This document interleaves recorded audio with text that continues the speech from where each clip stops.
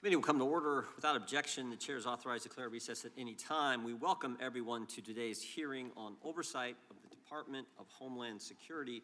The chair now recognizes the gentleman from Missouri, Mr. Onder, for lead us in the pledge. I pledge allegiance to the flag of the United States of America and to the republic for which it stands, one nation under God, indivisible, with liberty and justice for all.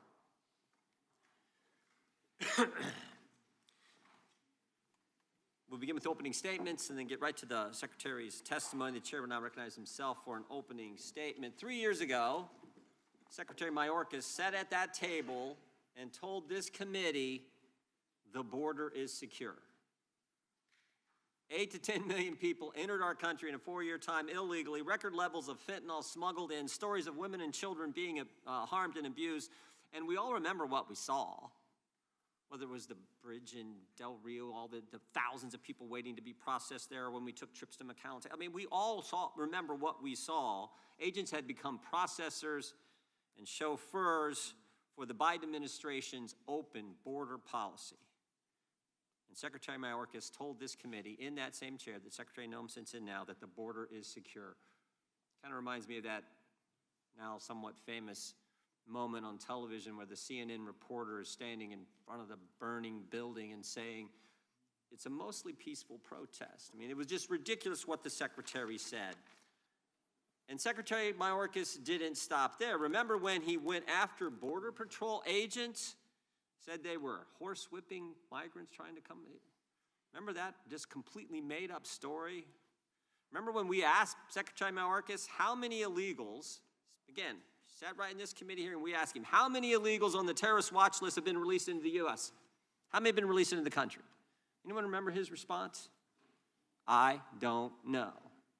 And we're like, man, you're the Secretary of Homeland Security. That's probably something you should know, particularly when you come in front of the Judiciary Committee and we asked you that question. Remember when days before a hearing, subsequent hearing, because we got tired of the I don't know response from Secretary Mayorkas, we sent him a letter with questions we were going to ask him so he couldn't say I don't know. Basically like the professor giving the students here's the exam, here's the questions on the exam, be prepared to deal with these at the appropriate time. When he got to committee, we asked him those questions, and again he said, I don't know, I'll have to get back with you. And of course, he never did get back with us. Remember when Secretary Mayorkas wrote the memo, the Mayorkas memo? Aliens removable under the Immigration Nationality Act. He said the Immigration Nationality Act should not alone be the basis of an enforcement action. Really? The law shouldn't be the basis for an enforcement action? It should be something else? It should be your memo? That was exactly the policy. A whole new standard the last administration set. They let 8 to 10 million people in, a whole new standard of how you were going to deal with people who were in violation of federal law. And remember when Secretary Mayorkas went even further. He did the Protected Areas Memorandum. And this is the situation when you're trying to follow federal law, trying to enforce federal law. He said you can't apprehend an illegal migrant, maybe one who's been charged with another crime and been released in a sanctuary jurisdiction, something I know some of these angel families know something about, been released in a sanctuary jurisdiction, you could only apprehend them at certain locations. So in other words, think about it. It says, in or near certain protected areas, you should not apprehend an illegal migrant. A school, preschool, primary school, secondary school, place of worship, place where children gather, such as a playground, recreation center, all these restrictions on federal law enforcement being able to enforce federal law. So think about it. Some sanctuary jurisdiction, illegal migrants been charged with another crime, maybe a crime abusing children, is released because the detainer is not honored, he's not turned over to ICE, is released to the streets. You're not allowed to go get a guy who's been charged with harming kids if he's near a school, if he's near kids. That was how ridiculous everything was in the last administration. But here's the good news. Secretary Noem has rescinded the Mayorkas memo, has rescinded the protected areas memo. Under Secretary Noem, fentanyl coming into the country is down, women and children are safer, and most importantly, under Secretary Noem and President Trump's leadership, the border is now secure. Remember that moment? We all remember the great speech the President gave last week at the State of the Union, but the joint address he gave the year before, one of the best lines I remember with that address was he said, you know, people said you needed new legislation to secure the border. Turned out all you needed was a new president. Remember that line? It's true. New president with the secretary who was doing her job. In 1 year's time, 700 people have been deported under Secretary Noem's leadership. Nearly 3 million people have left the country. 1,400 known or suspected terrorists have been arrested. Not Secretary Mayorkas telling, I don't know, the status of people we've encountered on the border on the terrorist watch list. It's an amazing record, Madam Secretary, but there's still one big problem. Oh, one other thing. Another thing that's not going on at the Department of Homeland Security now, no more disinformation governance board, no more bureaucrats on a board telling Americans what they can say, what they can tweet, what they can read, what they can post. No more censorship going on at the Department of Homeland Security. But there is still one big problem. And I know the Secretary wants to deal with this, and we're going to deal with this tomorrow with legislation that we plan to mark up in this committee, and that is the sanctuary jurisdiction policies that are happening all over the country. Left-wing political officials in state and local government telling their local law enforcement, do not work with federal law enforcement when it comes to enforcing federal law. 1/3 of the country, almost 1/3 of the country lives in the sanctuary jurisdiction. 18 cities, 11 states, 3 counties, District of Columbia, but they're big population areas. 31.5% of the country lives in a jurisdiction where that is the policy. That may be the dumbest thing I've ever heard. And we talked about this individual case last week. Abraham Gonzalez, September 20th, 2023, is arrested by Border Patrol for illegally entering the country. Of course, the Biden administration released him. 5 months later, he's charged with assault. 2 weeks after that, he's charged with motor vehicle theft. He stole a car. He's arrested by Denver police 9 days later, placed in the Denver Justice Center. 6 days after that, ICE sends a detainer notice to the Denver Justice Center. And all the detainer notice is give us a heads up if you're going to let this guy out. Just give us a heads up. But instead of doing that, instead of doing the common sense thing, in Denver, sanctuary jurisdiction, they give the federal government the finger and they release them to the streets. Release them to the streets. It's right here on the form. Denver Sheriff Department ICE notification being released to the streets on 2/28/2025. And here's what's interesting. This guy, they knew how bad he was because while he was in the Denver Justice Center, they have on the form, he's been violent to staff, keep him separate from all other inmates. So he's so dangerous, staff can't be around him, other inmates can't be around him, but they're going to release him to the streets instead of turning him over to ICE. Again, dumbest policy I have ever heard, but that is what the left now fully embraces. Let me give you a more recent example. Marvin Morales Ortiz. This is just next door, Fairfax County, Virginia. Detainer is sent, but the Fairfield County Justice Center says we will not honor the detainer. They tell him that on September 14th, 2025. They release Mr. Ortiz on December 18th, 2025. The next day, he kills an American. Next day, he kills an individual, murders someone. That is what happens in sanctuary jurisdiction. That is why tomorrow help is on the way because we're going to mark up legislation that will deal with this. And I think I believe it will pass our committee. I believe it will pass the House. We'll get it to the. I want this to become law. I think most people with common sense want it to become law. The Shutdown Sanctuary Policies Act, which will give the people, one thing in our bill that we're going to have in the bill tomorrow too, be in the legislation, it will give the people behind you where that scenario is played out, your loved one has been harmed by someone who should have been turned over to ICE but was released. It'll give you a private right of action for these angel families. Private right of action where you can go after the government who engaged in that stupid behavior. So, Secretary, I want to thank you for your work. I want to thank you for being willing to come today and answer our questions. And with that, I will yield to the gentleman from Maryland, the ranking member, for his opening comments. Well, thank you kindly, Mr. Chairman, and welcome, Secretary Noem. We're glad to meet you, even though it's been 13 months since you took office and more than 5 weeks since 2 American citizens were shot dead in Minneapolis. Renee Good was a 37-year-old poet, about 20 years younger than you are now, and like you, both a devout Christian and the mother of 3. She was on her way home from school drop-off when she encountered an ICE operation, and one of your agents shot her dead, shot her 3 times. She bled out in the driver's seat of her car after your agents refused to let a doctor or EMTs approach her. You expressed no sympathy for her family and no regret for her killing by an ICE agent. You ran a smear campaign against Renee Good. You called her a domestic terrorist. Alex Preddy was also 37 and, like you, a federal worker. He was an ICU nurse at a VA hospital, outstanding in his job, providing comfort to many of our vets in their final hours. He was standing on a street corner filming your agents as they roughed up peaceful protesters. Americans have a First Amendment right to record government agents in public places, as 8 different federal circuit courts have unanimously found. But your agents pepper sprayed Alex Preddy for helping a woman that they had pushed to the ground. Then they threw him to the ground. They beat him up.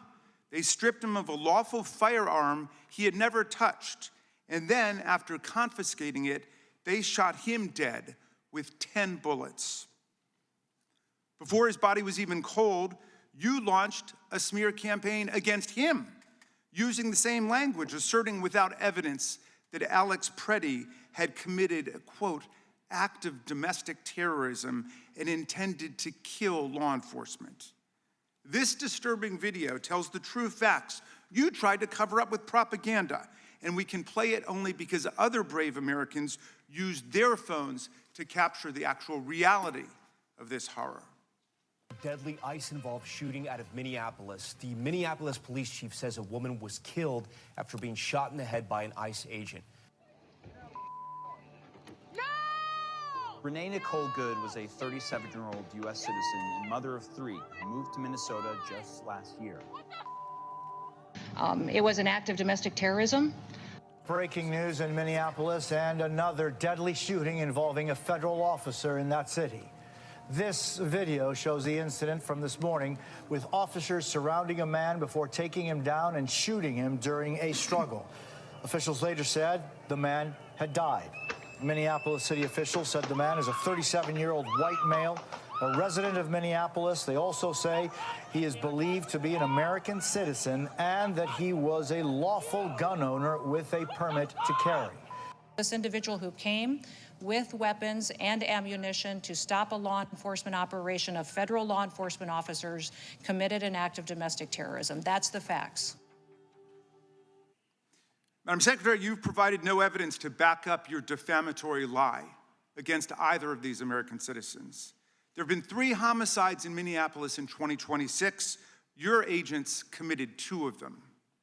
Rather than work with state and local authorities to solve these homicides, you barred Minnesota's investigators from the crime scenes. You're denying them access to all the evidence that you have about the deaths of their citizens. It smells like a cover-up, and it makes me wonder who the real domestic terrorists are. But you didn't just lie about Renee Good and Alex Preddy. In dozens of cases, federal judges have found that your officials lied to them in court. A Reagan-appointed judge rejected the testimony of your acting ICE director as, quote, disingenuous, squalid, and dishonorable. Another judge called the affidavit of a top ICE official, quote, the sorriest statement I've ever seen, adding she was shocked when she saw it, and that if you were asking to get a warrant issued on this, I'd throw you out of my chambers. Here are a few more examples of the many scores we found in the case books. Yesterday, you insisted under oath to the Senate that you follow court orders, but that's not true either.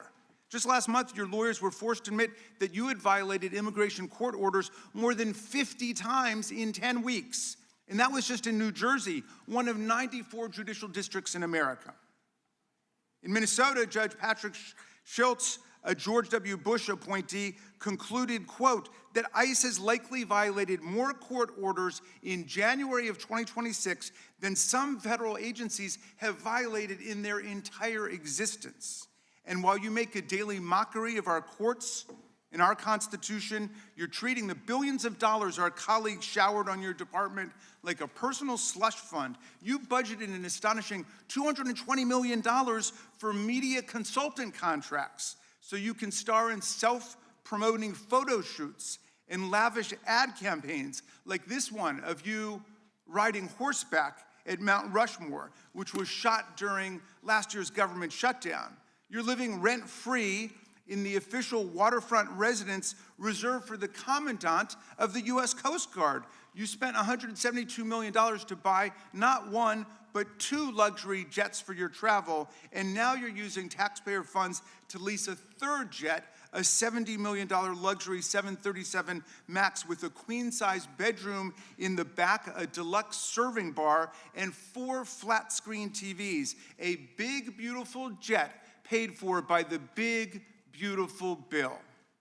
Yesterday, under questioning the Senate, you said you plan to refurbish this jet to make it into this kind of airplane, which is what's actually being used for deportations in order to save the taxpayers' money. In other words, you're saying that's actually a deportation plane, but wouldn't it have been cheaper just to buy a deportation plane in the first place?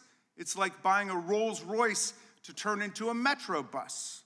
I was almost prepared to buy that story of how the jet was both for executive travel and mass deportation. And then I heard about an airborne episode of entitlement, arrogance, and contempt that I could hardly believe. Apparently, when your special blanket, your blankie, was left on one of the government jets and not transported over to the new one, your special government employee, Corey Lewandowski, chivalrously stepped forward to fire the pilot midair. A 2003 Coast Guard Academy graduate and distinguished U.S. Coast Guard commander in Air Station, Washington, D.C. But then he had to be rehired immediately because there was no one else who could fly the 2 of you on the rest of the journey back home. Secretary Noem, you're flying high now, maybe even a little bit too close to the sun. But with all these free planes and houses and pilots, you've traveled a long distance from your actual job and the things you should be doing as head of Homeland Security. Your agency is charged with protecting the homeland. It includes FEMA, TSA, the Secret Service, the Coast Guard, the Cybersecurity and Infrastructure Security Agency, as well as ICE and CBP. Yet you've hollowed out the national security mission. You redeployed thousands of people responsible for tracking terror financing and fighting cyber threats to go work on your mass immigration roundup.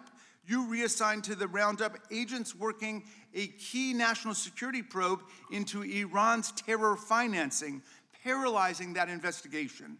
And to run what's left of Homeland Security's ruined Terrorism Prevention Office, you actually installed a 22-year-old intern whose chief listed qualification for the job was that he had participated in a Model UN club his junior year of college. Through FEMA, you're supposed to provide disaster relief to our communities. Yet last summer, as floods devastated central Texas and killed 135 people, including 25 girls and 2 counselors at a Christian summer camp, you withheld crucial support, including search and rescue teams, for 72 hours. Why? Those were 3 crucial days during which people drowned and died, waiting for bureaucratic approval.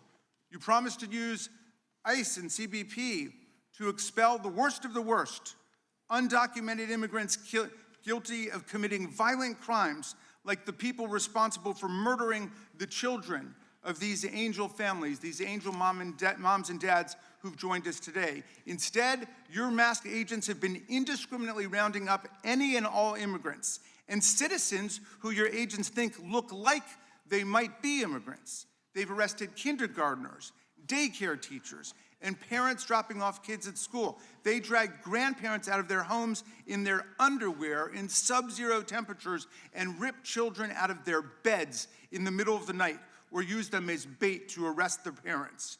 Just last month, your agents picked up Nurul Shah Alam, a severely disabled and nearly blind Rohingya refugee, lawfully in America, who didn't speak English. You claimed your agents dropped him at a safe, warm location. Again, not the truth. They dropped him off miles from his home in the dark at a closed coffee shop in sub-freezing temperatures and now, because of this cruelty, this man too is dead. You have 250,000 employees and a budget larger than that of 150 countries. You command over 80,000 sworn law enforcement officers, more than the number of police officers in New York, Chicago, LA, Houston, DC, Las Vegas, and Dallas combined. On top of that, our colleagues have handed ICE an additional $75 billion by slashing funds for Medicaid, children's health insurance, and rural hospitals. Secretary Noem, your job is to protect the homeland, but the most precious possession that we've got in our homeland is our freedom and the Constitution and the Bill of Rights that protect it. You seem to have forgotten what our most precious possession is. The billions of dollars showered on your department have paid for violence and chaos in the American heartland and a sweeping assault on the basic rights of the American people. But the heroic citizens of Minneapolis have shown America how to fight back against this reign of terror and win with the truth, with solidarity, with mutual self-help, with creative joy and humor and music, with mass nonviolent assembly and protest, and with irrepressible love of children and kindness towards animals and other living things. You've turned our government against our people, and you've turned our people against our government. But the people are winning today, although we know we must continue to wake up every day, like the people of Minneapolis, and go out and fight for constitutional freedom. We are clearly in the fight of our lives, and we obviously have very serious questions for you today about what you are turning our government into. I yield back, Mr. Chairman. Gentleman yields back without objection. All of their opening statements will be included in the record. We will now introduce today's witnesses. Ms. Noem has served as the Secretary of Department of Homeland Security since January 25th, 2025. She previously served as the governor of the great state of South Dakota and was our colleague here in the House of Representatives. And we welcome our witness and thank her for appearing today and for the work that she is doing. We will begin by swearing you in. You know how this works, Madam Secretary. Would you please rise and raise your right hand? Do you swear or affirm under penalty of perjury that the testimony you're about to give is true and correct to the best of your knowledge, information, and belief, so help you God? Let the record show that reflect that the witness has answered in the affirmative. Well,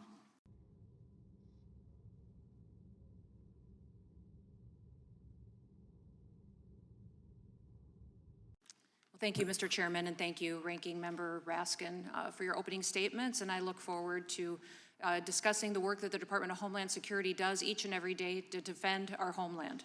I also want to take a personal privilege and thank my husband for being here too. He's going to have to go catch a flight in a few hours, but I'm glad he could be here today. And then I want to remind you of why we're all here. Like, I've had people ask me over and over again, you know, Christy, why did you say to President Trump that you would do this job? And I said, because this is going to be a difficult job. It's going to be a hard job. We're going to have to secure our border and make sure we're going after dangerous criminal illegals and remove them from our country. And every day, we're going to have to make tough decisions to uphold the law, but to make sure that the consequences for breaking the law are put in place as well. The one thing I would say is I wasn't quite prepared for was the heartbreaking stories I would hear. The families that have lost their children, their brothers and their sisters, to dangerous people that came into this country that never should have been here to begin with. They never should have been here, and then they perpetuated violent crimes against these people. I heard one story, I never forget hearing Rachel Morin's mom tell the story of how she was killed. And to listen to a mom talk about how her daughter was slammed into her head exploded, and then he raped her and left her dead, when knowing that Rachel had 5 kids too, that now didn't have a mom anymore.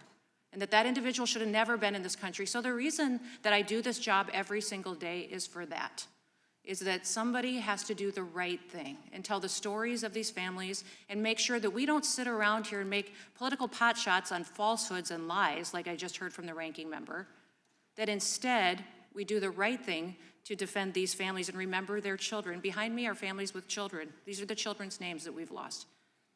Weston Funder, Megan Booz, Carlos Wolf, Sander Cohen, Ryan Lang, Drew Swan, Sydney Shurkin, Jesse Bira, Heaven Lee Nelson, Dana and Ricky Keem, Austin Babcock, Michael Bowden, Logan Harris, Leo Toe, Haley King, Rain, Reese, Wesley, Greene, Krisha, Odette, and we are still very blessed to have little Miss Delilah with us.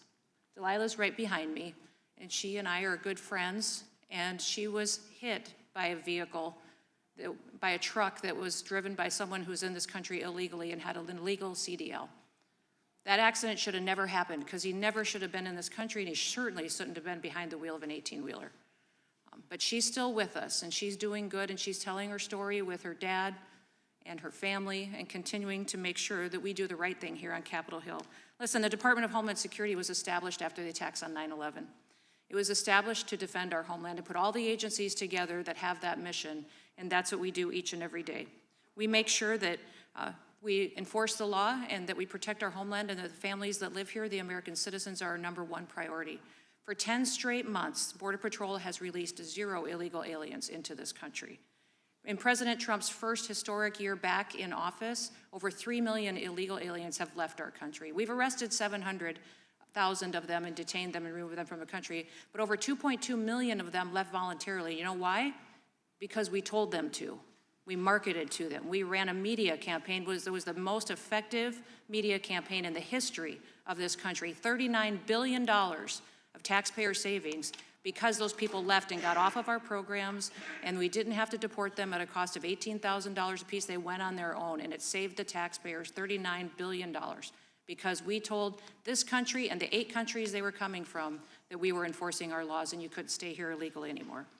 ICE has arrested over 1,500 known or suspected terrorists. 1,500 that Joe Biden let in over that open border during that invasion that we found and we've removed. And we're going to continue to do that work because we don't know how many more there are still here. Over 7,700 gang members. And Mr. Chairman, Joe Biden lost 450,000 children that they allowed the cartels to traffic over the border. They used them, they abused them, they put them with government sponsors and paid government sponsors to abuse them and traffic them. We have found 145,000 of them, but I'm not going to stop until we find them all. And we'll continue to do that.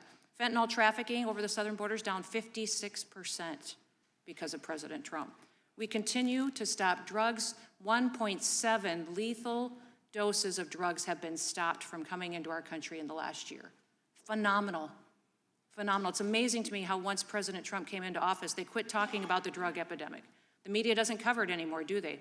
That's because there's 1.7 billion people that are still alive today in this world because we've stopped them. And that invasion over the southern border made those cartels rich. You want to know why they're so sophisticated now? Why they have high-tech weapons? Why they have drones? Why they're able to be so successful? Is because they were allowed to do whatever they wanted to for 4 years.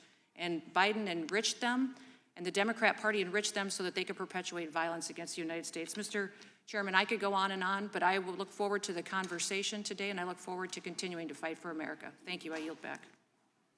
Thank you. Thank you for that opening statement. We will now go to gentleman from California, Mr. Issa, for a 5-minute question. Thank you, Mr. Chairman. Madam Secretary, I couldn't be happier that you're exactly where you are.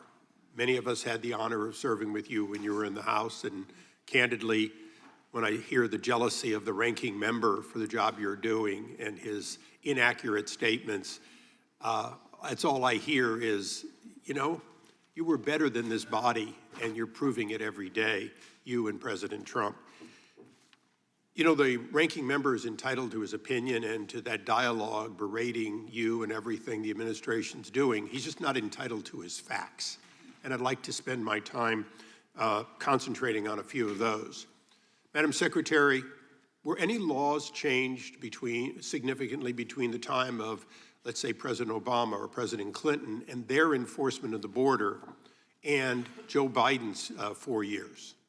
No, there wasn't, sir. And were any laws changed between the time that Joe Biden let 10 million plus people into the country, including the worst of the worst from around the world, and the time that you and President Trump began working? No, there wasn't.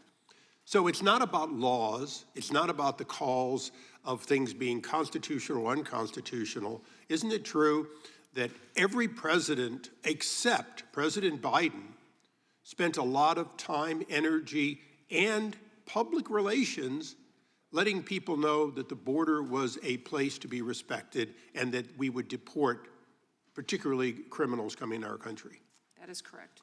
So regardless of what the ranking member says, all you've really done with gusto, with tenacity, and with all the funds you've been able to have is you've done exactly what President Clinton did, or President Obama, or any other president who respected the Constitution and the laws we've already passed. That is correct. So I want to touch on a personal note, though. You've been to the White House, you've been to the Vice President's residencies. Both of those exist as working places, but they exist as places to protect people who, in fact, would be attacked. Is it fair to say that you and your family are at greater risk because of the job you're doing than anyone who's had your job perhaps since 9/11? Yes, sir, I can't speak specific to the threats, but and so when the ranking member spends so much time talking about your being in a protective housing, by the way, one that is under your authority and one that the head of the Coast Guard normally would be in, I'm just going to make a statement, a view, an opinion, and hopefully the ranking member will agree with this opinion. The chances that the Commandant of the Coast Guard is going to be attacked for the job he's doing, and the chance that you will be attacked, causes both of you to be in protective housing. You're simply in the housing that he historically had, and I want to thank the administration for recognizing the threat on you and your family for the work you do. Yes. Let me clarify a couple of things. I'm not in the Commandant's house. I'm in a Coast Guard house, but not the Commandant's house. The Commandant is in his house. And I will also tell you that I rent that facility. I rent where I stay and pay personal dollars to do that. So I'm hearing the ranking member making statements that aren't true, but they're his opinions. I want to thank you for correcting that. I apologize for not knowing as the Commandant's residence. I have been in that in the past. And he does use it for both official and unofficial. It's the reason he has it. And the CNO is also housed in an alternative. And by the way, that alternative, just for history, we moved the Vice President under Gerald Ford to that residency, and Congress did it and has made the decision that protecting key people and their families so they can do their job is important. And I want to make that point clear today. Now, the ranking member will doubtlessly be the next person, and you will have to put up with 5 minutes and 1 second of berating again. So I want to give you this last 50 seconds to talk just once more about the families behind you, because he implied that he was compassionate for those families, that he understood it. I'm looking at them, and Madam Secretary, I don't see them as being here in support of those 4 years of Joe Biden and the ranking member's administration. No, and it's interesting because when President Trump was here in his last term, he opened up an office at ICE to help these families, to give them information on support, mental health account that they might need, or also knowledge on court cases of the individuals who had killed their children. And when Joe Biden came into office, he closed down that Voices office, completely shuttered it, because that office also tracked how many victims there really were in the country that had been affected by illegal alien crime. So when I came in, I didn't have any data set to use because Joe Biden and his administration had completely quit keeping track of the amount of victims here. We're grateful that they're here today. We're grateful that the Voices office is back open again, and that these families now can know where their children's killers are. They can follow that, and they can make sure that they hold people accountable to not enforcing the law. Thank you, Madam Secretary. I yield back. Gentleman yields back. The chair now recognizes the gentleman from New York. Thank you, Mr. Chairman. Secretary Noam, we have seen a consistent pattern of lies and deceit from the Department of Homeland Security under your leadership.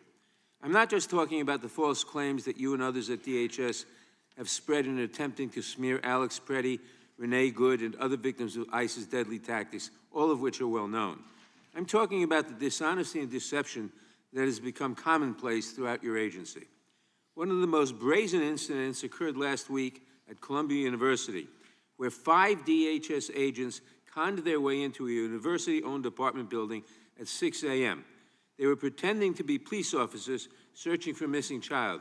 But this was nothing more than a ruse to gain access to the apartment of a student originally from Azerbaijan, Eli Agayeva, a senior studying neuroscience and politics. A public security officer on the scene asked for a warrant, but none was produced, and they proceeded to arrest Eli. It is black-letter law that a government agent cannot lie about searching for a missing child to gain entry to a residence. It's literally the example they give in the criminal procedure textbook. But your agents deliberately misrepresented themselves to gain access to Ellie's apartment. Fortunately, hours after Ellie was taken into custody, following a public outcry and a meeting with Mayor Mamdani, President Trump intervened and secured her release. If Ellie had been among the worst of the worst that you claim to target, surely the president would not have pushed for her release. But this is just one example of an out-of-control department under your leadership. My own office was the victim of your agents' deceptive tactics last year when DHS agents entered my office under false pretenses, claiming that my staff was, quote, harboring rioters, when video clearly showed this was not the case. A statement issued by DHS claimed the agents were doing a, quote, security check, and yet the video that has been released shows them handcuffing a staffer, demanding access to non-public areas of my office without a warrant, denying that they even needed a warrant when challenged by a member of my staff, and never once asking about the safety and security of my staff. More lies. Although both of these incidents were traumatic for those involved, at least everyone is alive and well. Unfortunately, the same cannot be said for Nurul Amin Shah Alam, an elderly, nearly blind refugee from Burma living in Buffalo. 2 weeks ago, he was left abandoned by U.S. Customs and Border Patrol agents outside a Tim Hortons coffee shop an hour after they closed, in the cold and in the dark, with no shoes on, miles away from his home. 5 days later, he was found dead. Mr. Shah Alam escaped a genocide in his home country just to die here because Border Patrol could not be bothered to take him home or to tell his family where they had released him. When the story came out in the press, DHS claimed that they had dropped Mr. Shah Alam at a, quote, warm, safe location near his last known address. Your agents also claimed Mr. Shah Alam showed, quote, no signs of distress, mobility issues, or disabilities requiring special assistance. These were obvious lies. The coffee shop was closed. It wasn't safe and warm. He was nearly blind. He required special assistance. But your agents callously left him to defend for himself with deadly consequences. This is a clear case of your officers failing to fulfill the basic duty of care. And as a result, this man is dead. So, Secretary Noam, I want to know if there will be any accountability for the incidents I have described today. Will the agents who lied at Columbia face discipline, or the officers who forced their way into my office?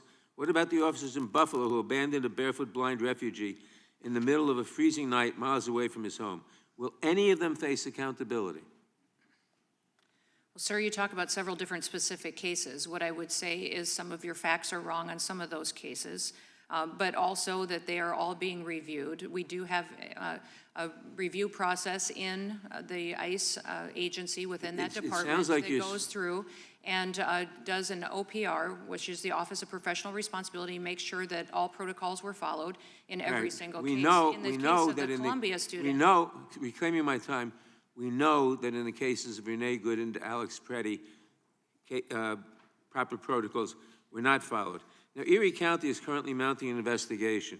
Will you at the very least commit today that DHS will cooperate with the investigation by local authorities in New York of Mr. Shah Alam's death? Yes or no? Which case are you talking about, sir? Shah Alam, the one who was We will released. certainly look at that, but I want you to know that the investigations... Will you cooperate with the local authorities? Yes I or don't no? conduct the investigations that are outside of within the umbrella of ICE and CBC. I'll take that as a no. The FBI leads I'll these take that as a no. investigations. Unfortunately, that has become a pattern we've come to expect in this administration. Secretary Noam, your agents are running amok, and you're doing nothing to hold them accountable. Everything that we are seeing, the lies, Mr. Chairman, regular order. yes, the cruelty, that is all happening on your watch and in your name. You should be ashamed. I yield back. Gentleman yields back. Gentleman from California, Mr. McClintock, Chairman of the Subcommittee on Immigration, is recognized for 5 minutes. Thank you, Mr. Chairman. I know we have a number of Angel families here today whose loved ones were killed because of the open borders policies of the Democrats. Could I ask them to stand for a moment and be recognized so that we can honor their loved ones and get a sense of the human toll that 4 years of open borders took on our country? Thank you. God bless you all. Yep. Thank you. Madam Secretary, the Democrats told us that the only way to secure our borders was we had to grant amnesty and citizenship to the millions of illegals that they had allowed into our country. Was this true? No. And how do we know it wasn't true? because we enforced the law and sent the message that in the United States now our border was going to be secure, and we would ensure that, and it happened. People quit coming. They quit coming to that border because we told them it was closed, and we made sure that when people did cross the border that there was consequences for breaking federal law. During the Biden years, approximately how many foreign nationals illegally entered our country, either as gotaways or through the CB1 app or the catch and release policies of Biden? We don't necessarily know, Congressman. We don't necessarily know because the invasion was facilitated by the federal government during that time. And while all of our CBP agents were pulled to process people, to make sandwiches, to take care of the masses and thousands of people crossing the border, huge swaths of our border were left unsecured. So and the we don't cartels know. took advantage of that to We traffic. don't know how many millions of illegals. We know at least 10 million because we watched them either cross the border or we released them under the Biden administration. But the Inspector General reported that they also approved entry visas for 13 million foreign nationals without conducting any interviews or background checks as required by law. Do we know anything about those 13 million visa approvals that were given without any kind of vetting? We don't. We're going back and tracking ones we have documentation on, but most of them are not at the addresses that they left, the contacts that they may have done. And all of our programs under the Department of Homeland Security were violated and abused and perverted as well. For example, when we came in, there was 400,000 asylum cases. That was a year before we came in. He abused it so bad during that invasion that when I first got sworn in as secretary, there was a backlog of 1.5 million asylum cases. And that all need to be reviewed. Do we know how many are still even in the country? No, we don't. How many criminals were allowed in? Oh, thousands of them. We know for a fact that other countries emptied out their prisons, their mental institutions, encouraged people to go, and those individuals who would pay a cartel member to move them across the country certainly came into our country, broke that first law, which made them a criminal, and then after that, many times. And could you tell us again just how many illegal aliens have been deported under your leadership or have been self-deported? There's been over 700,000 that have been detained and arrested and are being deported. I want to remind everybody at this committee, too, that every single one of these individuals that's detained has final orders of removal. They can leave today.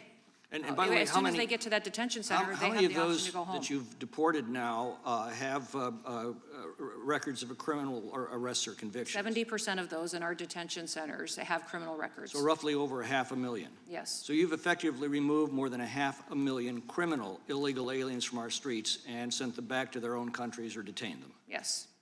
And what's that done to our crime rate? Oh, our crime rate has been phenomenal. In fact, we have the lowest murder rate in our country that we've had since it's been recorded. Over 125 years, our murder rates are at the lowest that it is. The drug epidemic is getting better and improving. We need it to do more so we don't lose more of our children. But we specifically under ICE as well and HSI target human traffickers and child pedophiles and those that would perpetuate assaults against our children.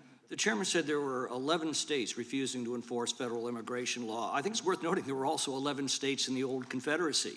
And they, too, asserted the doctrine of nullification, that states could ignore or nullify federal laws that they didn't like. That's fatal to a federal republic like ours. Abraham Lincoln understood that. Andrew Jackson understood that. Donald Trump understands that.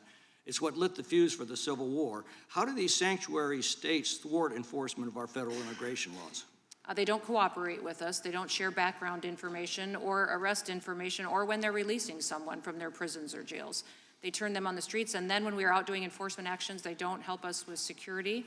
Many of these local officials, driven by political leaders, governors or mayors, don't come when we respond, when we ask for backup for our law enforcement as well. And what's the purpose of these so-called sanctuary cities and states? Are they protecting all illegal aliens or only those illegal aliens that have been arrested for other crimes? Well, I would say they're protecting them all. They're allowing them to stay on their programs and to live in their housing and facilitate it and to be on benefits programs that take taxpayer dollars out of their communities away from American citizens and facilitate a way of life for people that didn't follow our legal process. I know that they're very concerned, the Democrat Party is very concerned about illegal aliens in this country. I will tell you, as a Secretary of Homeland Security, it's my job to get up every day to be concerned for American citizens. Well, they are my priority. Thank you for the job you're doing. Gentleman yields back. Mr. Coleman, I should have said this earlier. If you need any help or a little break, when you want to go in the back room with Delilah, that's fine. I see Delilah decided to take a nap. Let the record show, I think she fell asleep during Mr. Nadler's question, not Mr. McClintock. The chair now recognizes the gentlelady from California. Thank you, Mr. Chairman, and thank you, Secretary, for being here with us this morning. There's an old adage that states there are no bad dogs, just bad owners.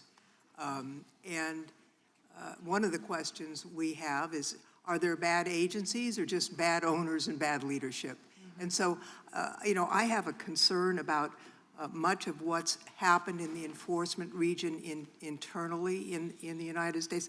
And I'd like to show a video, the video number 1, if the staff could play that.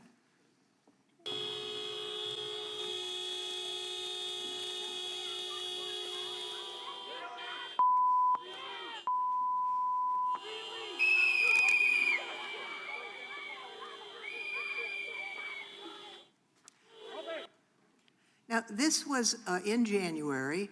ICE agents forced their way into the home of a United States citizen, Mr. Scott Thao, without a warrant. As you could see from the video, they pulled him into sub-freezing temperatures in his underwear, held him for a number of hours, and finally released him. The Fourth Amendment says the right of the people to be secure in their persons, houses, papers, and effects against unreasonable searches and seizures shall not be violated, and provides for a warrant requirement to enter a person's home. Now, that was bad leadership in my judgment, because, and not in your part, the Attorney General has issued a memorandum asserting, I think incorrectly, obviously incorrectly, that no warrant is required to break into somebody's house, contrary to what the Fourth Amendment provides, and that an administrative warrant, which is basically note to self, go ahead and break into anybody's house you want, is what's sufficient. So my question really is not about the illegal breaking and entering into that U.S. citizen's house, but what is the policy about taking an old man in his underwear out of a house in sub-freezing temperatures? Do you train agents not to do that, or are they trained to do that? All of our law enforcement officers go through extensive training. Our ICE officers go through 58 days of training and 56 days of training. They have 28 of those on the job. Okay, but beyond that, they are trained in constitutional law, which you referenced, so they all know. The question was about manhandling an old man in sub-freezing weather. So they're trained to do that? They're trained in how to interdict someone, to detain them, and to take them. Well, this man had done nothing wrong. Let me show you another video. Show another video.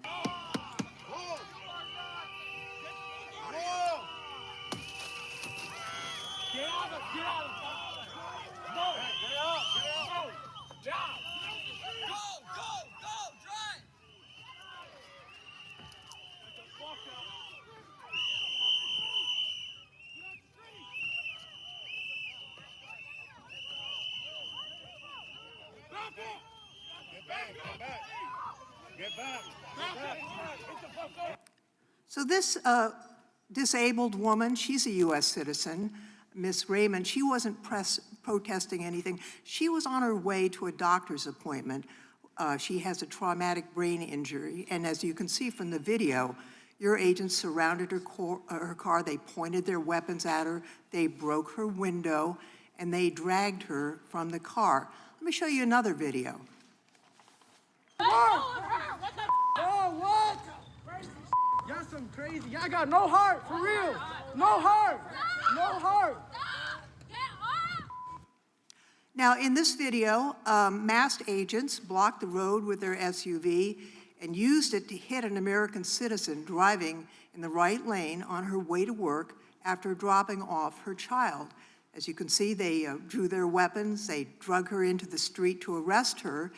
She didn't know they were federal law enforcement because they were wearing masks. So the question I have is, Are agents trained to break the windows of people whose cars they encounter and drag them out forcibly without asking questions? Is that their training?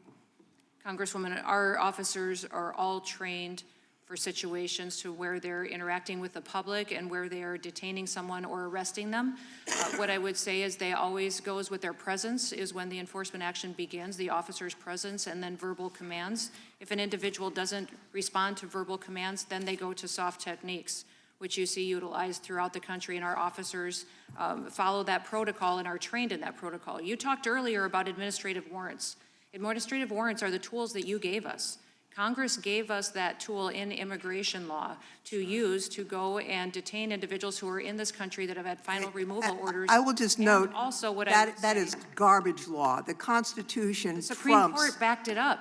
You're incorrect. There's a long line of cases, the only Mr. tool we Chairman. have, ma'am. The real lawyers on this if committee know that the Fourth Amendment how you want, provides for but a it is the warrant law. requirement. It is federal law. The gentlelady's time has expired. The chair is now recognized. Mr. Chairman, could I just do a UC request? The gentleman is recognized for unanimous consent. This comes from The Guardian. Worst of the worst, most U.S. immigrants targeted for deportation in 2025, 73% had no criminal charges, documents reveal. Without objection, the chair is now recognized. Madam Secretary, how many detainers in 2025 did ICE issue to local law enforcement? It was 201,340. And I just want to be clear, that means over 200,000 individuals are in the country illegally. You have a notice, final order to remove those individuals. They've been charged with an additional crime, some other crime, harming kids, stealing stuff, armed robbery, maybe even something worse. They're in a jail or detention center, and you send a notice, a detainer notice to that jail or detention center saying, if you're going to release this individual, give us a heads up so we can come apprehend him at the jail. Is that all accurate? That is accurate, yes. Okay. Now, and in 68.5% of the country will work with you on that. Most of the country, 2/3 of the country. But a third of the country won't because they're run by left-wing crazy elected officials. And they say, no, we're not gonna work with ICE. So how many times in the same time period, how many times last year, 2025, were your detainers not honored? 17,864 detainers were declined. Declined. And now some of them, they may have declined early, but many of those people are out on the street. Right. Is that fair to say? That's correct. So in these jurisdictions, they say, we don't care that federal law says there's a final order of removal for this individual, and we don't care that this person's been charged with an additional crime. We're going to turn them out on the street, release this individual out on the street, and make you send 6 agents, 12 agents, whatever, to get the bad guy on the street when you could have sent one to the jail and just made it easy. Is that right? That is correct. And let me just ask this, is that the dumbest thing you've ever heard? It is the dumbest. Well, I've heard a lot of dumb things Well, in this job, but I've heard a lot of dumb things from the left yes. as well, but that is certainly near the top, right? Now, here's what's interesting. They don't want it just to remain 1/3 of the country. They want it to apply everywhere. And you know how we know that? 1 month ago today, Leader Hakeem Jeffries and Leader Schumer sent a letter to Speaker Johnson and Leader Thune. And in that letter, they have 10 demands that they want. That's why they shut down the government, they're saying. One of the reasons they shut down the government is they want that policy, which only applies to 31% of the country right now, to apply nationwide. And I just want to read it, because it's point number 4 in their letter 1 month ago. Protect sensitive locations, prohibit funds from being used to conduct enforcement near these sensitive locations. So after they release them, they don't want you to be able to arrest the guy who may have been charged with abusing kids, the detainer wasn't honored, who's released to the street. They don't want you to arrest him near medical facilities, schools, child care facilities. So if he's hanging out near a child care facility, he's been charged with abusing kids and he's here illegally, or a school, you're not supposed to get him there, according to what Leader Jeffries and Leader Schumer said. And I'll ask you the same question. Is that the dumbest thing you've ever heard? Yes, that is one way to encourage criminals to congregate where children are, is to say that a school would be a safe zone. And what happens when they don't honor detainers? They release bad guys who were supposed to, according to federal law, be turned over to ICE, and you're supposed to remove them. They release them. What happens is exactly what I talked about in our opening statement. You have guys like this Ortiz fellow, right next door in Fairfax County, Virginia, who was here illegally. You all sent a detainer, and they said last September, nope, we're not going to honor it. They released him to the streets, and he killed someone when it could have been easy. Someone would still be alive today. And as I said before, be one less angel family in this country if they would simply do the common sense thing. But no, they want to expand it, and they want to put back in this protected areas thing. Here's the other thing that's interesting. They all defend what happened in Minneapolis when all the protesters and rioters, or whatever you want to call them, went into the church. So they're allowed to go into the church, and somehow that's fine. They can disrupt the church service, but you're not allowed to go at or near a church to arrest a bad guy who's been charged with another crime and released to the street. Again, unbelievably stupid. And that is why tomorrow, the House Judiciary Committee is going to mark up the Sanctuary Shutdown Act of 2026. And hopefully, we can pass that, get it to the Senate, pass it, and get President Trump to sign it, because it is the right thing to do. And anyone with common sense understands that. I apologize, I went too long. I'll give you the last 20 seconds. No, I just appreciate that, and I agree with you wholeheartedly that a lot of what comes at us for criticisms is simply not truth. Every day, and it's interesting, Chairman, as you were talking, I was thinking about the last committee hearing I was at just a couple of months ago in December, that all the Democrats held up pictures of illegal aliens and were defending illegal aliens and talked about them. Now today they're defending citizens because they know they shouldn't be putting illegal aliens in front of citizens. They've changed their method. Now they realize that when they're fighting for people who shouldn't be in this country to begin with, that's a losing statement with the American people, that common sense would tell you somebody who lives here that is a citizen should be prioritized over someone from another country. Well, but that's common Madam sense. Secretary, they're not only fighting for people here illegally, they're releasing the bad guys to the streets, for goodness sake. They are. That is the problem. With that, I now recognize the ranking member for 5 minutes. Thank you, Mr. Chairman. We're fighting for American citizens, Madam Secretary. Today because, you are. because your ICE agents shot them in the face and killed them, and each person you see up on this dais today represents 800,000 American citizens.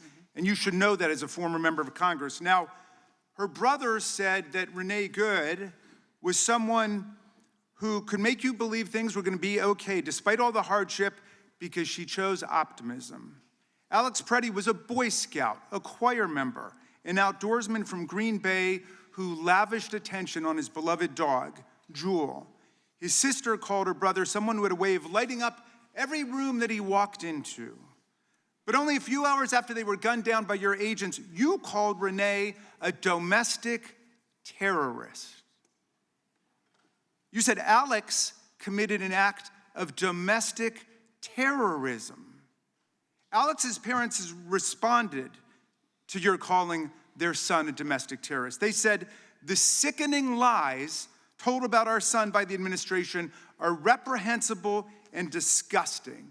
And I want to give you a chance before the entire country to correct your false and defamatory claim. Based on what you know today, Madam Secretary, were Renee Good and Alex Preddy domestic terrorists? Congressman, what happened in Minnesota in those two incidents was an absolute tragedy. Were they domestic terrorists, as you said to the country? My condolences to their families, because I know that their lives will never be the same after that happened. Is that an apology for what you said? We, in those incidents, offer as much information as we can from officers and agents on the ground in a chaotic scene that gets I'll repeat my question, reclaiming my time. Based on what you know today, Madam Secretary, based on what you know today, were Renee Good and Alex Preddy domestic terrorists? As you know, there's ongoing investigations that are being led by the FBI. Oh, but you didn't wait for the investigation, did you? You didn't wait for the evidence. You proclaimed that they were domestic terrorists at the time. Why did you do that? And you didn't wait to attack our law enforcement. Why did you do that? They're going into a dangerous situation. Why did you call them domestic terrorists? Is our ICE officers and our HSI officers that day risked their lives to protect that scene, so evidence could be reclaimed, so it could be used in the investigation. Because those violent rioters that were there... So you're proud of the fact that you called them domestic terrorists? Is that what you're telling America? HSI officers put their lives on the line to protect that scene, so evidence so we could have... Yes, they do. Yes, they do. But you told a lie about them. You said that they were domestic terrorists. Do you regret that? I offer my condolences to those family, and again, Based on what we'll you tell know them that today, from were the Renee chaotic Good scene and on the Alex ground, Preddy domestic terrorists? There's ongoing investigations, and so I So cannot. you still don't know? You think that's an open question? I would think you would want there to still be investigations going into these situations. Well, you So we'll stated the continue to work conclusion 2 hours after they were killed that they were domestic terrorists. I wanted to give you an opportunity to correct the record, not just for their family, but for everybody in America who believes in the truth and fairness and honesty. in every situation, as facts come out, we relay You know, them and your acting communicate ICE them to the director, family. Todd Lyons, came before Congress. He said he had no knowledge whatsoever that Alex Preddy and Renee Good were domestic terrorists. None. This is your guy. He said that. He admitted that that was wrong. Why won't you admit it? I will tell you the investigation's still ongoing, and we'll. So do you regret speaking before the investigation? I would say that in those situations, You regret with the that? chaotic scene on the ground, we relay information to the American people that they're asking for. And as the things change, situations change. People we were continue asking to you whether they were communicate that domestic as well. terrorists? We And you continue to decided that they communicate were to- before the investigation? As we learn more, we. You don't want to say anything to their families? I did. I said condolences. For what? And I'm How about an heartsick for their apology for what you said about their loved My ones? heart is with them, and we will continue to stand with them as they get a complete investigation into these situations. All right. Well, let me ask you some questions of law if you can't handle the facts. Very simple questions of law, not trick questions. Is it lawful for federal agents to shoot and kill a person for engaging in peaceful protest and nothing else? That's a yes or no question. Each instances in peaceful protest, no, it's not. Okay, But I good. would say Is it if- lawful for federal agents to shoot and kill a person for filming them on a public street? Yes or no? No. Okay. Is it lawful for federal agents to shoot and kill a person just because that person is lawfully carrying a holstered firearm under the Second Amendment in state law? No. And finally, yes or no, is it lawful for federal agents to shoot an innocent person or even a criminal suspect just for driving away from them, according to the Supreme Court? No. Okay. Well, I'm glad you got the law right, and I hope you would rethink what you said about two good, honest, faithful American citizens and what that means to their families when you say that as Secretary of Homeland Security. And your ICE guy has already retracted that, and you should retract it too. I yield back to you, Mr. Chairman. Gentleman yields back. The gentleman from Arizona is recognized for 5 minutes. Thank you, Mr. Chairman. Thank you, Secretary Noem, for being here today. Also, I want to acknowledge the Angel families. There are very few jurisdictions that don't have Angel families. Very, very few. Thank you for your courage and your willingness to be here today. I am grateful that the ranking member at least knows, Secretary Noem, that under your jurisdiction there's the Coast Guard, there's FEMA, and a whole host of other agencies, TSA being one. He listed some of them. He's chosen not to fund them. How outrageous is that? How outrageous? So, Secretary Noem, before I turn to my questions, I want to establish the insanity of what sanctuary jurisdictions are doing and why it matters. And by the way, I'll just say, Mr. Chairman, on the CDL issue, I have a bill 7200. I'd love to bring that in because it would require states do E-Verify before they grant a CDL. We might save some more lives.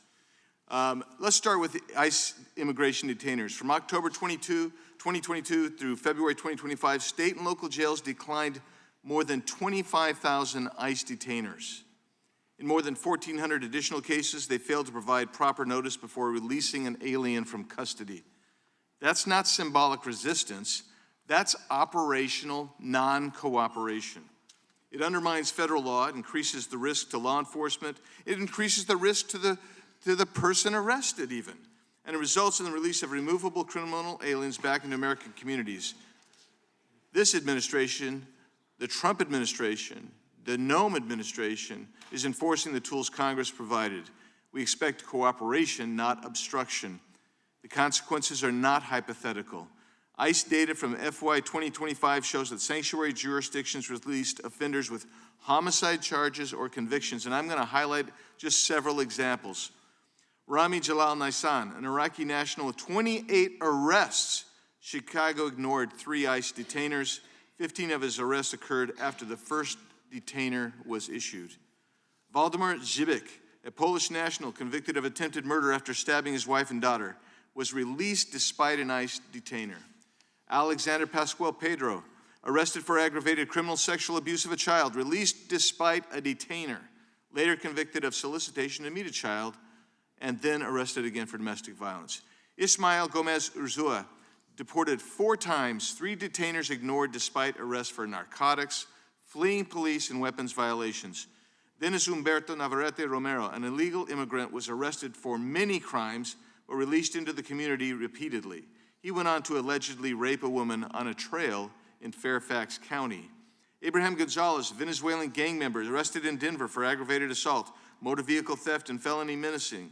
Denver gave ICE only 1 hour's notice before forcing officers to arrest him in a public parking lot where an officer was assaulted. Those aren't policy disagreements. Those are public safety failures, a willful desire to hold the community or put the community in danger.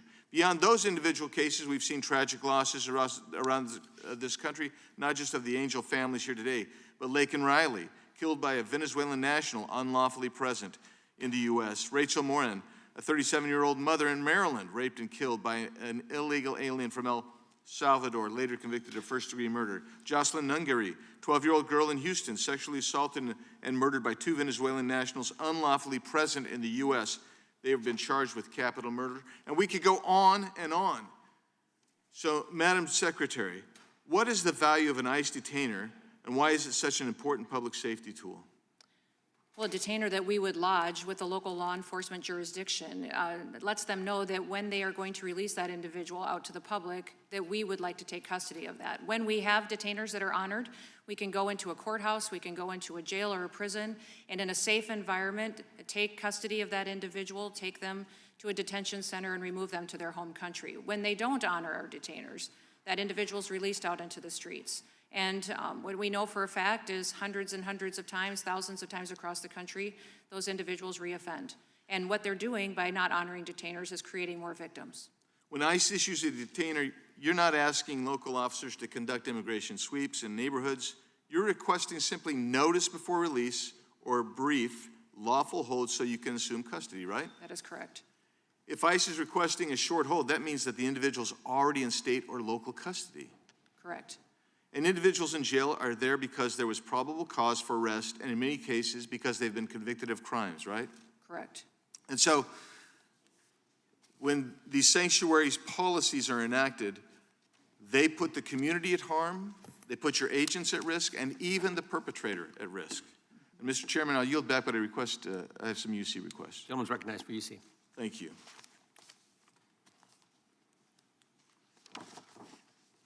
Radical rhetoric by sanctuary politicians leads to an unprecedented 1,300% increase in assaults against ICE officers and a 3,200% increase in vehicular attacks. Which sanctuary jurisdictions have released the most criminals? Objection. Virginia Governor Spanberger faces blowback after releasing illegal immigrant who stabbed a woman to death. Objection. Spanberger urged to cooperate with ICE after alleged killing by illegal immigrant. Objection. Sanctuary cities pose an unacceptable risk to public safety. Objection. When did safety become a license to defy the law? The dangers of sanctuary cities. Objection. The DHS shutdown, a reckless gamble verging on madness. Objection. Can we finally agree that sanctuary cities are a failed experiment? Without objection. The not so fine line between sanctuary and threat. Objection. DHS funding remains in limbo as GOP lawmakers warn of retaliatory terror attacks. Objection. Democrat rep whines about DHS harassing illegal alien he brought to State of the Union. Objection. New Maryland bill means more victims of migrant criminals, DHS warns. Objection. If you're an illegal, stabbing someone isn't enough for this country to lock you up. Objection. Coast Guard addresses recent media reporting. Without objection. Current shutdowns impact on immigration agencies from DHS. Objection. U.S. ICE examples of egregious criminal aliens released into Illinois. Without objection. The Independent police arrest and charge Rafael Govea Romero. Without objection, I think the gentleman may set a record here. Yeah. He has set a record. February 18th, 2026, response to Representative Gosar's letter from Secretary Noem. Without objection. Another response from Secretary Noem dated February 4th, 2026 to Gosar. Without objection. And also, finally, DHS OIG highlights covert testing of TSA's checkpoint security screening effectiveness. Without objection. Thank you. Yield back. Gentleman yields back. The chair now recognizes the gentleman from Tennessee.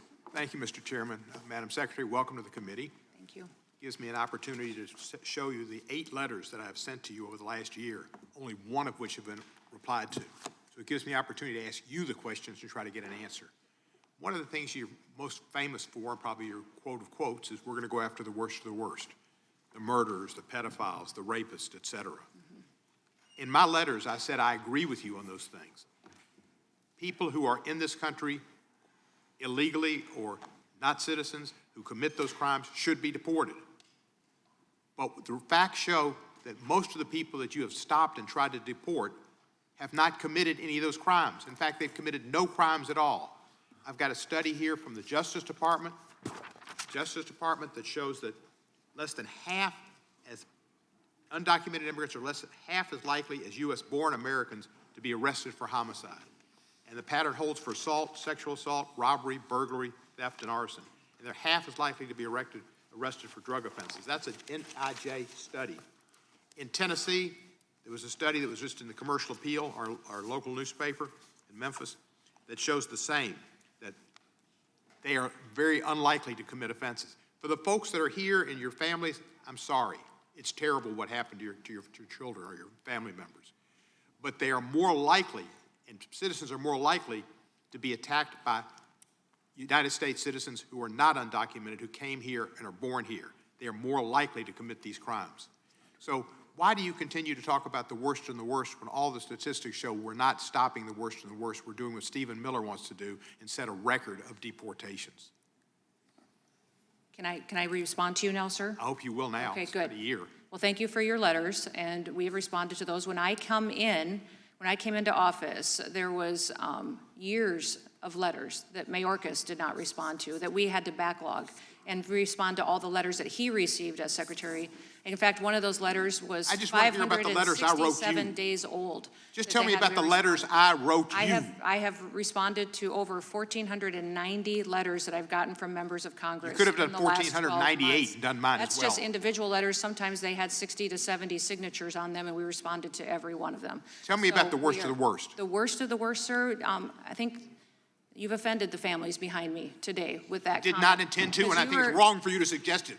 You're commenting on the fact that the individuals aren't violent reoffenders, and you keep talking about the fact that these individuals that are in this country illegally don't harm families. No, I didn't say that. I said they're less likely than people born here. I didn't say that they don't do it. The vast majority of these people behind me lost their children due to drugs, overdoses from drugs that came over the southern border. They died from their kids being hit on accidents on the roads that illegal drivers were driving. Truck drivers, Marcus Coleman and Delilah's father has told the story over and over again. All that's true and a given. That's true and a given, Ms. Noem, but you say you're only going after the worst of the worst, and you're not. Go after the worst of the worst. And if you did, people wouldn't find your department to be the worst department in the United States of America. We do targeted enforcement based on intelligence and go after the worst of the worst. When we are on those enforcement actions, if there are people with those individuals, we confirm their identities as well to make sure that they have legal status in our country. We need to make sure that people understand that when you come into this country illegally, overstay a student visa, if you don't go in for your I'm going to reclaim my time because if you're out of legal status, I'm reclaiming my time, Madam Secretary, please. That's one issue. Another issue is the fact of training. And an ICE Academy has Ryan Schwank, a former instructor and immigration and customs enforcement attorney, joined ICE in 2021 and resigned February 13 because he wanted people to know that he received secretive orders to teach new cadets to violate the Constitution by entering homes without a judicial warrant. He says the time, the studies, the constitutional law and deadly force have all been cut down. Instead of doing 8 hours a day, they do 12 hours a day. You've increased. Sir, the gentleman you're referencing was detailed to FLETC for training for a couple of months. He's a trial attorney. He was never there before we changed the curriculum. He was only there for a couple of months after we had changed it and made sure that it was 6 days a week, 12 hours a day. All of the individuals received all the training they did before. I've got 27 seconds left. They also received 27 seconds left. I reclaim my time. I taught police law. You get more learning in the less time you give them. If you more time, they learn less because their brains start to go other places. Do you have any people that you've hired who were January 6 offenders? Not that I know of. Can you go in your records and tell me if anybody who you hired was a January 6 offender? I'll get back to you on that. Thank you. Yeah. Gentleman's Yield back time the has balance. expired. Mr. Massie. Thank you, Mr. Chairman. Secretary Noem, I'd be remiss if I didn't take this opportunity to thank you for your service as governor during the COVID epidemic, when so many governors and mayors used their power to limit freedoms. I think you, along with Ron DeSantis, exercised great discretion by trusting the people that you worked for, basically your citizens, to make their own decisions about vaccines and mandates and lockdowns. So my hat's off to you for your service there. And I know the job you have now is extremely difficult. Today here on the dais, it's going to be partisan, I know that. But keep in mind that the majority of Americans support the work that you all are doing. And we want to make it easier. And we want to make it safer for the citizens and for your officers who are carrying out this difficult work. So one of my questions is deals with body cameras. I've talked to my local law enforcement, sheriffs and police departments in my district, Republicans and Democrats who hold those offices, and almost unanimously they support body cameras, and so do the officers and deputies who work for them, because they believe it protects the officers as much as it protects the citizens who may be offending the law in some way and need to be arrested. So I want to ask you for an update on body cameras and your opinion on that. That's something that the Democrats have demanded, but it's something that I think might just be common sense. So what's your thought on body cameras? Yes, we certainly are working to get body cameras on all of our officers. CBP has had them on many of their agents that interact with people for the last several years, but they haven't been many times supported financially for running the systems that run the body cameras. Also, ICE has body cameras deployed, but we're not funded for body cameras right now. So that's one thing I'd like to ask you all to do. I have said that we will deploy every body camera that we have, and we are doing that. I think we now today maybe have 14,000 body cameras on agents that are out doing enforcement, but clearly we need tens of thousands more. And we need to be able to maintain them, have the analyzers that can go through the video to make sure that it is a situation that it's analyzed for these investigations. And I agree with you. Our officers, overwhelmingly, we train 130 different federal agencies and law enforcement officers at FLETC under the Department of Homeland Security. Overwhelmingly, they support body cameras because they give you the full context of the interaction. It's just not a snippet of 10 seconds that gets posted on the internet that people are trying to make claims on what really happened there. It'll give you the full context of the interaction to know that these officers and prove out that they followed their training. So as a former member of Congress, I appreciate that you respect that we have the power of the purse. Mm-hmm. I do think we have allocated enough money, the current shutdown notwithstanding, to DHS, but perhaps we need to go, and ICE, perhaps we need to go back and make sure that your use of that money for body cameras wouldn't violate. Yeah, you were pretty prescriptive in how you assigned that dollars to us. Even though ICE got $75 million, it was pretty prescriptive towards detention centers, contracts and airframe in order to move individuals out of the country. And so the body cams and their maintenance ongoing into appropriation bills into the future needs to be addressed. I know it costs money to keep all that video around, and that's what my local law enforcement talks about. The ones who haven't adopted them, they just can't afford to keep the records like they're supposed to. But I hope we make sure that you have the funding for body cameras. I've only got about a minute left, but there was a memo about whether you need an administrative warrant or a judicial warrant to enter into residences. And I'm a strong proponent of the Fourth Amendment, and I think it would be helpful if we stuck to that. I know there are exigent circumstances sometimes where you're in pursuit or something of somebody, but I think for entering a residence or private property, it would be helpful to have judicial warrants. I'll give you 30 seconds to give us your opinion on that. Well, I would tell you that all of our officers and at the department, we follow the Constitution and respect the amendments. The Fourth Amendment's incredibly important. In the 400,000 different instances where we've detained someone under administrative warrant, only 28 of those have been used to go into a home. So it's very rare, not very often. It is legal, it is justified, and it is the tool that you have given us as a body and that the Supreme Court has confirmed. So we do use it, but it's very rare when we do. All right, with that, I yield back to the chairman. Gentleman yields back. The chair now recognizes the gentleman from Georgia. Thank you, Mr. Chairman. Secretary Noam, last month, your Immigration and Customs Enforcement Director, Todd Lyons, confirmed that the Department of Homeland Security is conducting an investigation into the brutal, cruel, and senseless killings of Renee Good and Alex Preddy. Minnesota Bureau of Criminal Apprehension Superintendent Drew Evans loudly and publicly complained when, in the minutes and hours after your agents shot Alex Preddy to death in broad daylight, your DHS agents excluded BCA and Minneapolis police from accessing the crime scene. Your agents continued to physically block state and local law enforcement access to the crime scene even after they were presented with a search warrant issued by a judge that authorized their appearance at that location, the crime scene. And so with you having excluded them, that left your department's agents uniquely positioned to clandestinely seize and control all of the physical evidence from the crime scene, including body camera footage, phones, firearms, ballistic evidence, and other physical evidence. Your attempts to hide the evidence from state and local law enforcement forced Minnesota officials to go into federal court to obtain a temporary restraining order preventing you from destroying or altering the evidence and ordering you to preserve the evidence.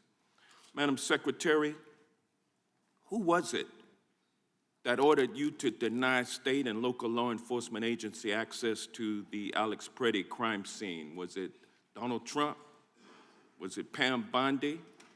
Was it Kash Patel? Or was it Corey? Whose idea was it? Congressman, I will tell you it is not my role as the Secretary of the Department of Homeland Security to conduct investigations at the federal level. I'm asking who was it that instructed your agents to deny access to the crime scene to state and local law enforcement agencies? I wish there would have been more local law enforcement there that day. The reason that they were there, but your agency prevented them from accessing the crime scene. Who was it that gave that order to deny access to the crime scene? Sir, I don't make those decisions on who made the decision? I will tell you that within the agency, whose decision was it? Within the agency, for incidences, was that it there Corey's is internal idea? Investigations. They go through the office of Okay, well, you're not going to answer. Beyond that, you're not going to answer my question. ICE That's fine, ma'am. I'm going to reclaim my time. As the Secretary of Homeland Security, you are the ultimate overseer of your department's investigations into the death of Renee Good and Alex Preddy. Isn't that correct?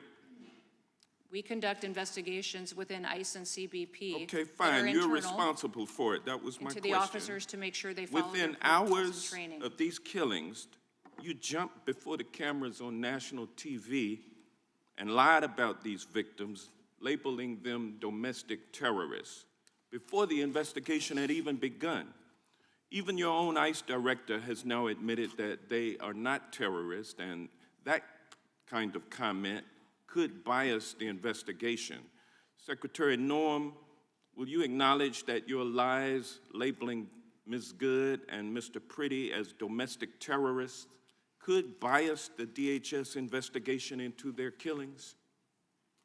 These investigations are ongoing. They're couldn't your comments have signaled the Incident Review what Committee the conclusion of the investigation any should actions be? that will take it, and within CBP, it's the National Use of Force Board that does those evaluations. What you did was actually prejudice the investigations that your department is conducting, Madam Secretary. And, you know, it's no mistake. Your department has a pattern of obstructing investigations. A federal judge has lambasted your ICE director for lying in court, and you, the Inspector General, just yesterday revealed to the public, your own Inspector General, who was appointed by Trump, has revealed that your department has been obstructing his independent investigations into your department and into your department's ability to investigate others. That is not true. In that letter that he sent to the Hill yesterday, I want to enter enter into the record for unanimous consent two articles that document the fact that the Inspector General says that DHS has systematically obstructed its work. It's a Wall Street Journal article dated March 3rd, yesterday. Without objection. And also a Politico article, internal DHS watchdog, Noam, is obstructing our work. Without objection. How can the public think that you will give... Gentleman's time has expired. You've asked for two unanimous consent requests. Without objection, those are into the record. The chair now recognizes the gentleman from Wisconsin, Mr. Fitzgerald. Secretary Noam, thanks for being here today. Despite the undeniable increase in terrorist threats at the border and in the interior of the United States, Alejandro Mayorkas repeatedly misled this committee and the American people by asserting that aliens entering our country were being properly vetted and screened.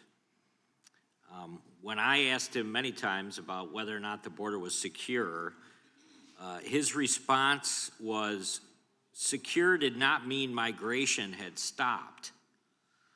It simply meant that resources had been deployed, enforcement processes were in place, and legal authorities were being used in a proper way.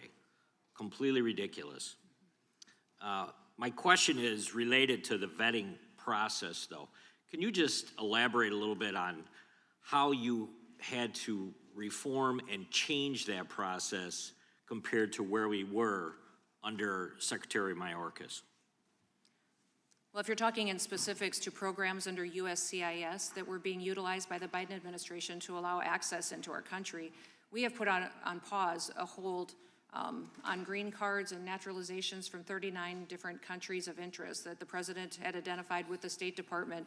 And Operation Allies Welcome has been a huge conversation as well. Those individuals are being re-vetted, and they're being re-vetted by going back and interviewing them. Under the refugee program, every year there's to be an in-person interview conducted in order to keep that status and to see if this individual is working to become a legal permanent resident or not. That was not happening at all. There was no interviews happening. There was no looking at social media and what they were out there putting on the internet as far as thoughts and opinions and how they were being successful assimilating into getting a job, or how their kids were doing in school, those things. All that vetting is being done and background information now to make new determinations on individuals, not just that were here under that program, but that came in under the Biden administration that we know that due diligence on vetting wasn't done. So there's another small change I hope you can just discuss, and that is former border chief and now with CBP Commissioner Rodney Scott. He testified to our committee in 2023 that an illegal alien was only screened against U.S. criminal databases and not against databases from the alien countries of origin, which makes no sense. That's I correct. mean, obviously, somebody that didn't live in the States suddenly crosses the border illegally, and the only thing that they had been utilizing was some kind of database, which obviously did not include the individual that illegally crossed.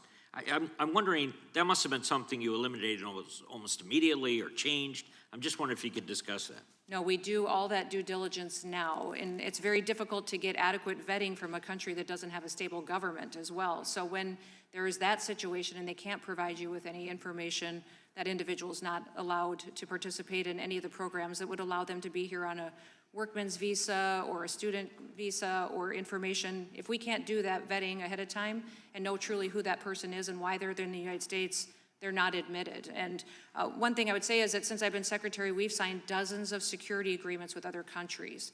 With Central and South America, we have to share information to be able to give us their criminal. I've gone there and had them come here so that we could agree to share that information in the future. In the Middle East, incredible partnership on getting access to that. CBP has one of the world's largest databases of information on travelers around the world, and how we cooperate and coordinate with these other countries helps us know when they're coming into our country. And I even negotiated the first extradition out of Honduras to help an angel family here in the United States to prosecute someone who was just convicted the other day of 21 years in prison for murdering Sarah Root. And that's the first time that country had ever extradited anybody for murder to the United States. And so by engaging on these cases, we not only get closure for families and justice for them, but we also do due diligence on who's in this country and what their intentions are when they get here. And just the final thing I would ask you to comment on. The face-to-face interviews are critical, right? They are. And they were not being done under the Biden administration at all. They were not. And it can be a brief interaction, but oftentimes it's when they determine whether or not this person is in the States and in a good status. Is that not true? That is true, and they placed a lot of weight on a letter of recommendation from another agency. So many times, some of the other protocols were not checked if they just had a letter of recommendation from someone else in the federal government. We've stopped that, and even if we do get someone who recommends someone as a refugee, we still vet them thoroughly. Thank you. I yield back, Chairman. Thank you. I recognize the gentleman from California, Mr. Swalwell. Secretary, you have referenced many times the families behind you, and I see the families, and I see your pain, and I see your loss. I see those who are still with us but have been hurt and changed. And I'm sorry that this has happened to you. And I see you, I know my colleagues see you, our country sees you, and I thank you for being here today. Secretary, my question for you is, do you see families like Miguel Lopez, who was a neighbor of mine in Livermore, California? Miguel had lived in Livermore for over 30 years. He raised his 3 children in Livermore. His youngest is a senior at a local high school, just finished his football season. Miguel worked at a winery where my wife and I were married almost 10 years ago. Miguel had done everything that was asked of him, went to every immigration proceeding that he was supposed to go to, and in April was put in handcuffs as he was following the orders of the court and going to the proceedings. He was arrested and sent to Mexico over a judge's objection that he not be sent to Mexico and he stay in the United States. Every Sunday night, his wife Rosa and the family have a dinner, and there's an empty chair at the dinner table. Miguel's not there. I went and saw Miguel in Mexico. He doesn't have a job. He's not able to provide. And he said his Spanish isn't even that great because he hasn't been there for 30 years and it's hard for him to communicate. Do you see the pain of families like Miguel Lopez, someone who did not commit a violent crime but has been separated from his family and is not providing, is not working? Congressman, do you see that pain? Did he have a criminal record? Did Mr. Lopez have a criminal record? In 1995, he pled to a lesser nonviolent charge. But do you see the pain? I do see the pain, and I wish people would do things correctly. If they're not in legal status in this country, they can return home. We will pay for them to return home. Yeah. I hope he got the $2,600 he could have gotten. Do you think that makes up for not being with his family? It helps because we have agreements with these countries where they are helping to facilitate housing. It was a nonviolent crime, Secretary. But then he gets the chance to come back the right way. Now that he's waited until he's been detained and deported, he will never get the chance to come back to the United States. It was and a so I wish that nonviolent. he would have made the right decision and decided to go home to help his family and him to be together. They have choices that they can make to be together, and we're hopeful that they will continue to do that. The president also, by the way, is a convicted felon, if you want to talk about criminal records. Secretary Noem, did you or your staff fire one of your pilots recently? No. No pilot was relieved of their duty? No. The story Not that I'm aware of. So the story, and recognizing you're under oath, the story in the Wall Street Journal was incorrect. That individual was not fired. Do you know how many years it takes to get a military officer to be fired? That story was he asked to not fly the inaccurate. next day? It was not accurate, and I was surprised that the Wall Street Journal would print that many inaccuracies in one article. Well, the Wall Street Journal is not a liberal newspaper of record. Well, tell me I then. don't know what it is anymore. Tell me then, has a single ICE agent or CBP officer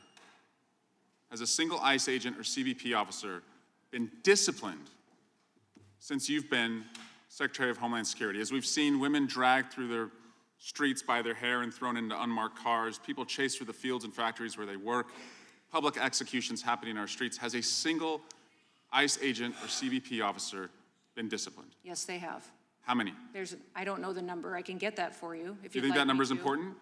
I think that it's wise and smart, and what we're doing is accurate according to the law by doing those internal investigations through the process that's set up. There's an Office of Professional Responsibility that does the investigation, and decisions are brought before the National Use of Force Board, and they review each incident as objectively outside of that law enforcement encounter, and then give a decision for it. Has anyone been fired? Has anyone lost their job? There could be. Well, I'm not asking if it could be. I'm asking, has anyone been fired? I'm certain that they have. That happens once in a while when there is a need for someone to be For held conduct related accountable. to enforcement actions? We hold our law enforcement officers accountable and are grateful that they serve, that they put their lives on the line, and also recognize that when these situations that they follow their training and the legality of the course to how they interact with the public. Yield back. Gentleman yields. I recognize the gentleman from Wisconsin, Mr. Tiffany. Thank you, Mr. Chairman. Madam Secretary, how many countries does your department currently list as recalcitrant?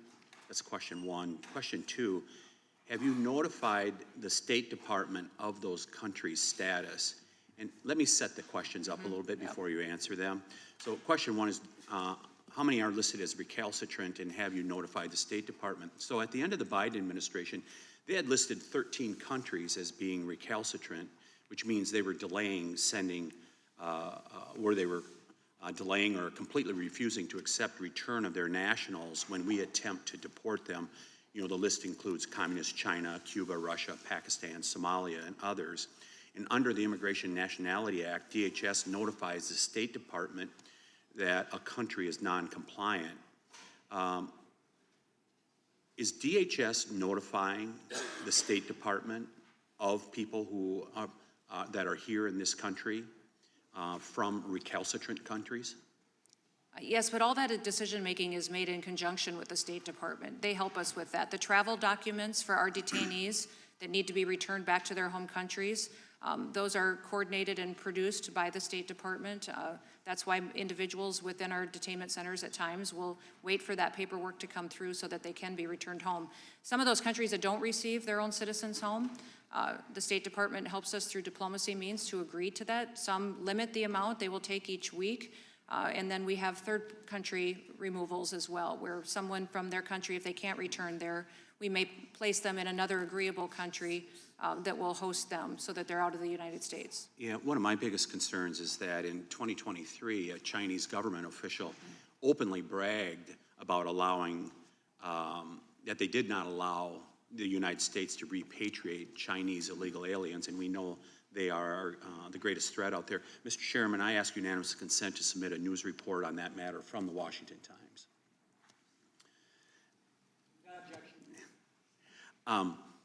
So, do you know, are we still issuing visas to Chinese nationals, given their long time and unapologetic refusal to cooperate with our deportation efforts? It doesn't seem like China's changed their, the way they're doing business. Are we still issuing visas to Chinese nationals? I believe that we are, but I can get an answer back to you. If you would, that would really be appreciated. Before the Biden administration left office, they put out a rule that was built upon the Obama administration's Guam Commonwealth of Northern Mariana Islands visa waiver program, and essentially allowed Chinese nationals to be able to sidestep the visa process that we have and gain entry into the Mariana Islands with no visa. And myself and Senator Scott have introduced a bill in reference to this. And as a result, after the Obama years, or actually during and after the Obama years, you saw this explosion of birth tourism where actually Chinese mothers were having more children on the CNMI Islands than United States United States residents. And I think that's really a big national security, public safety, and immigration fraud concern. And I sent a letter to your agency back in February, and we have not received an answer. Can we get an answer to that? Yes, absolutely. In fact, I just met with the governor there, and we talked about them wanting that back, and them, but me recognizing that they needed to come in compliance with some of those security concerns first. So yes. Do you know are Chinese nationals still being admitted on the CNMI, sidestepping the normal visa process? I don't believe they're sidestepping the visa process. They do come as tourists, I believe, and that's one of the things that they would like to have is address some of their tourism industry and how it's been struggling because we've been so strict about what happens there in regards to Chinese nationalists. Do you believe that birth tourism, like I referenced earlier, that we saw this explosion during the Obama years, do you think that has been brought to heel under this administration? I do. Yeah, if you could provide some information in regards to that, that would really be appreciated. I would just ask one final question. Are you actively, we've seen the immigration fraud, right? And my district runs right up to the Twin Cities in western Wisconsin, as well as across America. Are you actively rooting out the Department of Homeland Security, that immigration fraud that is going on? Because I can tell you my constituents are very concerned, like when we see with the truckers. I mean, I-94, as you're well aware, 20 miles from Minneapolis leading into western Wisconsin. They're very concerned about this. Are you guys dealing with this immigration fraud? Yes, we are. We are, and we've already, revoked national naturalization and citizenship and legal permanent residencies from thousands of people because of immigration fraud. And now investigations are ongoing into prosecution. Thank you, Madam Secretary. I yield back. Gentleman yields back. I recognize the gentleman from California, Mr. Lieu. Thank you, Mr. Chairman. Thank you, Secretary Noem, for being here today. I served on active duty in the United States Air Force. I agree with you that we must have strong borders and that undocumented immigrants with final removal orders or committed violent crimes should be deported. Now, the reason the overwhelming majority of Americans have turned against you is because you have engaged in corruption, strayed from your mission, and abused your power. Masked, anonymous federal agents have killed 3 Americans. Federal agents are illegally conducting surveillance of Americans exercising their First and Second Amendment rights, and your agents are arresting people who should not be arrested. I'm now going to show you a slide of Liam Ramos.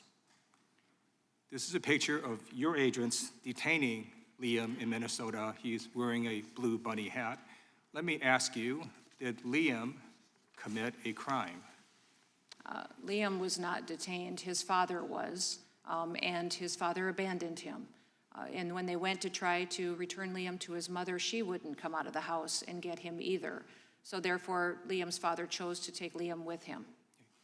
I believe you're not telling the truth. School officials at the scene say there were people in the house saying they could take care of Liam, and a federal judge rejected the arguments that your agency made. The federal judge stated, in fact, that this incident originated in, quote, the ill-conceived and incompetently implemented government pursuit of daily deportation quotas, apparently even if it requires traumatizing children, and then he forced your agency to release Liam, fly him back all the way from the detention center in Texas back to Minnesota, and release his father as well. Now I'm going to show you another picture. It's of Amalia, who is a toddler that ICE also detained. Let me ask you, did Amalia commit a crime? No, she did not. She is with her family. Right. And the reason she's with her family is because she almost died in ICE detention until folks brought a lawsuit forcing the release of Amalia. Now, you may wonder, well, why is ICE going after children? And it's because study after study shows that immigrants, both documented and undocumented, commit less crimes than native-born Americans. So I'm going to put up this slide from NPR. It actually describes also a study that in Texas, immigrants committed less than 37% of crimes compared to native-born Americans. And this has now resulted in your agents having to go after people, such as children, who should not be detained. So now I'm going to show you a video from New Jersey where 4th and 5th graders are running away from ICE agents.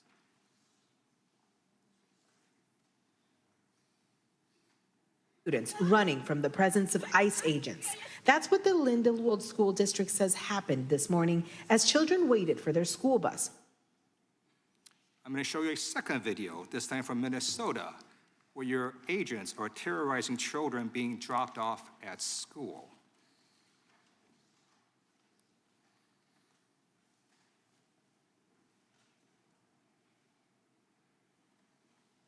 People are trying to get their kids to school, and you're out here threatening and terrorizing people. So, Secretary Noem, will you commit to stopping ICE from doing operations at or near school bus stops, school drop-off locations, and school campuses? Our ICE officers do targeted enforcement operations, and they follow the same protocols that other law enforcement do, and having those interdictions happen not in public places. That they do it to where a situation in someone is more isolated and alone so that it can protect any people that would be around at that point in time. So those clips that you show are not the full encounters of how those folks were evading law enforcement interdiction and ended up near that school. Those law enforcement officers did not target that school or conduct their operation near there. The evolving situation on the ground would have been helpful to have local law enforcement backup on the scene to help secure locations, and these individuals and law enforcement officers follow the same enforcement techniques, use of force techniques, thank you. I'm going to reclaim my time. that others do. I just showed you a video with ICE officers at a school drop-off location. So your refusal to commit to stopping these operations at or near schools and drop-off locations is why you're failing. So I'm going to show you this video that encapsulates why you're failing. For my entire life, but sorry. It's all right. I watched 4th and 5th grade kids run away from our own government. I never want to see that again. And I'm not going to stand by and watch my neighbors run away scared. That's not Camden County. That's not New Jersey. It's not the United States. I love the United States. I love New Jersey. And I love Camden County. I love Lindenwold too. But that's not what, we are. It's not who we are. It is not who we are. I yield back. Gentleman yields back. Madam Secretary, if you need a break at any time, just have your team let us know, and we'll be happy to do that. We do have a couple who got to run, so we're going to try to get a few more in if that works. You bet, Okay. absolutely. Let's go with, we'll go with the gentleman from North Carolina. Mr. Nas, recognized for 5 minutes. Thank you, Mr. Chairman. Madam Secretary, thank you for being here. I'm pleased with the results we've discussed. To the Angel families, I'm going to apologize for my colleagues. They issue crocodile tears, they issue fake sympathy, and then they continue to defend the open border policies that enable preventable crimes that brought you here today. I'm ashamed.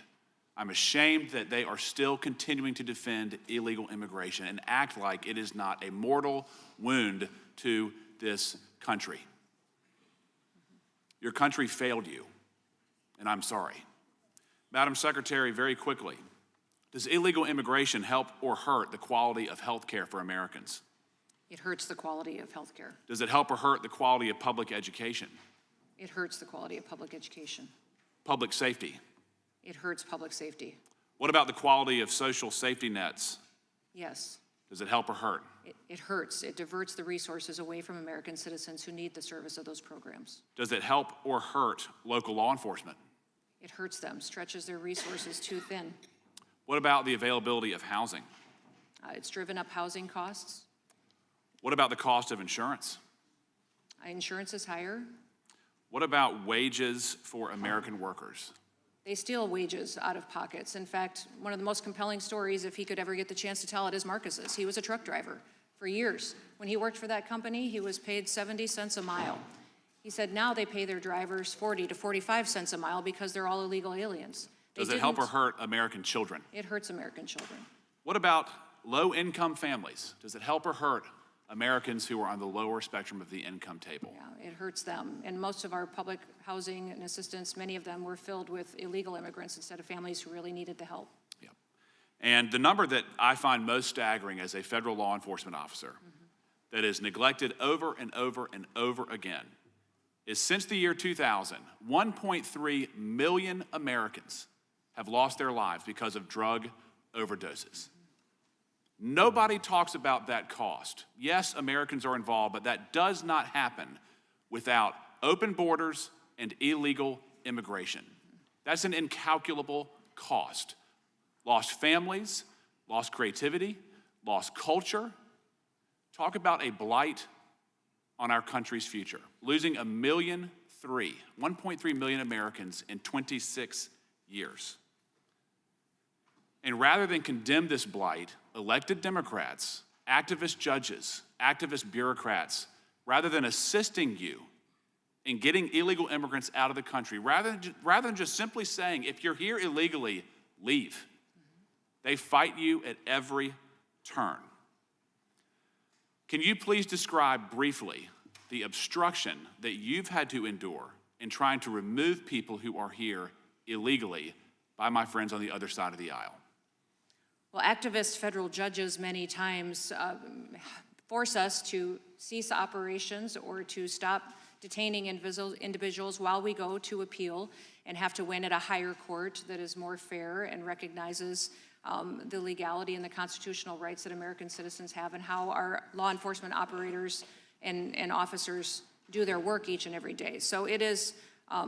What about local law enforcement and sanctuary jurisdictions? Have they obstructed your efforts? That's one of the reasons why you see so many of our agents in an area when we have to do a targeted enforcement, is that we also have to, because we don't have the back of local law enforcement, have to secure the scene and make sure we're prepared for any kind of a situation that might come up. Mr. Chairman, I'm going to close with this. To any of the members of the audience and the Angel families who are here for your own personal tragedy, if you believe that the open border advocates in the Democratic Party care more about you as opposed to illegal immigrants, I want you to stand up. Not one person is standing up. Not one person on the other side of the aisle is committing to help you, Madam Secretary, remove people who are here illegally. And it really ticks me off when people say they have not committed a crime, so we shouldn't deport them. What that is saying in another sense is we want an American to be victimized from someone who is here illegally before we take action. That's disgusting. If you're here illegally, you should leave the country. That should not be too radical. Gentleman yields back. We have a couple unanimous consent requests from the ranking member. Mr. Chairman, thank you very much. Politico, April 25, 2025. Judge says 2-year-old U.S. citizen appears to have been deported without due process. Objection. And The Guardian, January 27, 2026. 5-year-old deported to Honduras despite being U.S. citizen is the latest child victim of Trump crackdown. Without objection, the committee will be in recess for 10 minutes, and then we will resume with the Secretary.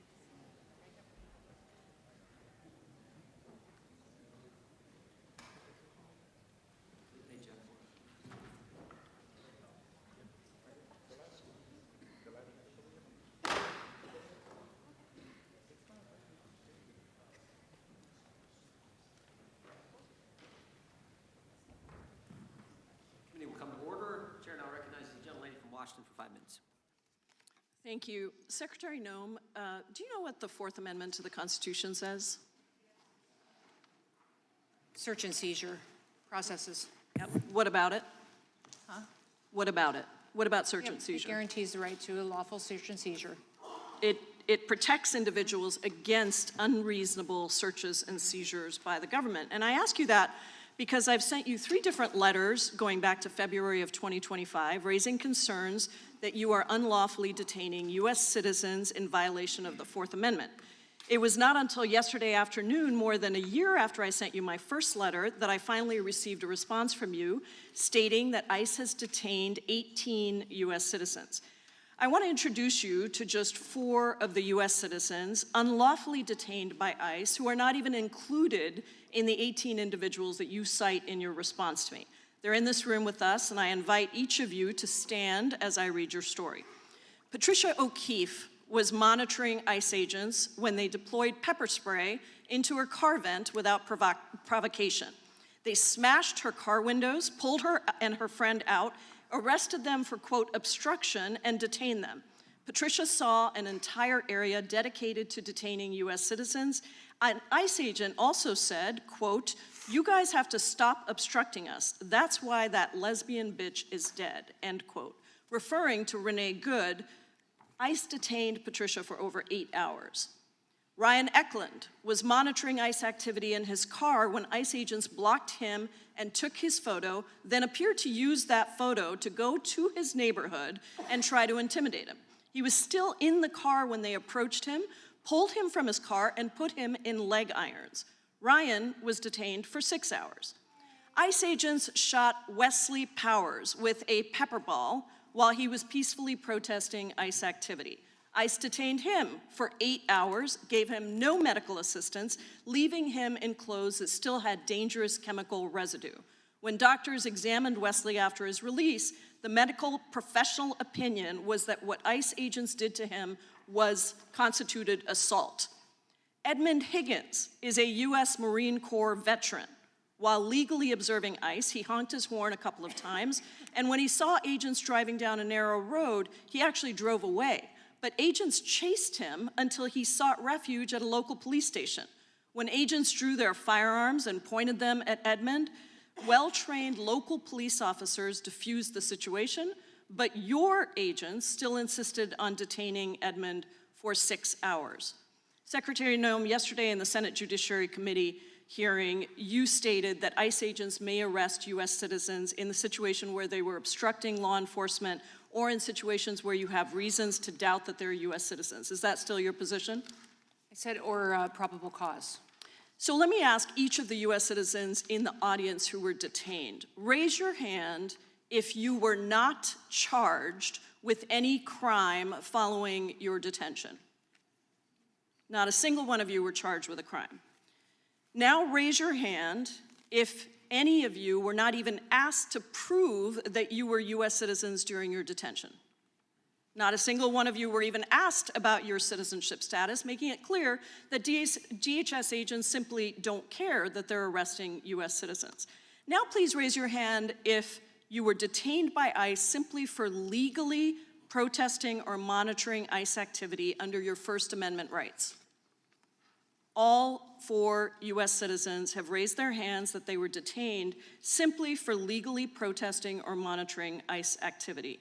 Secretary, these are not 4 isolated incidents. ProPublica's reporting puts the number at over 170 U.S. citizens detained in just the first 8 months of the administration, which doesn't even include Operation Metro Surge in Minnesota. None of these 4 U.S. citizens were charged with a crime.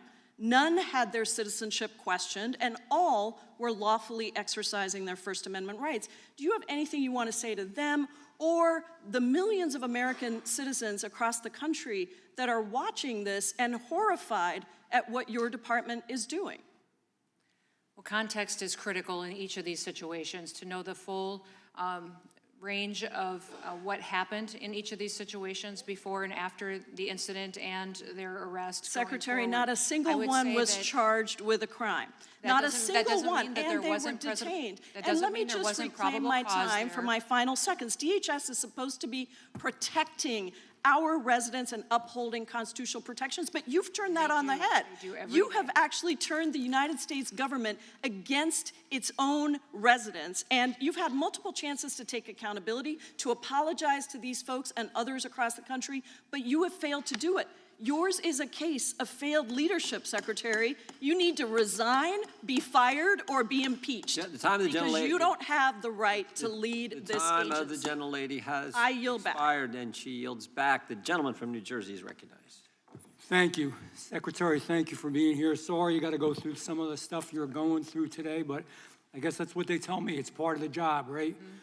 You know, I don't know where to begin because, I mean, I guess we begin at the beginning. Let's get back to the real elementary issues here, why we are where we are. This does not happen in a vacuum. And the first danger I want to talk about, just to put it in context, is the open borders. Millions upon millions of people let into our country illegally, purposefully, knowingly, without question, even at times knowing that they were criminals, that they were indicted or convicted from their country of origin. We still let them in, and we released them on these people who've done nothing wrong, these people who have brothers and sisters, mothers and fathers, aunts and uncles, children who died. So I'm going to ask you some simple questions, and I know you know the answers to them, but I want to bring this back into context. Under the previous administration, with all that you've seen now in holding this office, did we allow known criminals in our borders in the United States of America, dangerous people? Did we allow them? Yes, sir, not just criminals, known and suspected terrorists. And terrorists, thank you. Yes, people on the terror watch list. You know, across the country, we've seen crimes committed by individuals who were here unlawfully. We know that.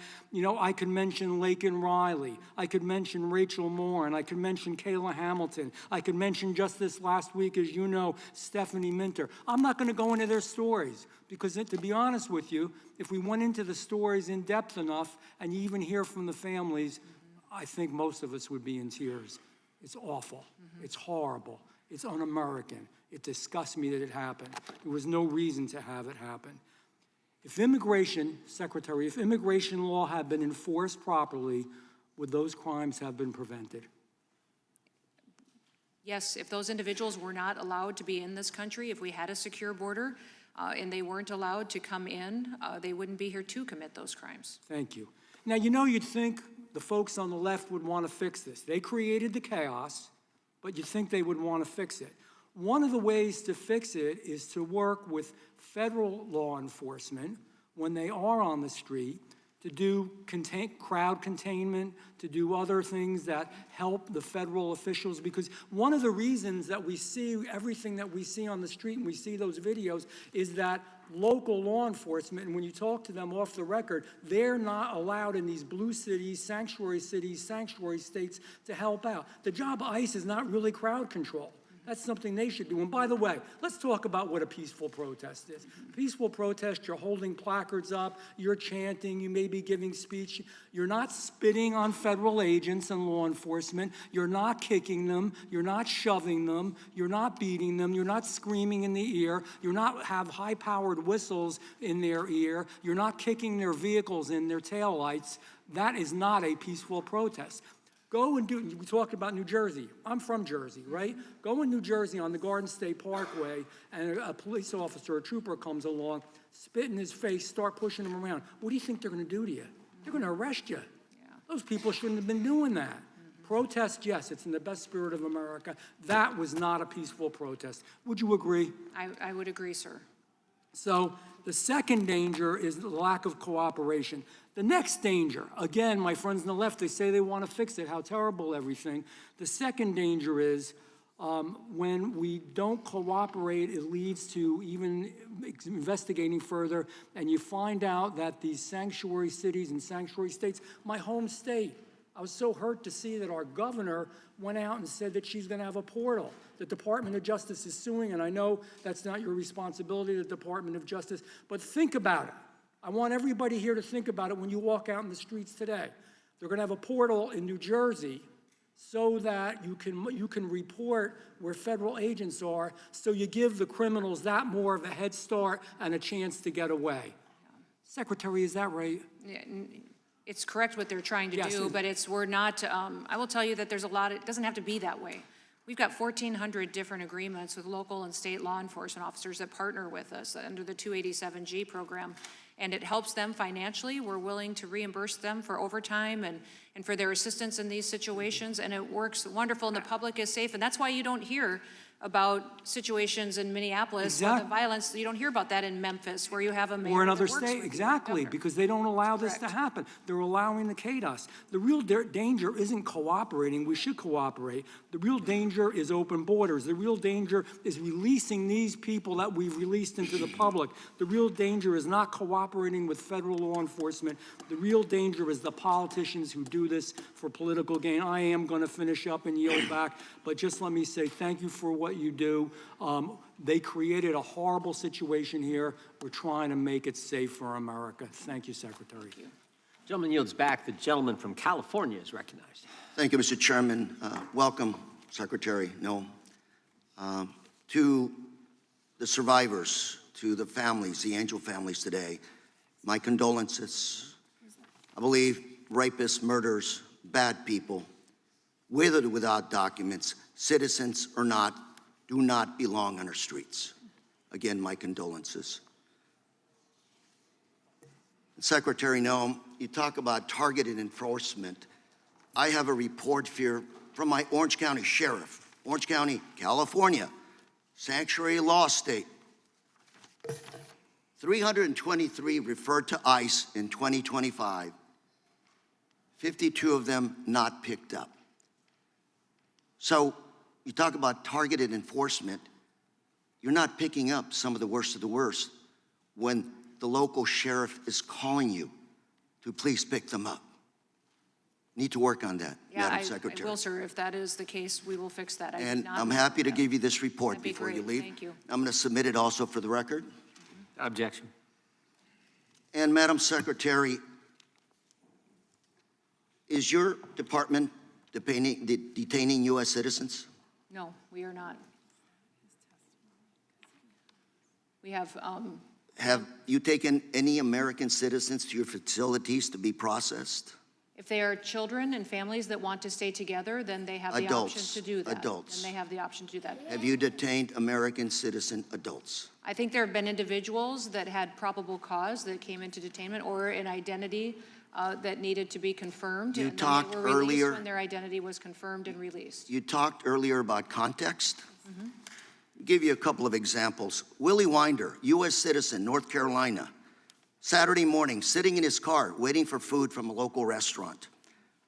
DHS agent approached him, asked him if he was a citizen, gave that agent his real ID, and then 15 minutes later, he was allowed to go finish ordering his food.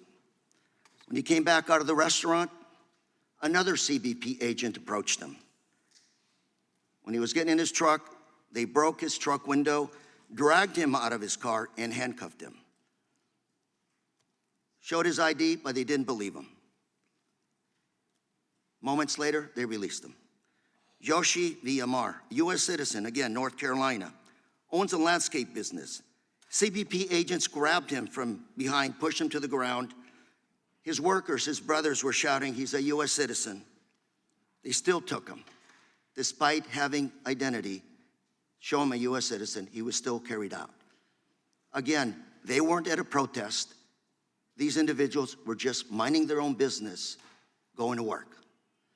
So, Secretary Noem, when I was growing up, ICE agents would stop me out in the street, and they would ask me, are you a U.S. citizen? And my answer would be yes, and that was enough. Today, that's not the case. So what would you say, what do you suggest I tell my citizens back home? Have a passport with you all the time? No, I would tell your citizens to be grateful they live in this country where President Trump is upholding We the are, law. but ma'am, Those that if are you're here stopped as a illegally- U.S. citizen out in the street, those that are here and you illegally tell people the U.S. citizen and you're still held, should return back to their that home is not the country before we're they're supposed to that we live will in. voluntarily help them self-deport if they would like to. These are American citizens, ma'am. Do I tell my children to carry a U.S. passport? No, I would not say they would have to. But I they're would say stopped, if and they are legal sometimes citizens, they don't have take those anything to worry passports, about. your agents throw them out, and they grab them anyway. You're terrorizing American citizens. Let's turn to another one. Okay, databases. One of your ICE officers in Maine recently told an observer that they're creating a database. Are you creating a database, ma'am? No, of we're Americans? not creating a database. Let's watch a video here. To record. Exactly. Yeah. That's what we're doing. Yeah. Why are you taking my information down? Because we have a nice little database. Oh, good. And now you're considered a domestic terrorist. So We're videotaping you? Are you crazy? Tom Homan, who works for you, on Fox News recently said he wanted to create a database of people arrested during protests at ICE operations. What are you going to do with that database? I don't know why he said that. We're not creating a database. But he did say it. He works for you. He's He not doesn't an work for agent, me. he's an He works for the- employee. He works for the president. He doesn't work for He me. also works for you, ma'am. No, he doesn't. What do you want to do with that database? We are not This is creating a database of American citizens. Ma'am, I'm out of time, but what I'd like to do is send you a list of these questions that I've asked of you and have the opportunity to answer them. Absolutely. To be clear and to be on the record. Thank you. Madam Secretary, thank you for being here today. Gentleman yields back. I would ask unanimous consent to enter into the record a statement from Mr. Coleman, and then also a further document that he put together about Delilah's story. Without objection, those will be entered into the record. The chair now recognizes the gentleman from Texas. I thank the chairman. Madam Secretary, thank you for joining us here today. One of the individuals that are sitting behind you approached me during the break and said something to the effect of, it is a gut punch to listen to our colleagues on the other side of the aisle characterize this situation the way they are, and that they are not remotely understanding the impact on American citizens who lost loved ones directly due to the specific policy choices of the previous administration and the policy choices my colleagues on the other side of the aisle would put in place right now if they could and if they were in power. Your predecessor was impeached. Your predecessor, Mayorkas, was impeached in part because he lied to me under oath in this room when he declared that there was operational control of the border, and he knew full well, and evidence indicated by his own admission, that there was not operational control of the border. My question for you, Madam Secretary, is, do you believe that many of the victims behind you, represented behind you, and the thousands of others of victims, fentanyl poisonings and otherwise, would have been alive today if the policies of the current administration had been in place and in force under the previous administration, under Biden and Mayorkas? I do, sir. I believe that many of these victims, their situations were preventable. They didn't have to happen. And this direct assault by my colleagues on the other side of the aisle on ICE, right? Is this not an environment created significantly by they themselves? When you have the Minnesota governor calling ICE enforcement the modern day Gestapo, when you have the Minneapolis mayor telling ICE to get the F out of Minneapolis, when you have the Illinois governor claiming the United States is essentially becoming Nazi Germany, when you have House Minority Leader Jeffries calling for people to, quote, fight President Trump's enforcement agenda in the streets, end quote, does that not create the environment that they decry right now, undermining ICE and endangering citizens, the very citizens you have behind me who expect us to do our job and secure the border and secure our communities? Yeah, I can't believe the way that they abuse these law enforcement officers who take an oath to go out and to protect this country and put their lives on the line, and many times live in these communities. They live in these communities with their families as well, doing these jobs, and recognize that their lives are put on the line too while they uphold the law that this country was built on. Am I correct that on day one, President Trump signed Executive Order 14159, protecting American people against invasion, which invoked turn-away authority and refers asylum seekers to file for asylum in safe third countries like Mexico? That is correct. And did the president also sign a proclamation declaring a national emergency at the southern border, directing resources for the border wall? That is correct. Did the president also sign an executive order securing borders, ending mass parole, such as the illegal CHNV program that was abused by the previous administration? That is correct. So did that not change things immediately within a day because the president came into office despite the protest by my colleagues on the other side of the aisle that they needed to pass a ridiculous piece of legislation that would have codified 5,000 people a day? My question here is, now I want to turn it back on Congress. If we have a future Biden and Mayorkas, will those policies be able to be reversed on day one? Yes. But, right. So should not this Congress do what we did in H.R. 2 in the previous Congress in codifying changes to asylum, parole, and the abusive policies on catch and release that my colleagues on the other side of the aisle will 100% abuse if they're put back in charge and endanger the American people? Does Congress not need to pass that bill, codify it, send it to the Senate, and force the Senate to make that law so that no future president can endanger the American people? Yes, please do that, and I believe President Trump has asked you to do that. One last question in my 45 seconds. I'm sure the Secretary is well aware of what just occurred in Austin, Texas, a place where my family lives. A shooter went into a bar and shot up a bunch of University of Texas kids and other citizens in Austin. That shooter was wearing a sweatshirt that said "Property of Allah," had a Quran in the back of his car, was wearing an Iranian flag t-shirt under the sweatshirt. That individual came to the United States in 2000, overstayed his visa, then applied to be able to have LPR status on the back of an alleged marriage, then 6 years later got citizenship under Obama, then tried to get citizenship for two women, two different named women, then was arrested for a hit and run in 2022. That individual is now alleged to potentially have some ties to terrorism or whatever. My question for you is, we've had so much mass immigration. Is not the president's policies on pausing certain countries' immigration a positive thing to stop that kind of stuff that we just had unfold in Austin? And a follow-up, should we not statutorily pause immigration to prevent those kinds of people from being in the communities of the United States? Time has expired. The Secretary can respond. Yes, we have a real threat from countries that are sending us people that we have not thoroughly vetted. So we need to pause so I can go back and re-vet all those individuals, make sure that they are here and that they aren't here to do us harm. The other thing that I would say is I would recommend you fund the Department of Homeland Security. It tells the whole world that the Democrat Party has their priorities screwed up because they won't fund their own homeland. They won't defend where they live, where their families live, where Americans live. They're choosing to risk the homeland for a political point. And so I would ask that you would vote to fund this department so we can have all of our assets on the field and make sure that we're defending and protecting this country. Thank you, Madam Secretary. Yield back. Gentlelady from Pennsylvania is recognized. Thank you, Mr. Chairman. Secretary Noem, I come with concerns today that under your watch, the Department of Homeland Security has created a culture of chaos and fear in our American lives and endangered our constitutional liberties.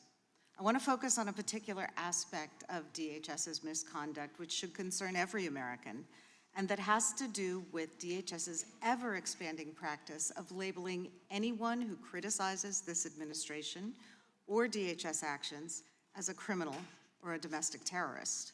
Time and again, we've seen this administration use the full power of the government to silence or intimidate people who disagree with it, and nowhere is that more true than with the Department of Homeland Security. When people have dared to speak out or push back, they've been assaulted, arrested, and now even killed. But what may have flown under the radar is that over the past year, DHS has been ramping up its use of a lesser-known tool known as administrative subpoenas or summons. Under your leadership, DHS has sent record numbers of these summons to tech companies like Google and Meta, Reddit, Apple, Microsoft, and Discord, demanding, without legal authority or probable cause, that these internet companies unmask social media accounts and hand over the identity of the account users so that DHS can spy on them. Many of these requests have targeted accounts speaking out against brutal immigration enforcement tactics and speaking up to help people understand their rights or support their neighbors. This is core, protected First Amendment speech. So I want to look at two recent examples of these DHS summons involving Americans in the Philadelphia suburbs, which I represent. In September, DHS targeted Facebook and Instagram accounts run by Montco Community Watch, a grassroots group that provides information about public ICE activities in Montgomery County, Pennsylvania, and shares civil rights and other resources to support its diverse community. DHS demanded that Meta turn over the identity of the administrator. In November, DHS demanded that Google share the address and other private information of a retired gentleman who hosts gatherings of friends to write postcards to elected officials after he sent an email to a DHS official identified in a Washington Post article asking that the agency consider decency in its efforts to deport an Afghan refugee who'd been an ally to American troops. Your agency asked Google to conceal its request to unmask him, and then Homeland Security agents showed up at this gentleman's home to interrogate him. These are just two examples, and in neither case was there any evidence of threats or criminal activity. Now, these two American citizens were able to secure lawyers and challenge these illegal demands in court. We've seen that DHS's bad faith requests don't hold up and have been forced to withdraw these demands because they don't withstand legal scrutiny. But not every American who's targeted has the time or the wherewithal to challenge the federal government, and that is the point. These efforts to unmask the administration's opponents are clearly designed to intimidate and silence those who oppose the administration's and particularly DHS's lawless policies. So, Secretary Noem, can you tell us how many of these administrative summons DHS has issued in the past year to technology platforms seeking the identity or personal data of users who've criticized this administration and its actions? The individuals that work at the Department of Homeland Security and specifically in investigations follow all federal laws and constitutional laws. And I understand that you we may not follow the agree right with process. this. Well, Can you tell us how many subpoenas or administrative I can find requests? out how many of those have been filed, and I will Okay, get will you that back to you. provide I do that not to know us? that off the top of my head. What I That's- would say Can you is tell we me do who it is that appreciate- administers that program? Is there anyone who's in I don't know which charge of it? department or agency you're talking about, because USCIS would do some of this. Homeland Security Investigations does the vast majority of our investigations into financial fraud, into immigration fraud, into fraud when in Okay, so regards it to could what be is a going on in number of Minneapolis. different agencies But beyond that, within we also have DHS. CISA, which is our cybersecurity agency. You have defended DHS's actions repeatedly as using legal tools. Mm-hmm. But both the courts and DHS's own Inspector General have advised that DHS is misusing these tools in violation of the law and the Constitution. And that's exactly why no government agency is allowed to spy on Americans simply because they're sharing their opinions online. So I would request that you do provide that information We're not to spying the on committee. individuals. If any It's spying on administration people was when spying they're on people, exercising it was their the Biden First Amendment administration. rights. Thank you, Mr. Chairman, and I yield back. Gentlelady yields back. The gentleman from California is recognized for 5 minutes. Good afternoon, Secretary Noem. I understand you have a lot on your plate and have an extraordinarily complex job to protecting the homeland in its entirety. And as I know you understand, my job is to represent my constituents. And I did need to bring up today a few specific ways in which right now my constituents are not being well served by your department, and see if we might be able to find a way forward. So there's a grant from one of the counties that I represent in Plumas County. It's a hazard mitigation grant worth $2.5 million called the Plumas County Ignition Resistant Construction and Dispensable Space Project. It includes home hardening and defensible space in a partnership between Plumas County and the Plumas County Fire Safe Council to mitigate no less than 64 homes in this rural fire-prone region to reduce and/or prevent physical damages to residential properties resulting from wildfires by conducting defensible space measures and residential retrofitting to be more fire resistant. I should note this is a county that has already been struck by one of the worst wildfires in state history. So this has been through all of the approvals, through Cal OES, through FEMA, and since June of last year, it's just been waiting for your signature, which I understand is a new requirement that anything over $100,000 needs the Secretary's approval. So our office reached out in December of last year because there was a time issue with December 31st being the date that matching state funds were going to expire. We didn't hear back, and that deadline passed. Luckily, we got an extension from the state. So then in January, after the extension was given until February 1st, our office requested a meeting between me and you. There was not a meeting granted. Luckily, the extension of the state funds was extended until March. So in February, the grant remained unsigned. Our office has heard nothing. We've gotten no updates from the Department of Homeland Security. We've been in constant contact every week. So do you have any idea why it is we can't get movement on this? I don't, sir, and I'll find out for you, but I will tell you that it is not with my office. If this is a grant that has been held up, it's been held up at FEMA, and I will get to the bottom of it. What I also would say is that I do not have a requirement that I sign off on grants of $100,000. I do have a requirement on reviewing contracts because I've found incredible fraud and inefficiencies and theft from American taxpayers in government contracting. But grants I do not, and that fund specifically would have came out of FEMA, and I will find out and get that answer for you. I appreciate that. Would it be possible to set up a call within the next couple weeks if we haven't had any We movement? can figure it out here within a half hour of this committee being over. Perfect, because this is, I agree with you. It's very important to be vigilant with these funds, but wildfires cost a lot of money when Oh, they I happen, understand, so. and we've had 60 disaster declarations since President Trump's been in office, 41 of them major disasters. FEMA is dispersing funds on grants and relief and public assistance and individual assistance twice as fast than it ever has in its history.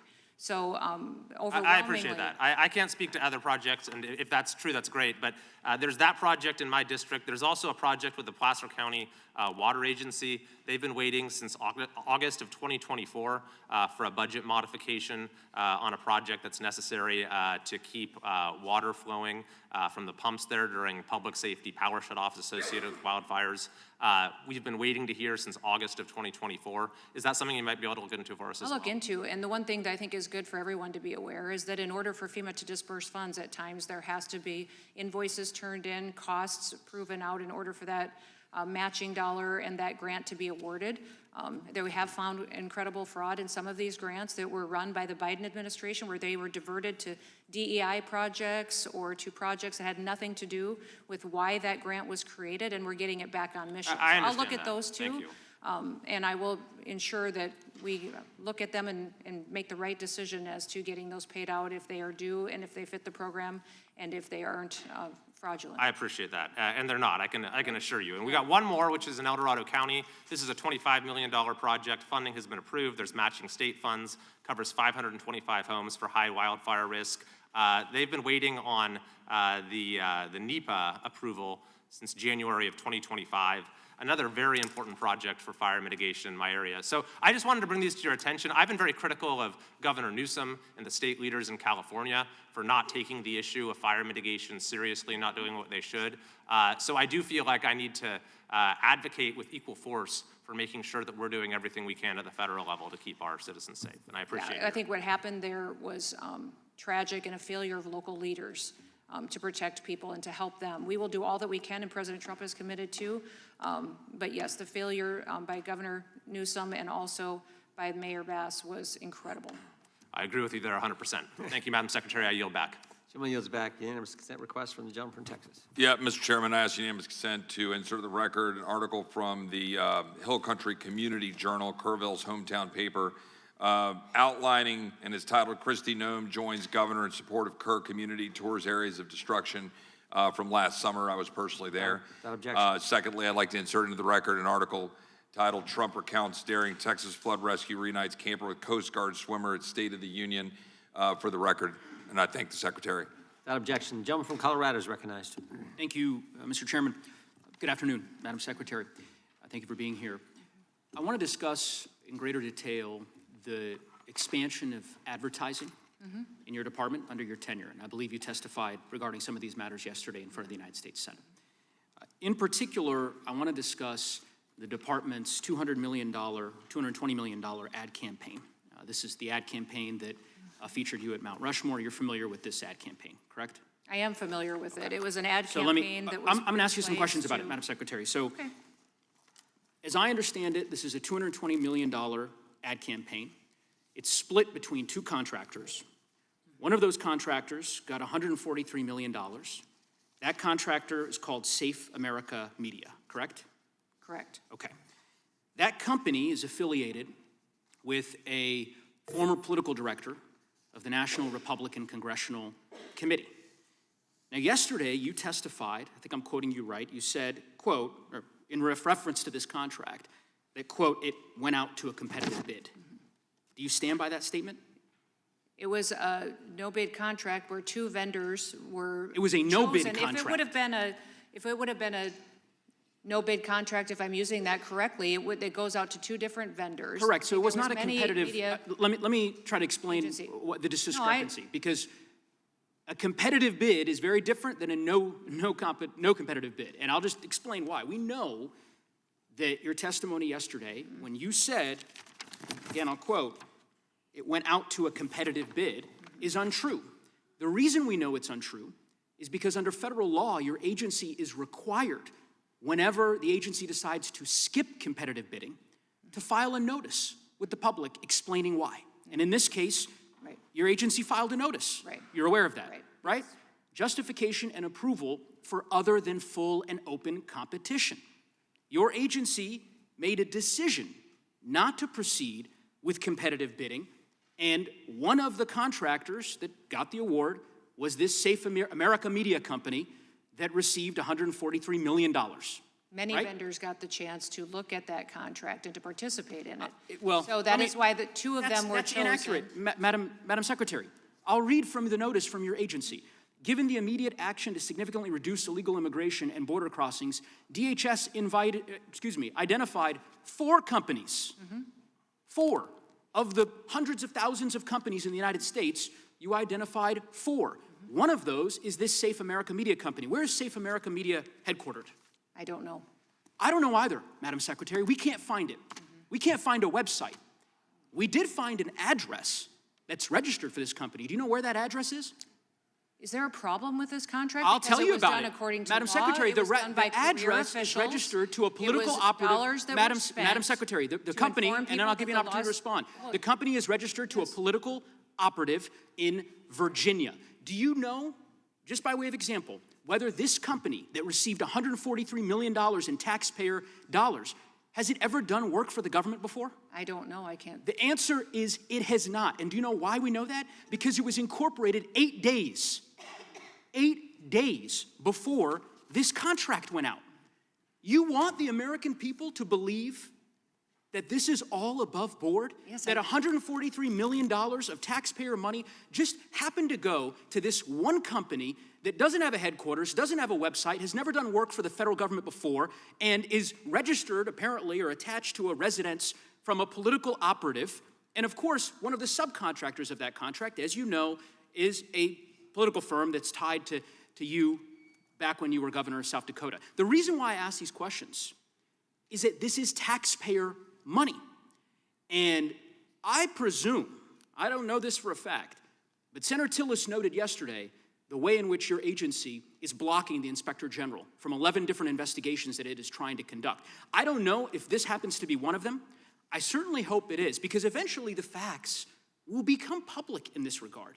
And there are serious laws implicated, conflict of interest laws, federal procurement laws, that I believe All merit. followed. All done correctly. Was All it- done all done legally. correctly. 14 billion impressions from that the- marketing campaign. sure. It was money spent in this country and in 8 different countries that illegal migration was coming from. Madam Secretary, Overwhelmingly effective. We all $39 understand the billion. argument that you've made, that somehow this ad campaign on Fox News of you at Mount Rushmore has led to millions of people self-deporting. You're Why do you- using why do you think that millions they of did dollars of self-deport? Had they taxpayer not known? money in this way. It is fraud, and ultimately, I think there's going to be accountability. And I yield back, Madam. Can I speak to the IG? Yes, you can. Quick.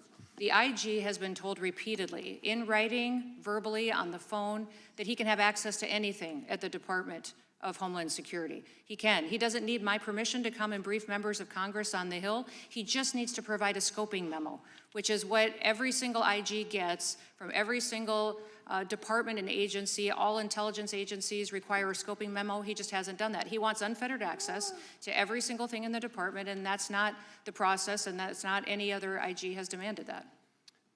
The gentlelady from Florida is recognized for 5 minutes.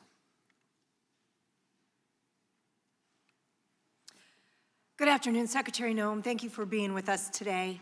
I would like to take just a moment to talk about the Cybersecurity and Infrastructure Security Agency at DHS. As I understand it, the mission of CISA is to lead the national effort to understand, manage, and reduce risk to our cyber and physical infrastructure. And CISA works to protect energy grids, pipelines, hospitals, financial networks, water systems, and all of the other sectors of critical infrastructure in the U.S. Is it a correct characterization that CISA itself plays a critical role in monitoring threats against the cyber and physical infrastructure of our country and working to prevent such attacks against our homeland?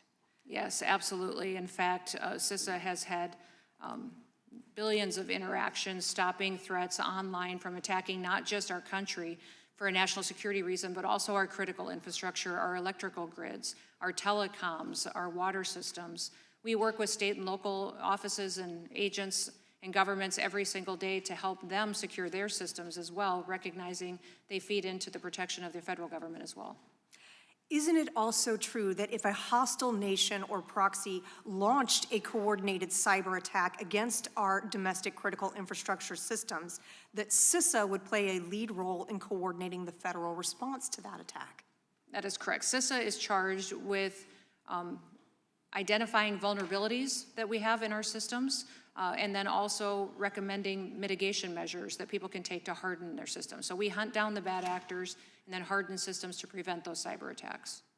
And particularly right now, given the ongoing tensions in the Middle East, do you expect that Iran and its cyber proxies may actually attempt retaliatory cyber actions against the United States and its infrastructure? Yes, and they do. They do on a regular basis. With that backdrop in mind, is part of CISA's workforce furloughed right now? Yes, they are. About 2/3 of that agency is not in the office because the Democrat Party has chosen not to fund the Department of Homeland Security. So there are components of the Department of Homeland Security and CISA specifically, as we've been discussing, that are dedicated to protecting the critical infrastructure of our country. A substantial portion of those staff right now are furloughed because Democrats have refused to fund the Department of Homeland Security. Is that right? That is correct. Secretary Noem, does CISA also have a role in protecting our nation's elections infrastructure? Yes, the agency and the department is charged with protecting critical infrastructure, and elections are deemed critical infrastructure under the statute and law. You touched on something a moment ago that is also particularly important as it relates to elections, and that is CISA's work to partner with state and local officials to make sure that everyone understands the threat landscape, preventive strategies, threat mitigation. Share with us a little bit more about CISA's work, particularly with state and local election officials, to make sure that our elections are secure.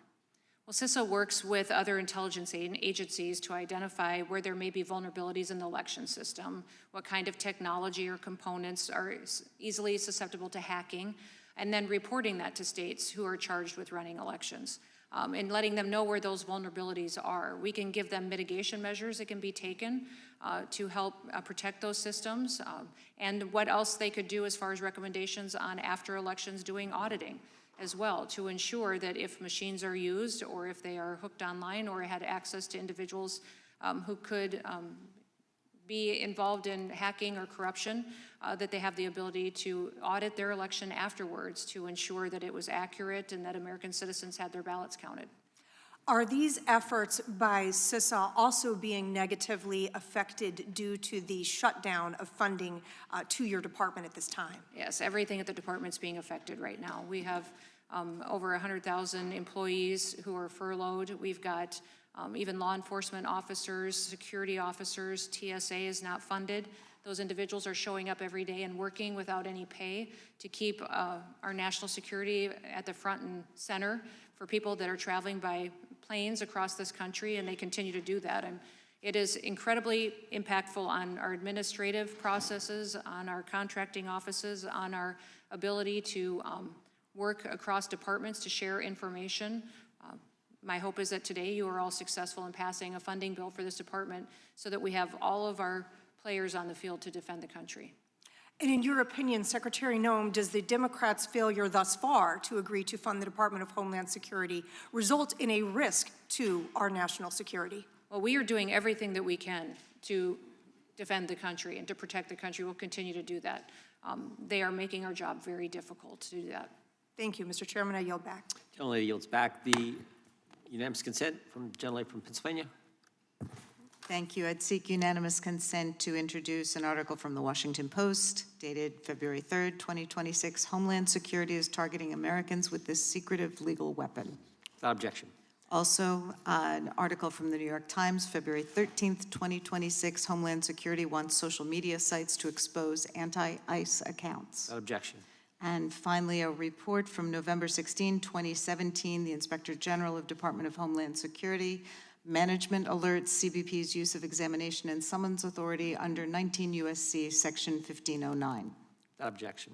Thank you. Ranking members recognized for Mr. Chairman, thank you. I seek unanimous consent to enter the record a ProPublica article, November 14, 2025, titled "Firm Tied to Kristi Noem Secretly Got Money from $220 million DHS Ad Contracts." Without objection. Chair now recognizes the gentlelady from Georgia.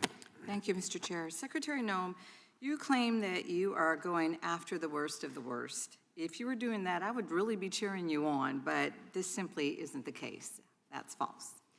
Rodney Taylor, who is incarcerated at Stewart Detention Center in Georgia, he's a prime example. He's 47 years old and works as a barber. When he was 2, he was brought to this country legally on a medical visa to address his extensive disabilities. He needed a medical care for a deformed left foot, a missing right foot, and 3 fingers missing on his right hand. Rodney has had 16 different operations and has been a double amputee since the age of 10 years old. Rodney received a criminal conviction when he was 17, nearly 30 years ago. However, Rodney was pardoned by the state of Georgia by Republican Governor Sonny Perdue. And since then, Rodney has lived a law-abiding life and has a green card application that's now pending. And no administration, including the first Trump administration, has sought to remove Rodney from this country. In January 2025, he entered ICE detention, and his health has deteriorated quickly since then. Rodney has experienced several health challenges, including bone spurs in his back causing severe pain. Rodney sought medical care multiple times while detained, but was rejected. He is unable to use a wheelchair because his right hand only has 1 full finger, making it impossible for him to push it. He's unable to walk on his prosthetic legs because he's lost 20 pounds and they simply don't fit him anymore. On top of this, he's at the mercy of other detainees just to get food, since he can't get himself to and from the cafeteria. Rodney's disabilities make it nearly impossible for him to shower. He went 6 days without showering because the detention center lacked the appropriate medical equipment. When he finally got a shower stool, he found moldy showers covered in feces and bodily fluids just yesterday. He was threatened with disciplinary action if he tries to use that shower stool. Rodney must crawl through that muck and squalor of feces and bodily fluids to enter and exit the shower. This is despicable. It's inhumane torture that no person should have to endure. And today, we have Rodney's wife, Mildred Donis Taylor, and her daughters, please stand, who are United States citizens. Secretary Noem, can you honestly tell Rodney's wife and family and the American people that are watching that these cruel and unusual conditions are acceptable under your watch? I'm not familiar with this case, and I will certainly look into it and ensure that this center where Rodney is at is held to the same standards as all of our federal detention standards, which are the highest in the nation, overwhelmingly in comparison to other detaining facilities at the local or state level. The other thing that I would say, I'm reclaiming my time. Is that at any point, Rodney did you just hear me what I described? Did you just hear what I described? He has to crawl through mold and feces and bodily fluids just to take a shower. He can't even get medical care. Every This one is of our absolute detainees. lunacy, and you know it. Ranking Every one of Member our detainees Jayapal, gets medical care reclaiming within my 12 time, hours of being there. reclaiming my time. Ranking Member Jayapal, myself, and 20 of my colleagues, we wrote to you about Rodney's treatment more than 2 weeks ago. Yes or no, have you actually read the letter? No, I have not heard of this case, so Okay, I let will me see tell what you, that I letter have the is letter at. right here. And would you like to read it? Because I'm more than happy to bring a staff That'd be member great. down to it. That'd be fantastic. Absolutely. Thank you, I appreciate I that. will look into the So case. then, if you're going to look into the case, can you tell us how long it'll be before we actually get a response from you? Maybe 2 weeks? No, I'll get you a response. Because Get the information. we deserve an answer, and Rodney's family definitely deserves an answer, because this is inhumane treatment. And this leads me to believe that there are so many other detainees that are being treated exactly the same way, and this is despicable. Secretary, will you promise his wife and this committee and the American people that you will review, you've said that, but I want you to make a formal promise that you will review Rodney's case and provide a thorough response on whether it's in the public interest to keep him in these conditions, and we'd like to know within the next 2 weeks. Are you telling me within the next 2 Absolutely. weeks? I will review this case and Good. get a response back Good. to you I will be and to following Rodney's up with family. you as much as it possibly takes. I do want you to know, Rodney Mr. is Chairman, not the if I may worst say, of the worst. I reclaim my time. Rodney's not the worst of the worst. This is truly a miscarriage of justice, and I yield back. Gentlelady yields back. The gentlelady from Wyoming is recognized. Secretary Noem, I want to go a little bit different route here on some issues that are very important to Wyoming. There's a very important enforcement issue related to my constituents in Wyoming. Sugar beet farmers are important for Wyoming's economy and the economies of so many other states. Unfortunately, foreign entities are circumventing our laws to bring in sugar and displace these hardworking farmers. I know that there is a Section 1516 petition in front of the CBP right now challenging these imports. And would you please commit to us today to quickly addressing this petition to ensure that our laws and trade agreements are being enforced? I will look at that. Thank you. Under the leadership of the House Judiciary Committee, this Congress is proposing decisive action to punish sanctuary cities and states for their illegal actions. Because the reality is that these so-called sanctuary jurisdictions should not be receiving the benefits of federal policies and programs while they are actively, intentionally, and publicly violating federal law. The Department of Commerce estimates that over 1.1 million foreign college students contribute over $50 billion annually to the communities where they attend school.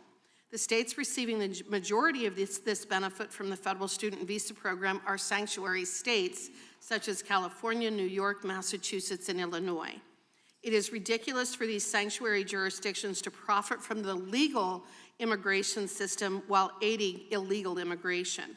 Secretary Noem, understanding that the student visa program is jointly run by DHS along with the State Department, have you considered applying scrutiny over student visas for students seeking to attend schools located within sanctuary jurisdictions? Yes, we are, and we're using the SEVIS program to do a lot of that work and partnership with the Department of State. I would say that the Department of Education has been very helpful as well in working with these universities and colleges to ensure that they recognize the benefits of being a student here in this country, being here on a visa, that it is a privilege that is afforded to those individuals, and that the cities in which they're located in should be working with federal law enforcement officers and public safety officials to ensure a safe environment for everyone. Well, I have introduced legislation. It's called the No Student Visas for Sanctuary Cities Act that would cut off student visas for schools located within sanctuary jurisdictions until they comply with federal immigration law and they certify that compliance. I would appreciate the opportunity to work with you to implement this much-needed check on these rogue cities and states. Would you commit to working with me on that? I'll work with you on that. Wonderful. One of the most dangerous consequences of the Biden-Harris border crisis is the rate and ease by which illegal aliens without basic qualifications like English language proficiency have obtained commercial driver's licenses or CDLs. President Trump's April 2025 executive order restored English language proficiency enforcement on our highways and rightfully brought heightened scrutiny to this issue. For example, over 50% of New York's non-domiciled CDLs were issued illegally to foreign drivers, while California has admitted to doing the same for approximately 17,000 non-domiciled CDLs. Unfortunately, these actions have tragically cost countless American lives, with many others being critically injured, including that beautiful young woman who just left the room. Secretary Noem, can you speak to how your department has partnered with the Department of Transportation and state and local law enforcement to help catch illegal alien truck drivers? Yeah, it's been a great partnership to help get this public safety threat off the roads. The Department of Transportation has jurisdiction over the actual CDLs and those driving schools, which some of them they've found and uncovered are fraudulent. They don't train anybody. They just hand out for a fee a driver's license to someone that they go and get on the road. And not only are they putting people in danger, but they're also undercutting our American workers. And truck drivers have lost their jobs because they can't work for as cheap as these illegal aliens do. And I would say, and Delilah's father's one of them. That's right. Said he can't pay his bills at 40 cents a mile, but these illegals can because they're on public assistance when they come, because they've been facilitated in, they don't pay taxes, and then they can undercut American workers for jobs. What else I would say is that we work with our local and state law enforcement where we can to do interdictions on our roads, to get as many of them off the road as soon as possible. I know the state of Indiana lost 6 people in just a very short period of time from these drivers killing innocent Americans and civilians. I'll just give you some stats from the state of Wyoming, the least populated state in the nation. Earlier this year, the Laramie County Sheriff's Office led a 3-day operation with support from ICE that resulted in 82 commercial trucks being stopped, 32 illegal immigrants arrested, and 51 tickets being written. How important are these types of federal-state partnerships to your operations when it comes to removing these dangerous actors from our roadways? Oh, they're very incredible because the state and local law enforcement know how to make these operations effective. They know where we should be, where these truck drivers are, how we should do enforcement, and we partner with them in a task force model to do immigration enforcement. Thank you for that, and I yield back. The lady yields back. Unanimous consent from the lady from Georgia. Thank you, Mr. Chair. I have a unanimous consent request since Secretary Noem claims not to be familiar enough with this case. From March 2025, a CNN article covering Rodney's story. From June 2025, a Fox article titled Protests as ICE Detains Disabled Atlanta Barber Despite State Pardon, covering Rodney's story. An article from September 2025 titled Detained by ICE, Gwinnett Barber with Amputated Legs Petitions for Release. And lastly, I'd like to also submit the letter that Ranking Member Jayapal, myself, and all of our colleagues sent to Secretary Noem in February. Without objection, the gentlelady from North Carolina is recognized. Thank you, Mr. Chairman. Secretary Noem, Hurricane Helene tore through western North Carolina almost a year and a half ago, killing more than 100 people and causing more than $60 billion of damage. 2 months later, Congress passed a bipartisan disaster package, which included $29 billion for FEMA Disaster Relief Fund covering several states. And yet, despite this, countless North Carolinians have spent 2 winters paying mortgages and taxes on homes that are unlivable and may not even exist anymore. They have been waiting in limbo for your department to sign off on recovery funding. And I know Representative Kiley raised similar issues in his state. North Carolina's counties have had to step up to fill in the gap, spending their limited taxpayer funds on recovery and repair, with the expectation that they would swiftly be reimbursed by the federal government. And yet, many of these counties have not been reimbursed until this week, but we'll get to that. Meaning that they have had to use all their money and not have money for their essential services, public schools, EMS, other public services, health care, and everything else. And I have met with some of the county executives who have struggled with their budgets while recovering from Helene. These delays in paying out this desperately needed recovery funds are simply unacceptable. And you heard that from my Republican senator, Senator Tillis, yesterday.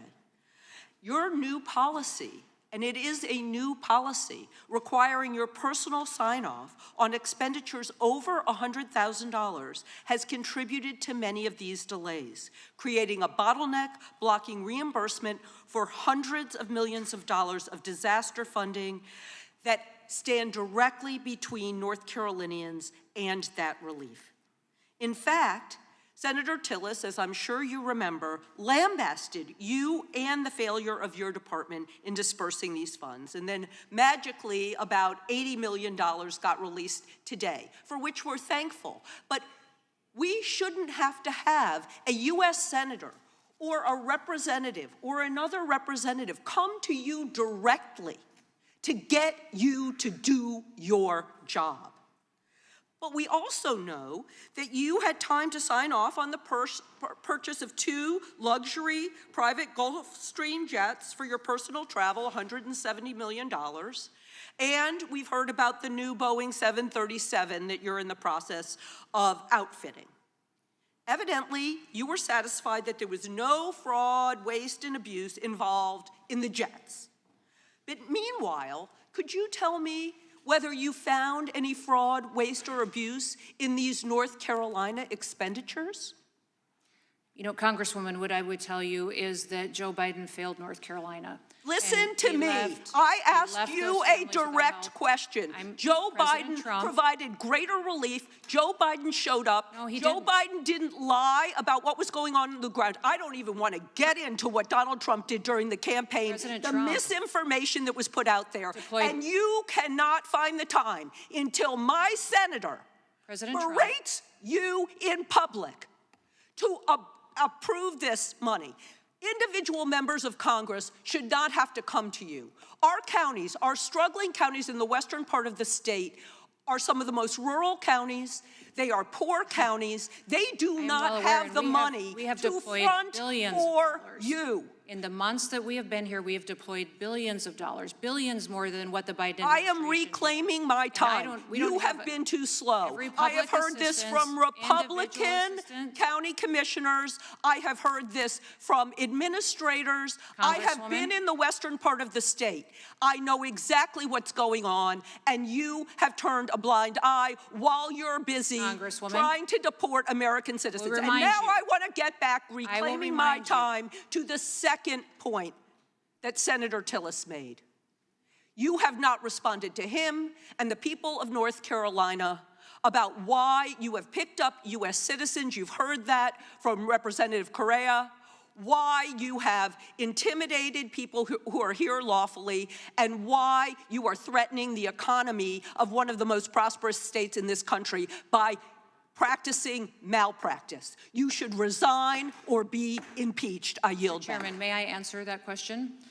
The state of North Carolina has received billions more in Helene relief disaster assistance than President Biden did. In fact, every single because we appropriated the money. Every project has been yielded back. Obligated. It's been paid out. The state manages the response, and those counties get their funding from the state, which has been allocated the FEMA dollars. The gentleman from Virginia is recognized. Thank you, Madam Secretary. Thank you for being here. The hypocrisy of my colleagues on the other side when they talk about appropriating money and yet refuse to appropriate money for your department. The gentlelady from North Carolina talks about doing your job. Would it help you do your job to actually have an appropriations bill passed by this House?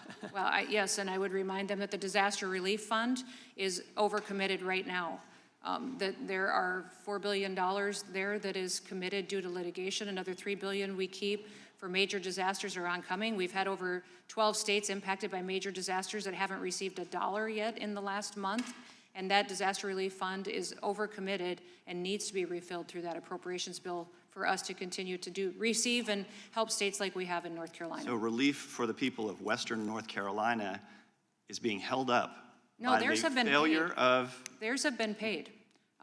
We have deployed billions of dollars. I have every month released hundreds of millions of dollars to North Carolina in projects where they've come in and improved the project, and it's at that stage to where it can be obligated to their state. Is preparedness... Will the gentleman yield for a question? No, I will not yield. Is preparedness for future disasters in North Carolina and other states being held up by Democrats who refuse to vote for appropriations bills that would fund your Right now, the department? department, because of the lack of funding, has to prioritize actions that are life and limb and you know, crisis situations. We aren't able to do training. We aren't able to go out and do the daily business work of contracting and grants. And Let me quote some more hypocritical Democrats who are refusing to vote for appropriations measures to fund Homeland Security, but are saying things about our efforts in Iran. Congressman Subramaniam says, we need to get serious right now protecting Americans in the Middle East. Does it protect Americans here in Virginia to not fund the Department of Homeland Security, or does it endanger their safety? it endangers this country when we don't fully fund the Department of Homeland Security. And I will tell you that it endangers us because the whole world knows that this Congress is not funding Correct. the Homeland Let me quote another Department Virginian, right Don Telling Beyer. those who hate us the most overseas know right now this department does not have money to defend us. Let me quote Congressman Don Beyer, who says that there's a shocking failure of leadership that needlessly puts American lives in danger to be active in Iran right now. What kind of danger does it put American citizens in right now to fail to fund the Department of Homeland Security? Every day this country faces threats, and the department sees them, stops them. When you hear no bad news, that's a good day for us. That means that we've done our work and we've stopped threats, and millions of those happen every single year that our agencies are working on. When we don't have the funding to have every single person on their job and on task, that makes us vulnerable. And again, the hypocrisy blows my mind when Senator Mark Warner, co-chair of the Intelligence Committee in the Senate, says that the president is putting American lives at risk in Iran. What kind of risks is Senator Warner putting Americans in when he fails to vote for a Department of Homeland Security funding bill? Well, and Iran has said that they will retaliate. And we know how they have threatened us, how they've threatened us on our homeland, and they've threatened our leading officials as well. So those threats are very real and exist, and we are on a tempo that is higher than usual. And let me talk about my own governor, Governor Spanberger. Just a few weeks ago, an alleged MS-13 gang member, Christian Medrano Umanzor, was arrested in Strasbourg. Thanks to the cooperation of local law enforcement with ICE, officers were able to confirm that he was wanted on a detainer. He's now in custody of ICE on a charge of illegal reentry. But late last month, Fairfax County Police Department charged an illegal alien, Abdul Jalla, with fatally stabbing Stephanie Minter at a local bus stop. He was arrested over 30 times for various crimes, including rape, malicious wounding, assault, and larceny. But our governor now says that she demands a judicial warrant before she will cooperate with ICE on this. That is remarkable to me that she would be putting Virginians' lives at risk and risk releasing this man back into the Fairfax County community. Talk about how a judicial warrant is different from an administrative warrant and what that would do to your ability and the ability of your department to enforce our immigration laws, to remove dangerous illegal aliens, and to protect the citizens of Virginia. Yeah, administrative warrants are the legal tool that we have been given by this body to go out and do immigration enforcement. And we've, in over 400,000 different instances, used those effectively and very rarely used them to ever go into somebody's home. But in that situation in Virginia, the people that live there should be alarmed that they don't have a governor that can make a common sense decision like that we would not want someone like that on the streets impacting the safety of the citizens of Virginia. You've had a dramatic downgrade in governors recently. I feel terrible for the people that live there. I'm sure that by the next election they will choose better. Thank you. Mr. Chairman, a unanimous consent request. The gentleman is recognized. Enter into the record a tweet from the Department of Homeland Security responding to the gentleman from New York, Mr. Nadler's claims earlier. Yep, without objection. Gentlelady from North Carolina for unanimous consent. Yes, I have three, Mr. Chairman. I ask for unanimous consent to enter into the record a climate power article titled Kristi Noem Gutted Disaster Response. Objection. And then a unanimous consent request to enter into the record a Guardian article titled A Bar, Kitchen, Flat Screen TVs, $70 million DHS is eyeing for deportations. Objection. And then the last one, a press release by my colleagues on the Appropriations Committee, DHS Secretary Kristi Noem spends $200 million taxpayer dollar money for a pair of Gulfstream private jets. Without objection, gentleman from Vermont is recognized. Thank you, Mr. Chair. Secretary Noem, I want to start with your testimony in front of Congress last year. You said, quote, "I think it's shameful to see the defense of individuals who break our laws. We are a nation of laws. If we are not a nation of laws, we are no nation at all." Do you stand by that? I do. We are a nation of laws. And obviously, in a nation of laws, agencies have to comply with lawful court orders.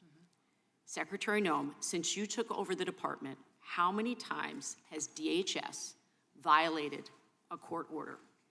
We always comply with federal court orders. I believe the instances that you're talking about are times when a judge has issued an order and notification came to us in a period of time that was a large enough gap to not meet the deadline. So we may have missed Secretary a deadline. Noem, if I but could, never violated if I a could, court Secretary order. Noem, We've always I have followed the those numbers federal handy court right orders. here because last week a federal judge appointed by George W. Bush identified 210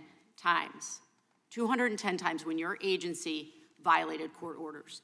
And one judge has said about ICE has likely violated more court orders in January of 2026 than some federal agencies have violated in their entire existence. Now, Secretary Noem, you have said repeatedly that your department is, quote, following all court orders. But just because you keep saying it does not make it true. And Americans aren't stupid, and they can see what is happening, and judges are also sounding the alarm. In a case where you attempted to deport Ramesa Öztürk because of her First Amendment protected rights, First Amendment protected speech, the judge said that you and Secretary Rubio had engaged in an unconstitutional conspiracy and that you both failed in your duties to protect the Constitution. And frankly, those words are absolutely shocking. And the reality is that you refuse to acknowledge, and you're doing it here today, you refuse to acknowledge that your agency has broken the law. Since you have been at the helm of this agency, has anyone at DHS lied to a federal judge? No, we comply with all federal court orders.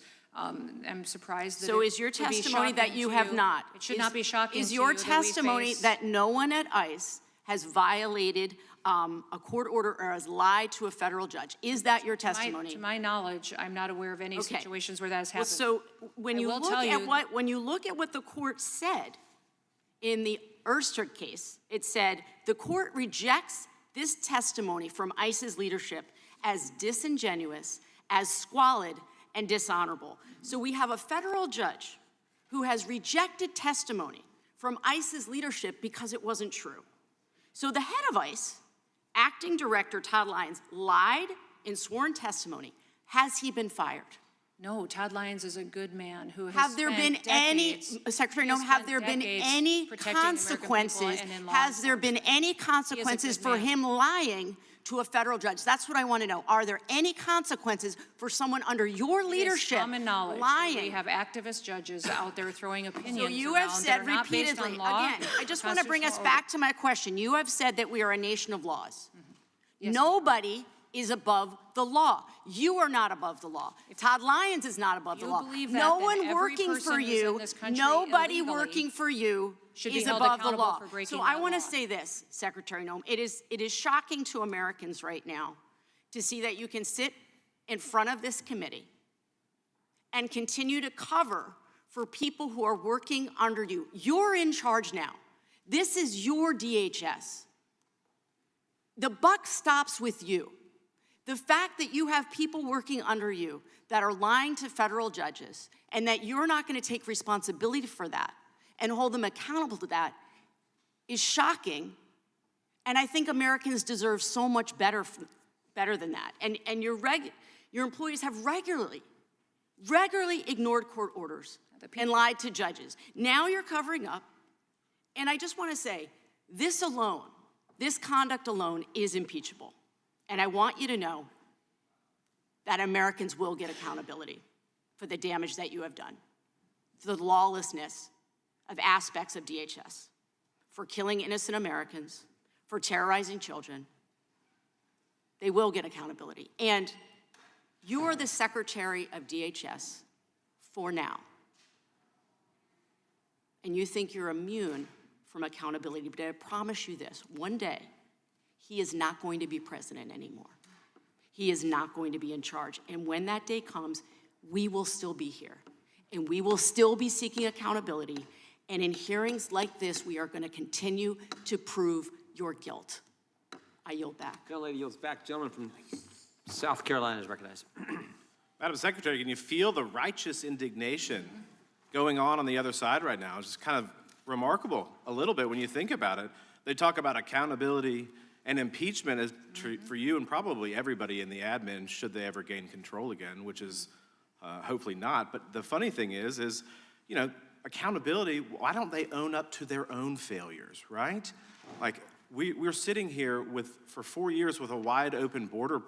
The former ranking member, not the current one, but the former one said that we were imagining a border crisis. Do you think that we were ever imagining a border crisis, Madam Secretary? No, not at all. In fact, we lost 4,000 lives because of that invasion, of people coming into the country and that mass invasion that we saw going on. And 30% of the young girls and women were raped during that invasion as well. They never speak of that. The amount of people who lost their lives now we because of fast that forward on were victimized. On accountability, Madam Secretary, we talk about accountability.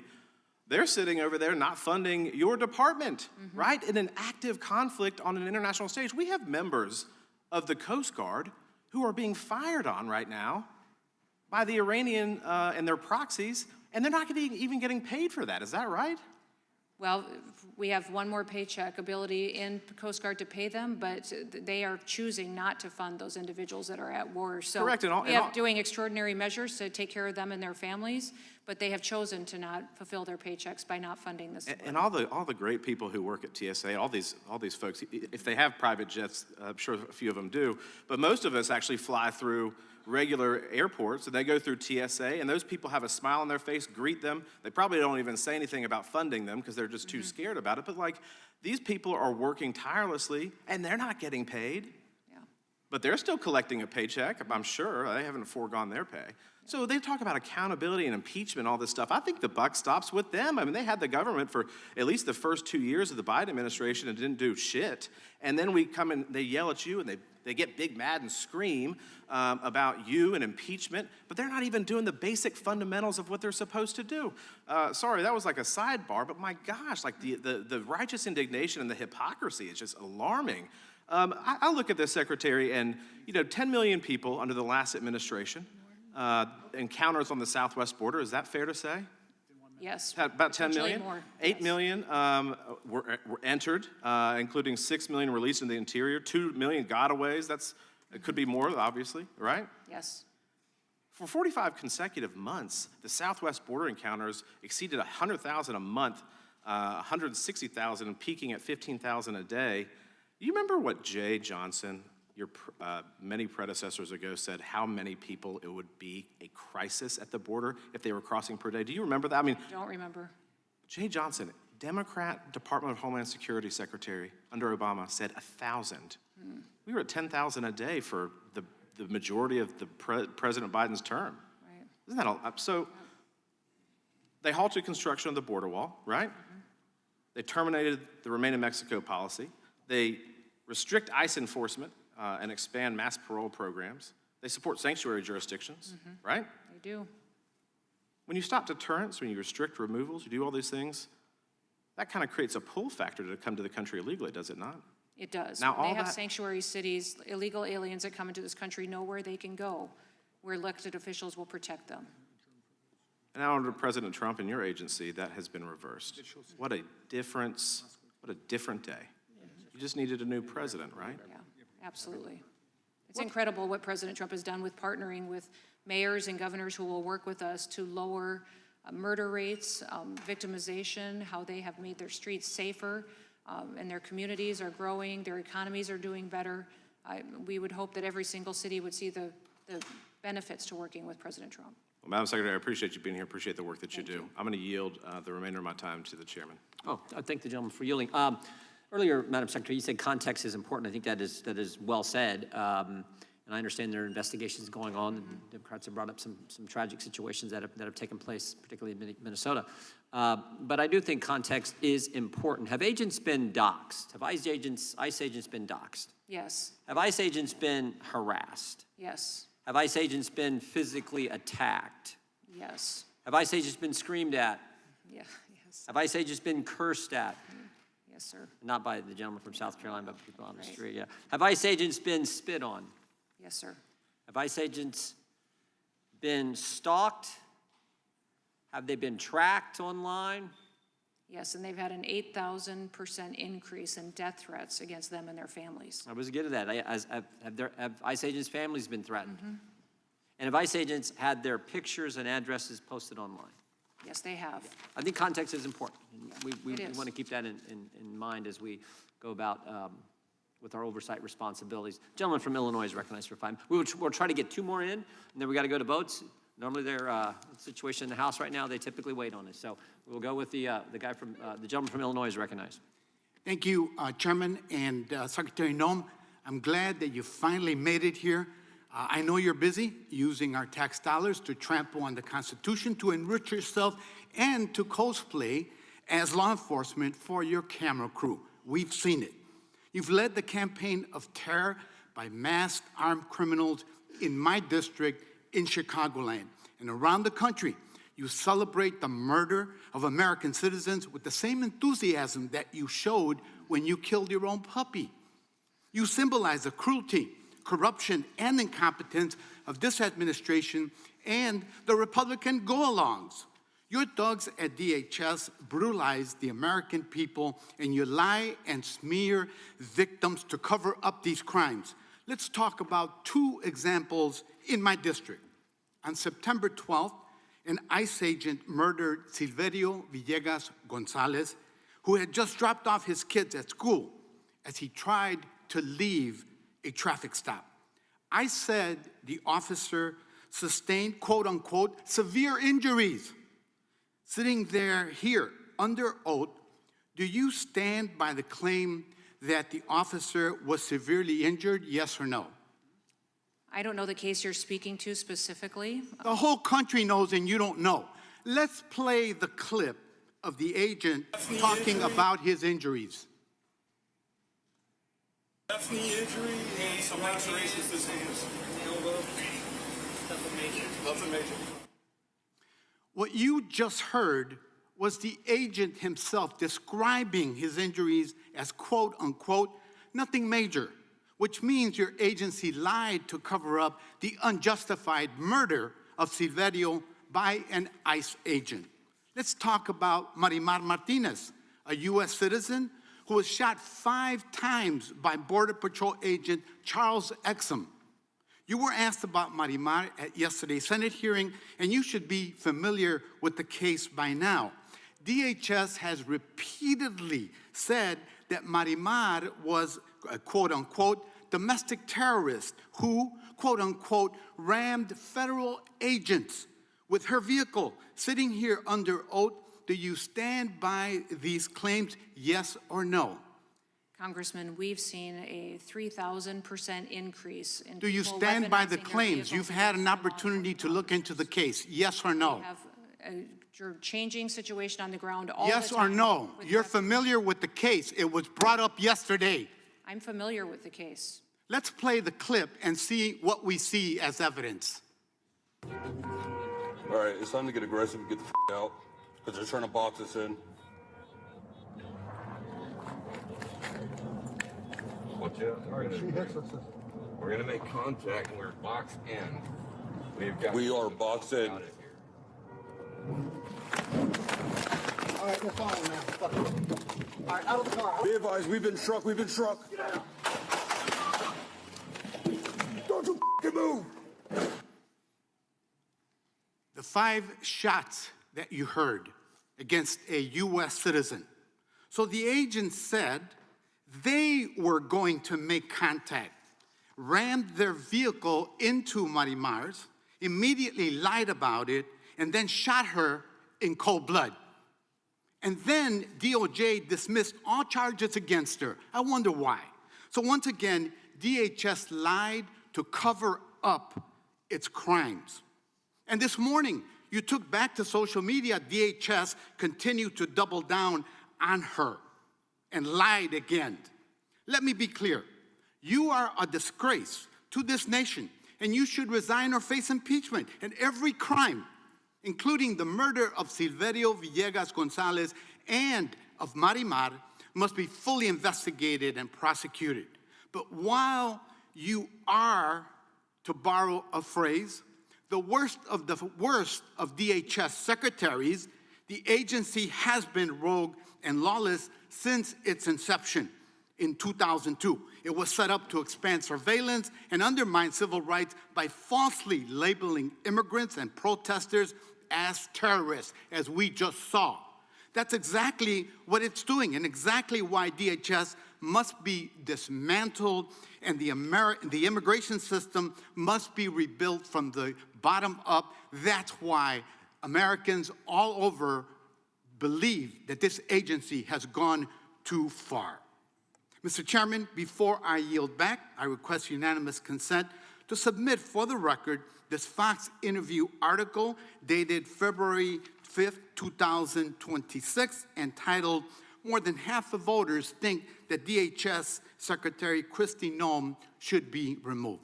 And with that, I yield back. Without objection, Madam Secretary, I have one more, then we'll have to take a break for votes, then we'll come back for a few more members to ask their questions. Gentleman from North Carolina is recognized.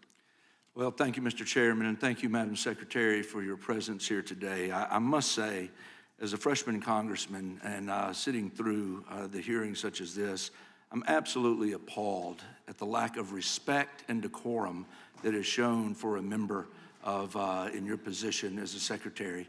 And I apologize for that. And let me say also, on behalf of North Carolina, thank you. Thank you for serving. Thank you for your leadership. Thank you for your commitment and your passion to your job and what you are doing. And over the past year, you and I know that liberal activists have taken to the streets to protest ICE and Border Patrol, often impeding law enforcement in the process. And among these protests, I'm curious whether you've ever seen the left express anger at the individuals that I have pictured here, or for the people I have pictured here in my hand. This is Fletcher and Schuyler, you may recognize. This is a couple from my state of North Carolina. They were killed in a head-on crash, and the suspect is an illegal alien with a prior DUI. Secretary Noem, are you aware of any protest or of outrage over the deaths of Fletcher and Schuyler? No, I'm not. This is Nate. He's a 21-year-old student at the University of South Carolina. He was killed by an illegal alien in a hit and run. Secretary Noem, are you aware of any protests to lock up his killer? No, I'm not. This is Ruby. She's 25 years old. She was killed by an illegal alien who shot her in the head and dumped her body on a Michigan highway. Secretary Noem, have you heard of any calls for her killer to be punished and deported? I'm not. No. And this is Ivory. Ivory is 7 years old. She was killed by a drunk driver who was in our country illegally. Secretary Noem, are you aware of any protest to lock up her killer? No. The answer, of course, is no. And as I've watched the pictures of the angel families here, how my heart has broken in just witnessing and watching and seeing the pain and hurt that you have felt, and thank you for your time and your efforts in being here today. There are dozens more Americans who have lost their lives at the hands of illegal aliens who should never have been in our country. But the media and the Democrats seem to want us to forget them. And the bottom line is clear. Democrats have it backwards. Rather than demand justice for these Americans, they defund law enforcement officials tasked with ensuring their killers are sent out of our country. Right there in Charlotte, North Carolina. Let's take a moment and look at some of the people that the Democrats have shut down the Department of Homeland Security so these could stay in our country. These on this board right behind me are just examples from Charlotte, which I represent a small part of. Humberto Pizzada Rodriguez, a known MS-13 gang member from Honduras convicted of trespassing, public disorderly conduct, giving false information to a police officer, and 3 counts of illegal entry. Hector Maldonado Garay, a previously removed criminal alien from Honduras, convicted of 3 counts of simple assault, 1 count of aggravated assault and shoplifting. And Jordan Renato Castilla Chavez, a criminal alien from Costa Rica arrested for indecent liberties with a child, first-degree exploitation of a minor, attempted statutory sexual offense with a child less than 15 years old, and solicitation of a child by a computer. Secretary Noem, these are just 3 examples of dangerous individuals arrested by DHS during Operation Charlotte's Web just this past November. And do you think average Americans want MS-13 gang members on their streets? No, they don't, and we were proud to do that operation. 1,379 individuals were arrested and detained and removed out of that community, and it's much safer today. And every day we see Democrats and left-wing activists spend more time advocating for these criminal aliens than for American victims, which was exactly the president's point in his State of the Union address that drew the picture for the entire country. I have so much more I could talk about, but my time is up. Again, Madam Secretary, thank you for your service. Thank you for your commitment. And on behalf of North Carolina, I thank you. With that, Mr. Chairman, I yield back. Gentleman yields back to our angel families. We're going to take a break now. And if you have to leave, I understand, but we really appreciate you being here, and we God bless you for what you've had to endure as a family. Secretary, we will take a break, 30 minutes more or less, and we'll be back as soon as we can. With that, the committee stands in recess.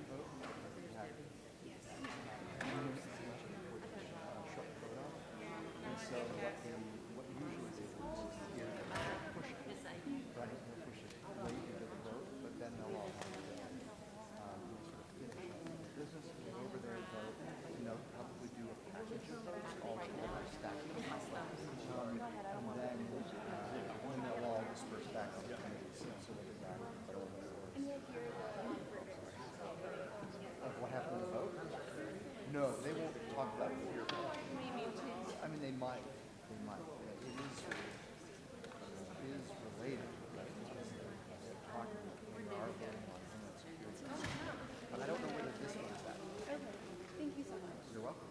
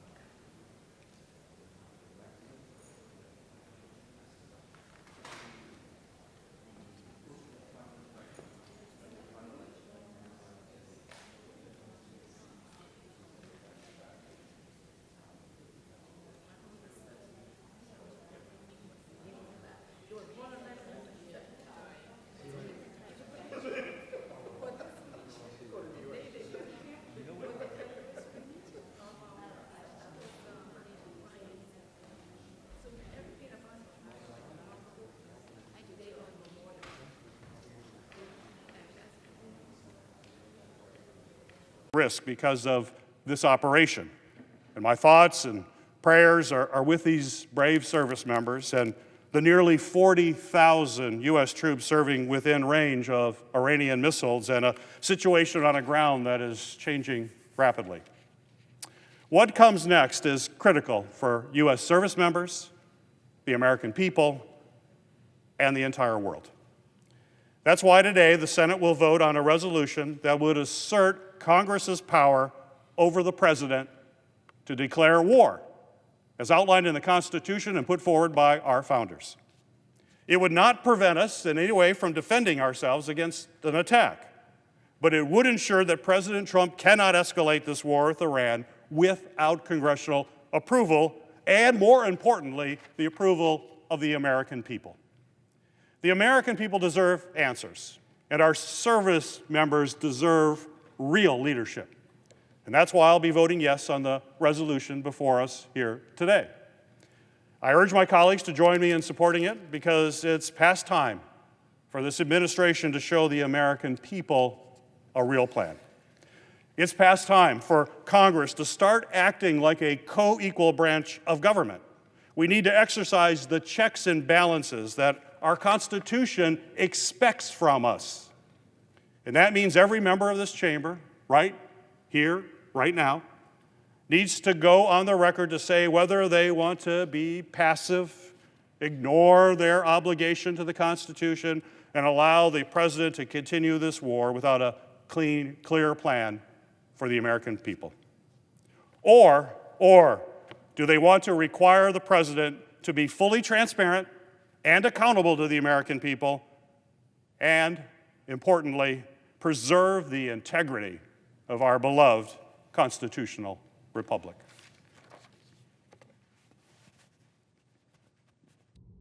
President, I yield.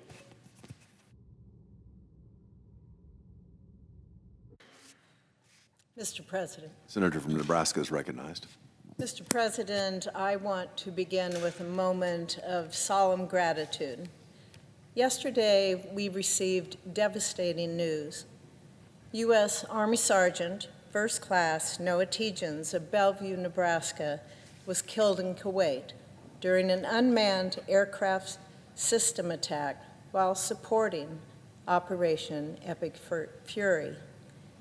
He was assigned to the 103rd Sustainment Command out of Des Moines, Iowa.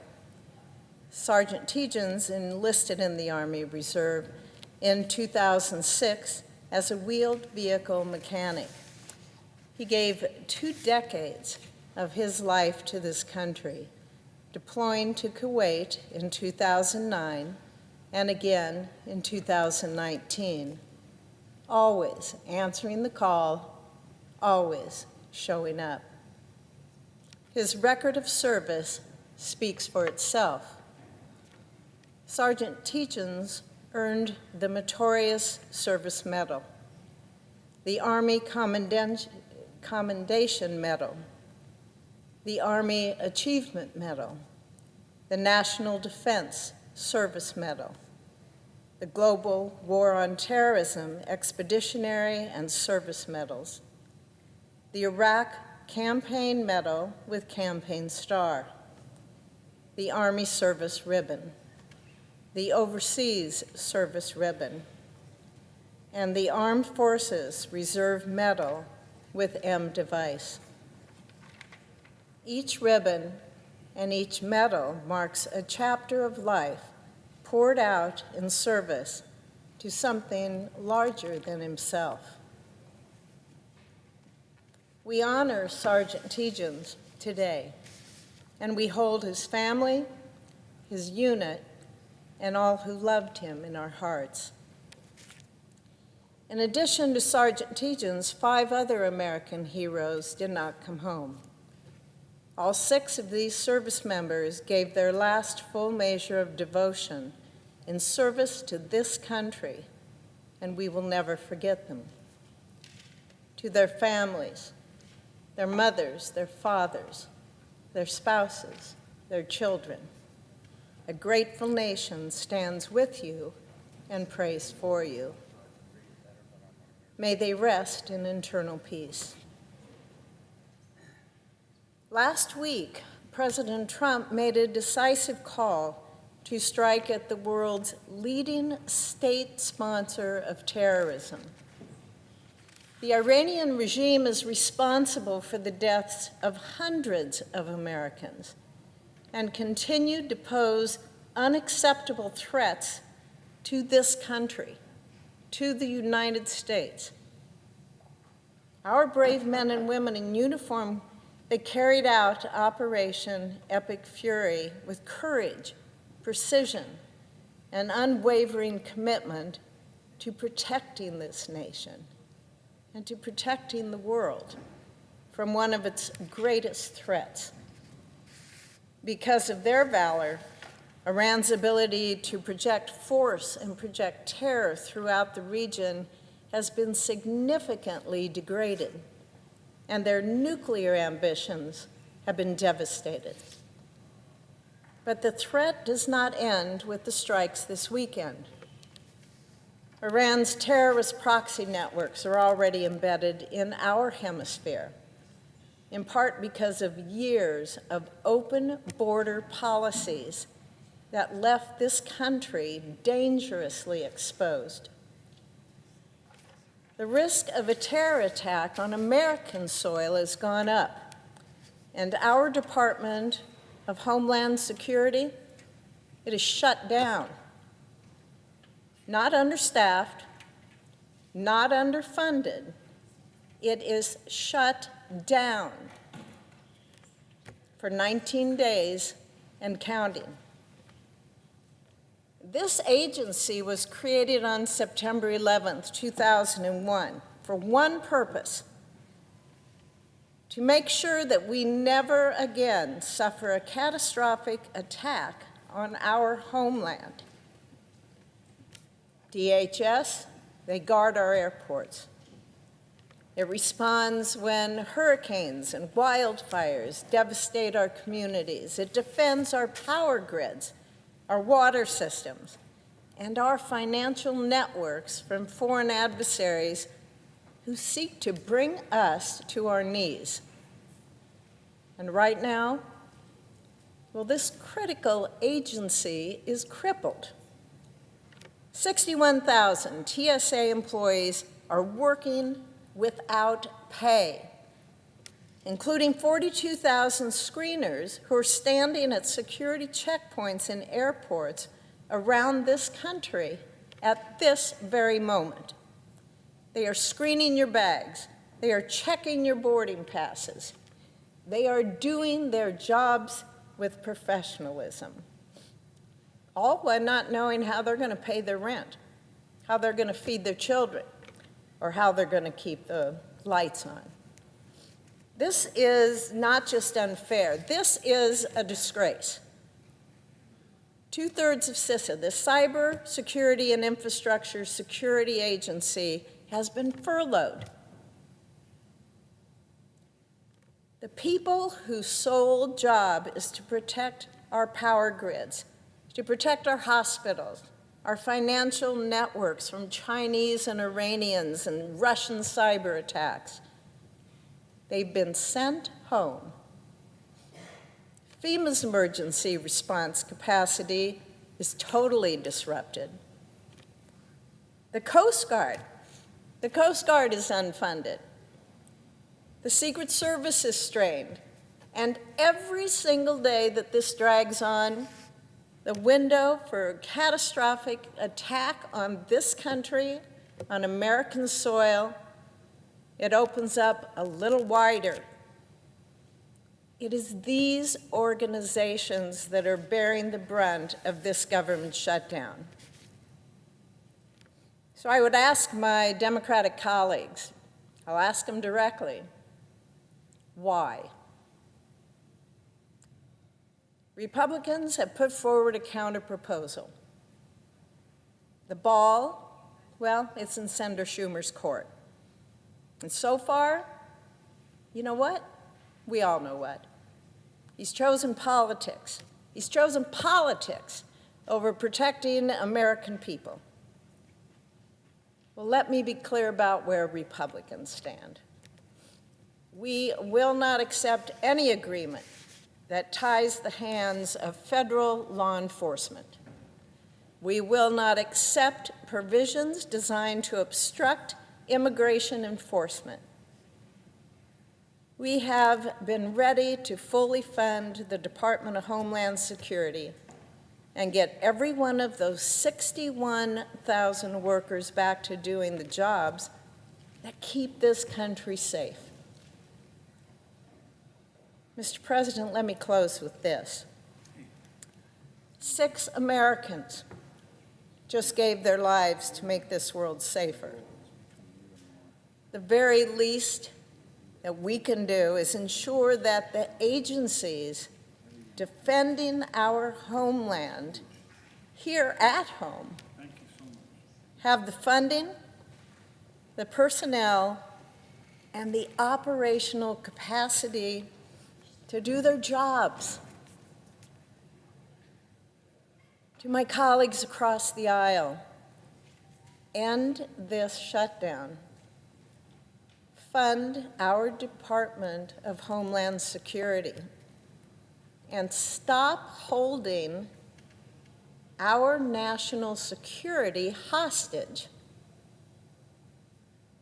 To the American people, know that there are those of us who will not stop fighting until every agency charged with protecting this homeland is fully funded, fully staffed, and fully focused on our safety.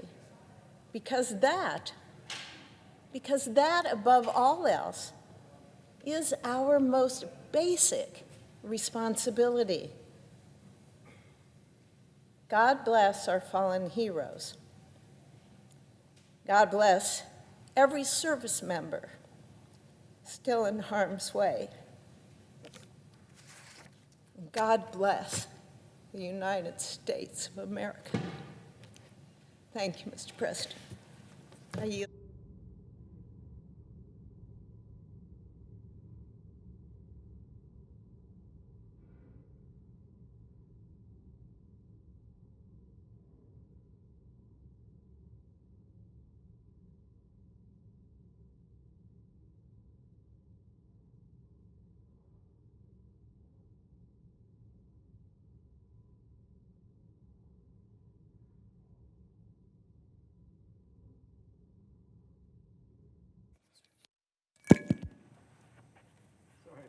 Mr. President. Senator from South Carolina is recognized. Thank you. I want to associate myself with the remarks from my colleague from Nebraska, Senator Fisher, and to the presiding officer. I really want to thank you for all the leadership you provided in this crucial time. What I'd like to do to start with is read a letter that was sent by Admiral Cooper to all those participating in Epic Fury. And as a commander, he wanted to let everybody know in these operations sort of what's at stake. And if I can, I'll read it. To America's extraordinary sons and daughters deployed around the Mideast. By order of the President of the United States, we're embarking on a mission of profound consequence. The time for preparation is over. The time for action has arrived. As we move from deterrence into active combat, I write to tell you that I'm honored, and I am here to serve you all. The most exceptional soldiers, sailors, Marines, airmen, guardians, and Coast Guardmen on earth. Some of you are stationed in the Mideast. Many of you have been deployed overseas on short notice. Others have been extended on deployment for this crucial mission. You represent the strongest, most lethal warfighting force the world has ever known. You will selflessly serve our country and make us very proud. Since 1979, the Iranian regime has killed and wounded thousands of Americans and continue to threaten America and our friends. Today, by your courage and grit, you will change the course of history. My guidance for you is simple. Be relentlessly lethal. In the heat of conflict, remember who you are. Let your conduct be professional as your aim is precise. Take care of your teammates, the men and women on your flanks, in front of you, and those at your side. Your guardian angels, be there. Steady your resolve. Combat is inherently chaotic. The hours, days, and perhaps weeks ahead will challenge you. There will be noise and confusion. Fall back on your training. It is the best in the world. You're the shield of the free world, and today you're as sharp as sword. As the eye of the world fixes upon you, stay safe and Godspeed. Mr. President, I'd like to introduce this into the record. Objection. That letter was sent to everybody involved in Epic Fury. 6 people received this letter that have been killed in action. This letter is a statement by the commander that what you're doing is righteous, what you're doing is long overdue, what you're doing will make your country safer, and the eyes of the world are upon you. I would like to say this. I've never been more proud of our men and women in the military than I am now. And that's true every day, but particularly now. They have been tested by the sting of battle. 6 have fallen, and God bless them. The best thing you can do for a military unit when they suffer losses is to make sure the struggle continues and the sacrifice is not in vain. That's what they want. They accept the risk of injury and death. They cannot accept and should not have to accept anything less than victory. So, a couple of days into this conflict, 3 or 4, we've lost 6 and more may follow. To the families of the fallen, your loved ones died nobly in the service of their country. The enemy that we're facing, Iran, is the largest state sponsor of terrorism on the planet. They have been killing Americans by the thousands since 1979. In 1983, 220 Marines, I think 18 sailors, 3 members of the Army, were killed in Lebanon by Hezbollah, a proxy of the Iranian regime, in a bombing against the Marine barracks. We withdrew. We never held those responsible accountable. I love Ronald Reagan. He was a great president, but that was his biggest mistake. So we're here to settle the account with the Iranian regime after months of trying to negotiate an outcome to avoid conflict that would prevent Iran forever having a nuclear weapon, would lessen their ability to produce missiles that could hit our homeland and terrorize the region, to stop their funding of terrorist organizations like Hezbollah, Hamas, and the Houthis. It was clear during those negotiations that Iran is wedded to its agenda. The Ayatollah is a religious Nazi. He's no more likely to give up his agenda than Hitler was. What does he want? Listen to what he says, not what I'm saying. He says death to America, and he means it. Well, he can't say it anymore because he's dead. But there are others in Iran who keep saying it. He wants to purify Islam, the regime does. There are radical religious fanatics that believe there's only one way to worship God, and that's through the Shia way. That Sunnis in Saudi Arabia are the worst offenders in their eyes. So they have a goal to purify the faith of Islam, to create an international caliphate built around an extreme ideology. That extreme ideology will allow a 16-year-old girl to be taken off a bus, beaten to death because she didn't wear a headscarf right. That happened. There are cameras all over Iran, particularly Tehran, making sure that as the car goes by, that the woman is covered. These people are fanatics. They throw gay people off buildings. They will not tolerate any other form of religion. They killed 32,000 people in the last couple of months who've had it with the Ayatollah. People are tired of living the way they have to live, Mr. President. They're tired of having daughters killed for just not wearing the headscarf right. They're tired of an economy that's broken and a regime that just wants to destroy the region and is built around a cult of death. People ask me what happens next. There's zero chance that the Ayatollah and his henchmen would ever be our friends.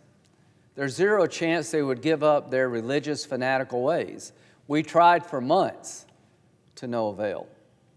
Those that follow, I think it will be better for us. Why not say that? If you look at the protesters and consider them no different than the Ayatollah, then that's an affront to them. They're out in the streets risking their life, not to have more oppression, but have less. Do you really think these people who've taken to the streets want to continue this regime as we know it? Isn't that an offense to them? But when the regime falls, and it's not if, it's when, the people of Iran will have a new chance, I hope, to start anew. I don't know what will happen, but I know it will be their decision. It's not our decision. America's not going to go in and run Iran. We're going to try to take down a terrorist regime that is bent on our destruction. They've been building missiles 100 a month. The goal is to hit us. They've been supporting Hamas, Hezbollah, and the Houthis since 1979 to kill Americans. The IEDs used in Iraq and Afghanistan coming out of Iran aimed to kill thousands of American servicemen. And they were made by the Iranians, the Iranian Revolutionary Guard and Quds Force. This regime is a cult of death. October the 7th was designed to stop Israel and Saudi Arabia making peace, the biggest change in 1,000 years. I worked with President Biden and his team to build on the Abraham Accords, to have Saudi Arabia recognize Israel, which would end the Arab-Israeli conflict. We were close, but October the 7th attack that killed 1,200 innocent Israelis, slaughtered people, raped women, cut children's heads off in front of the parents, was designed to stop that process. And since October the 7th, Israel has been in a state of constant war and conflict. Hamas is just about done. And President Trump, after trying through diplomacy, made a decision to call the question on Iran. I talked to him a lot. Midnight Hammer was a very successful military operation to degrade and obliterate the nuclear ambitions of the Iranian regime, and it worked. But it wasn't very long after, Mr. President, they were right back at trying to restart it. I think President Trump came to conclude that there's nothing he can do, there's no deal to be had with the religious Nazis. And thank God he concluded that. Can you imagine a year from now if we'd left this regime intact? 100 missiles a month, more capability. The money from the JCPOA agreement with Obama and Biden was used to fuel their war machine, not roads, bridges, and hospitals. These people the regime could care less about the people. They have a religious agenda to dominate the world. Hitler wanted a master race, Mr. President, believing the Aryan race was superior to everybody else, and he literally wrote a book about killing all the Jews. Nobody believed him. They should have. This regime, since 1979, has openly embraced a cult of death, and they've acted on that cult of death. President Trump, after a sincere effort to bring this conflict to a peaceful conclusion, concluded that to continue to allow this regime to move forward would put America at unacceptable risk, and he was right. So here's where we find ourselves. Operation Epic Fury is off to a great start. The Ayatollah and his inner circle are dead. They're dead because they chose not to negotiate. There's no deal to be had with Hitler in World War II, and there's no deal to be had with the religious Nazis. Everybody in Iran is not a religious Nazi, quite the opposite. Most people in Iran are dying for a better life, and some have literally died to have a better life. So this operation is ahead of schedule.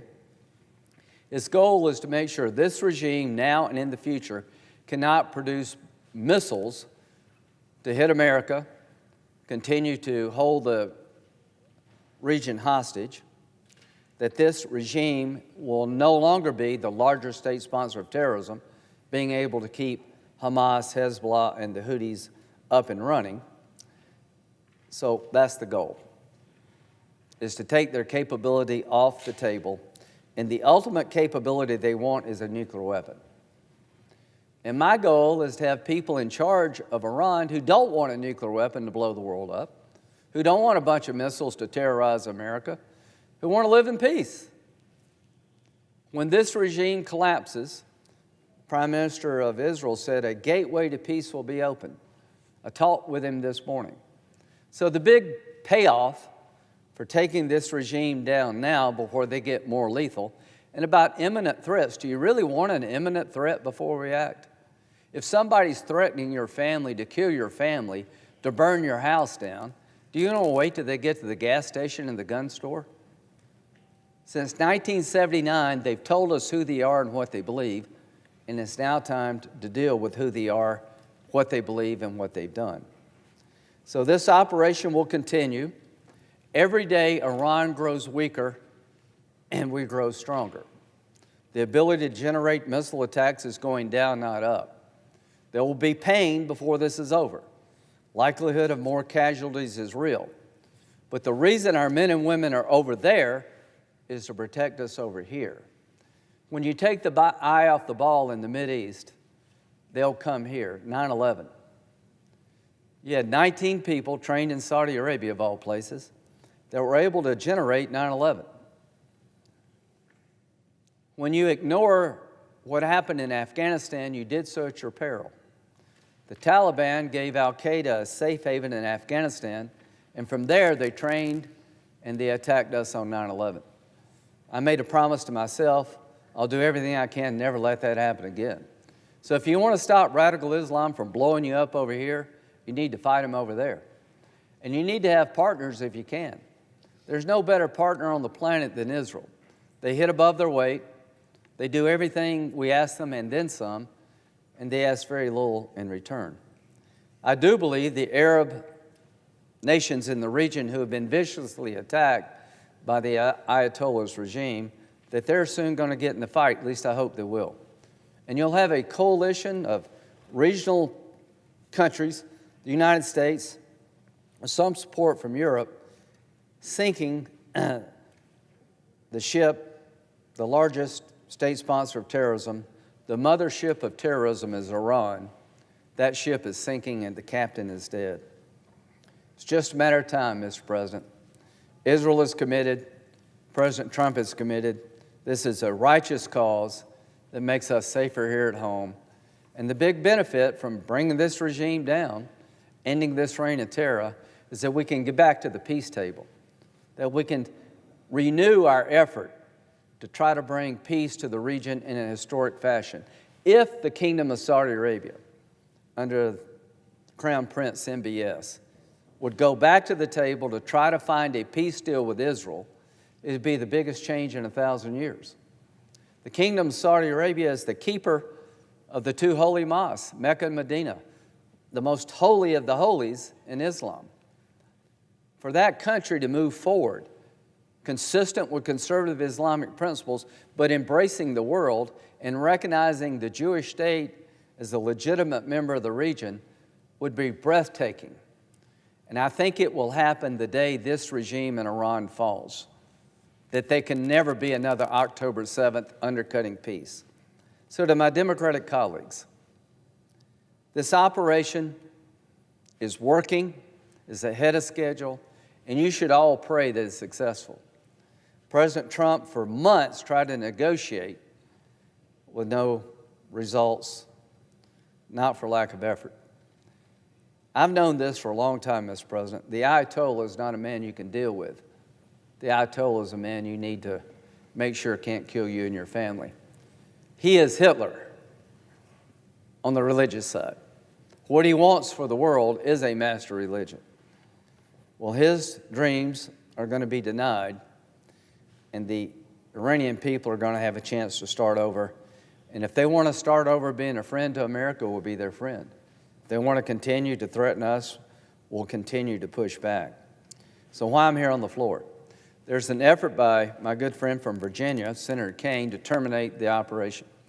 The War Powers Act was passed years ago by the Congress, saying that after 60 days, any military operation not approved by the Congress must come to an end. That's just blatantly unconstitutional.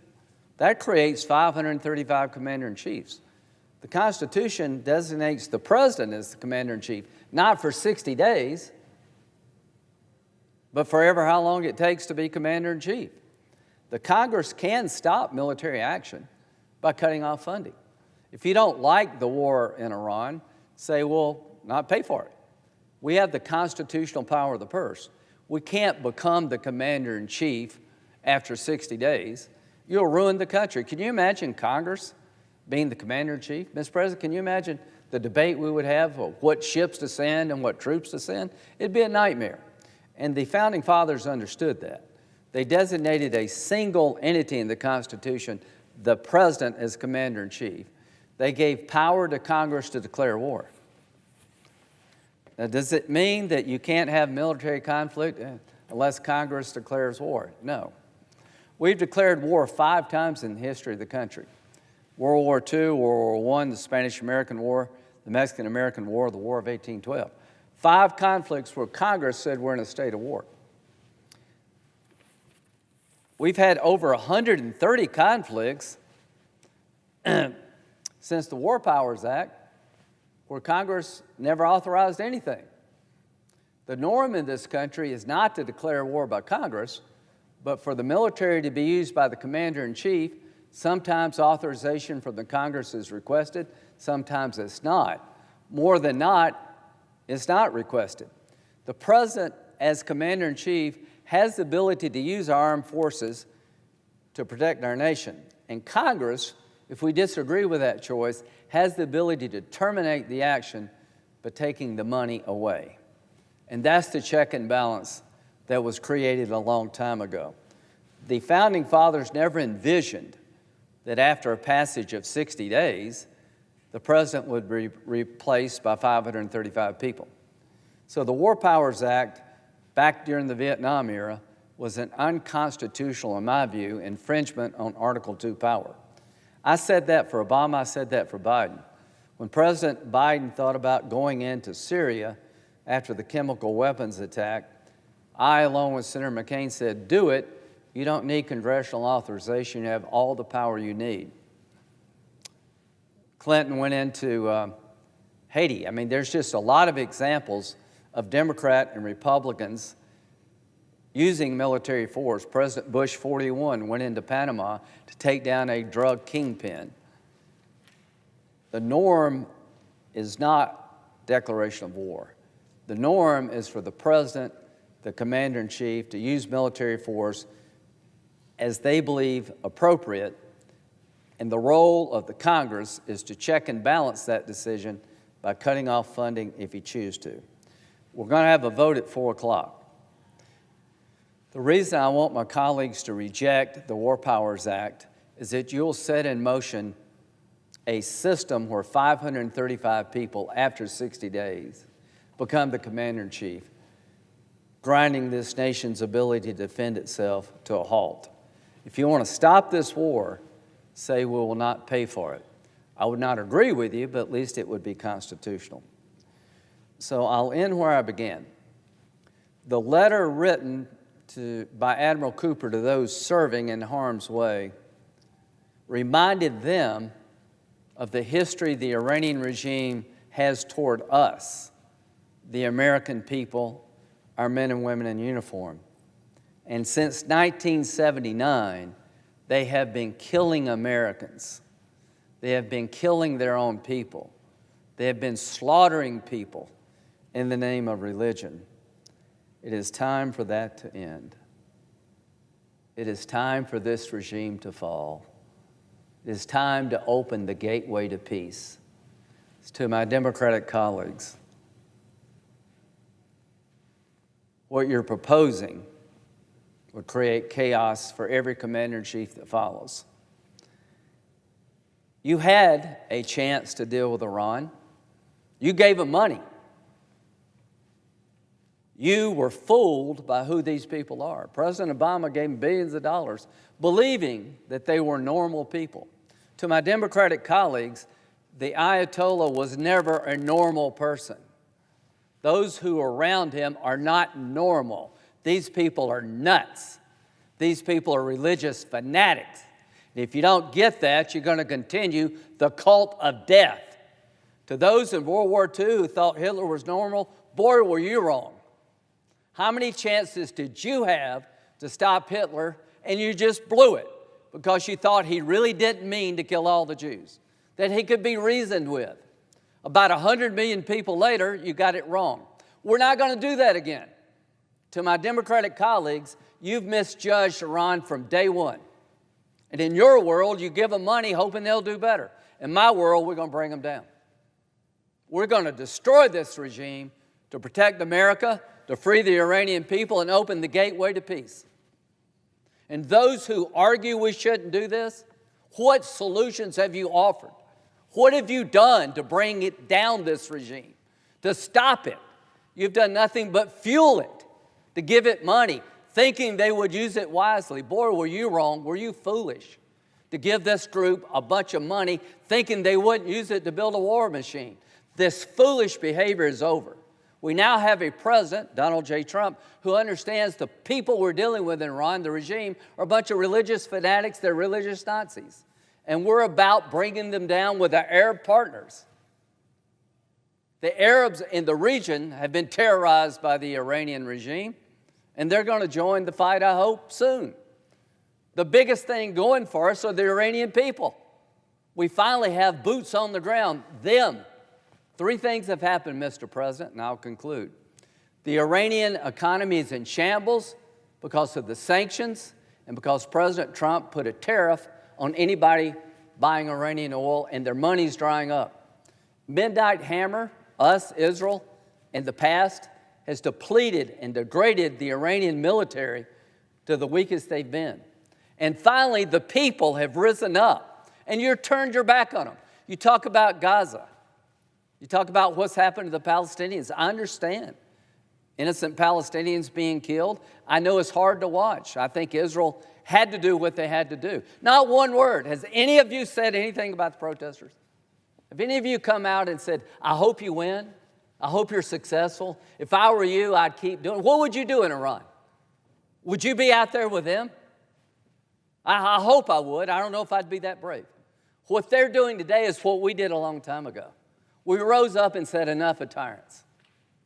These people, the protesters, are the best among us all. And what have you done to have their back? What have you done to encourage them? Nothing. All you want to do is talk about what we can't do. You want to make sure the oppressor stays in power. If we have to depend on you to fight evil, it never will be fought.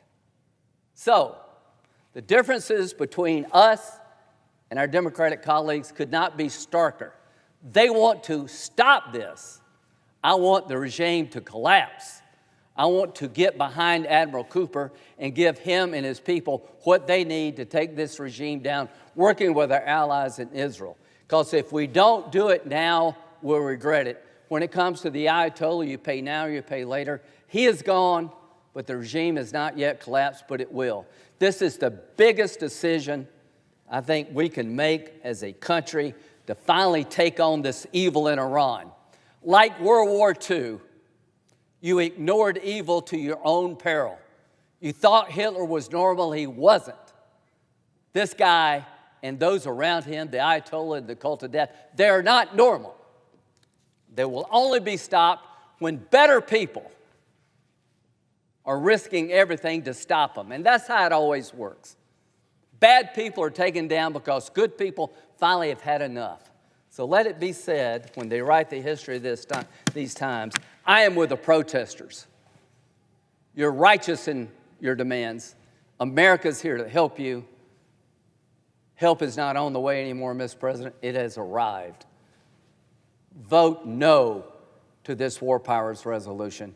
It is an affront to our constitutional democracy, and to my Democratic friends, you should be ashamed of yourself not embracing the righteous nature of the Iranian people's demand. I yield.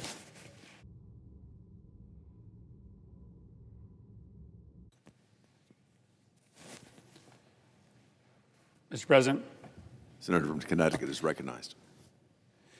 Mr. President, the difference between Democrats and Republicans is that Republicans have learned nothing from decades of American hubris in the Middle East, believing that U.S. troops, U.S. planes, U.S. guns, and U.S. bombs could fundamentally change realities in a far-off land. Democrats have learned our lesson.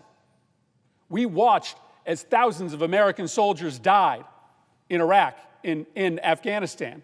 We listened to Donald Rumsfeld say that the Iraq war would be over in 5 days, 5 weeks, maybe 5 months.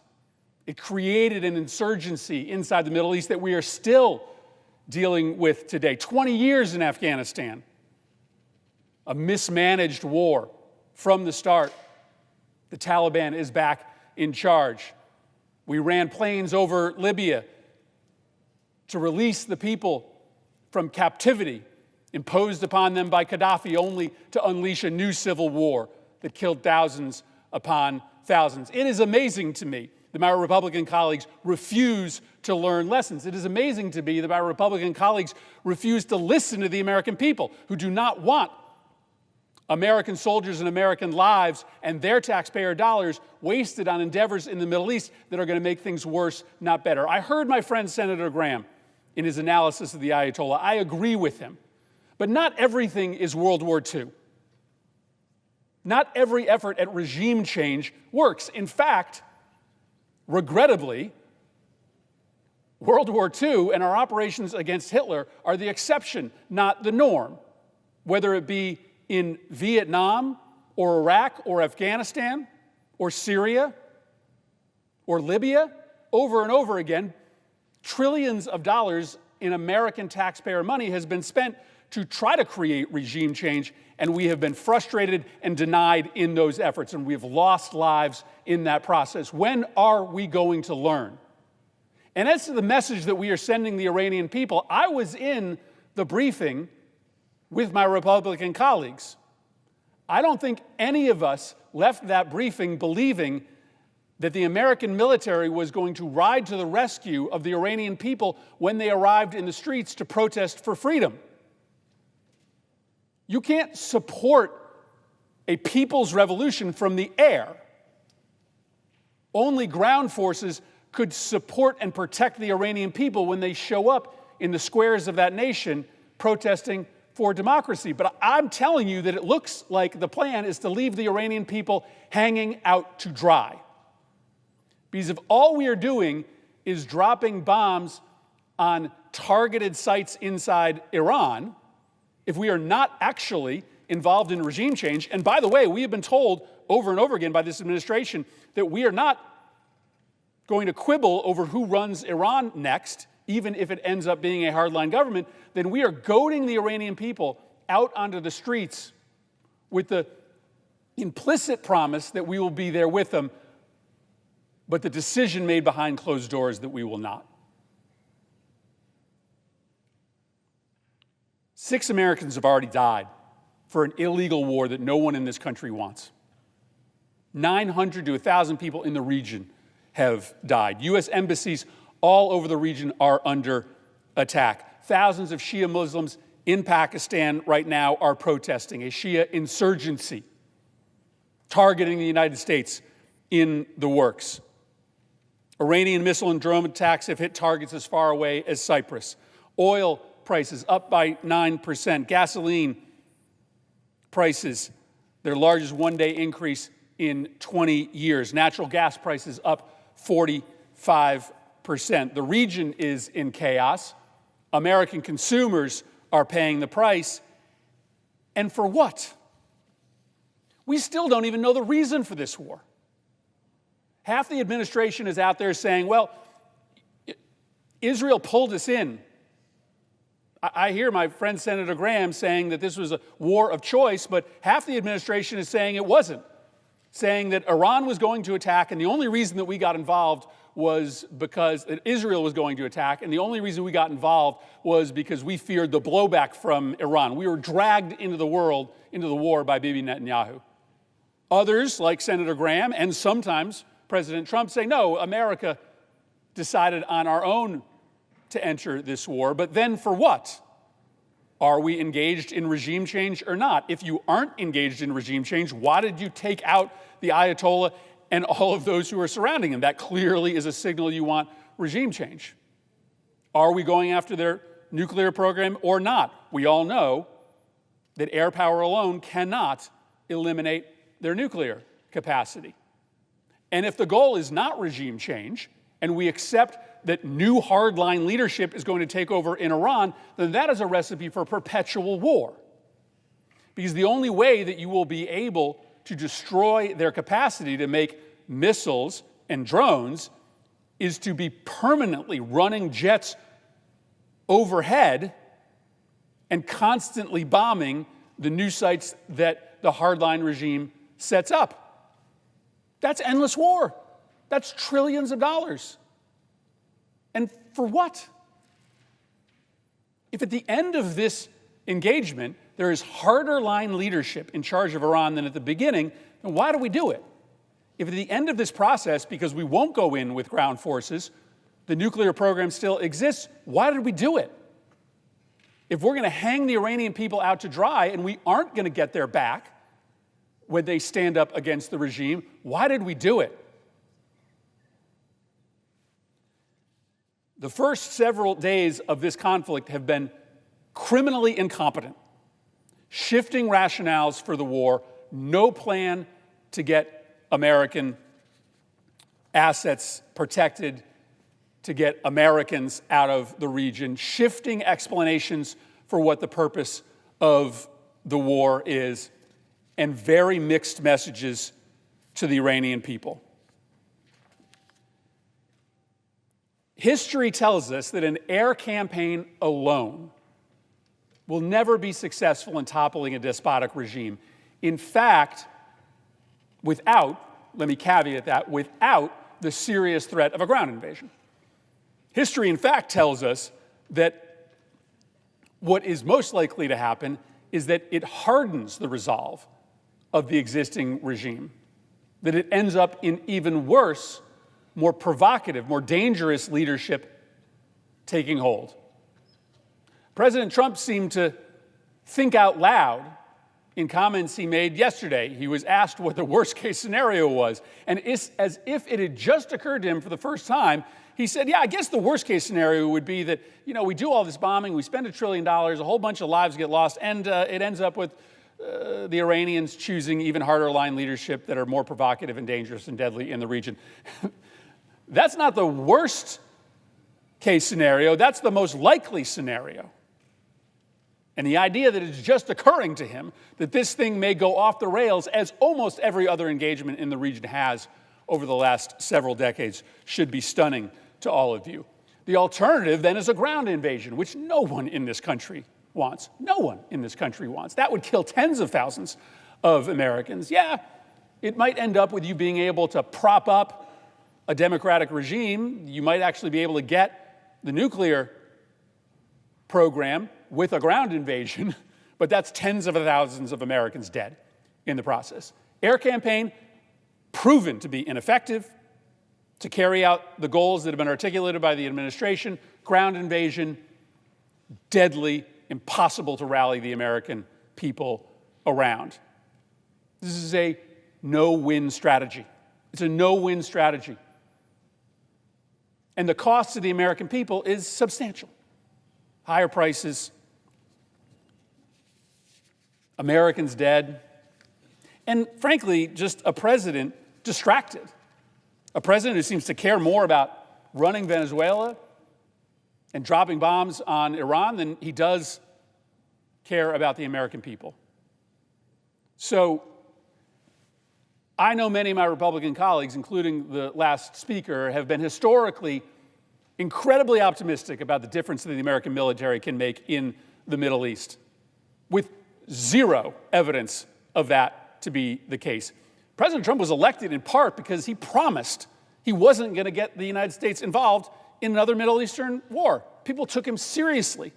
And now he's gotten us involved in the most significant new conflict in the region in decades.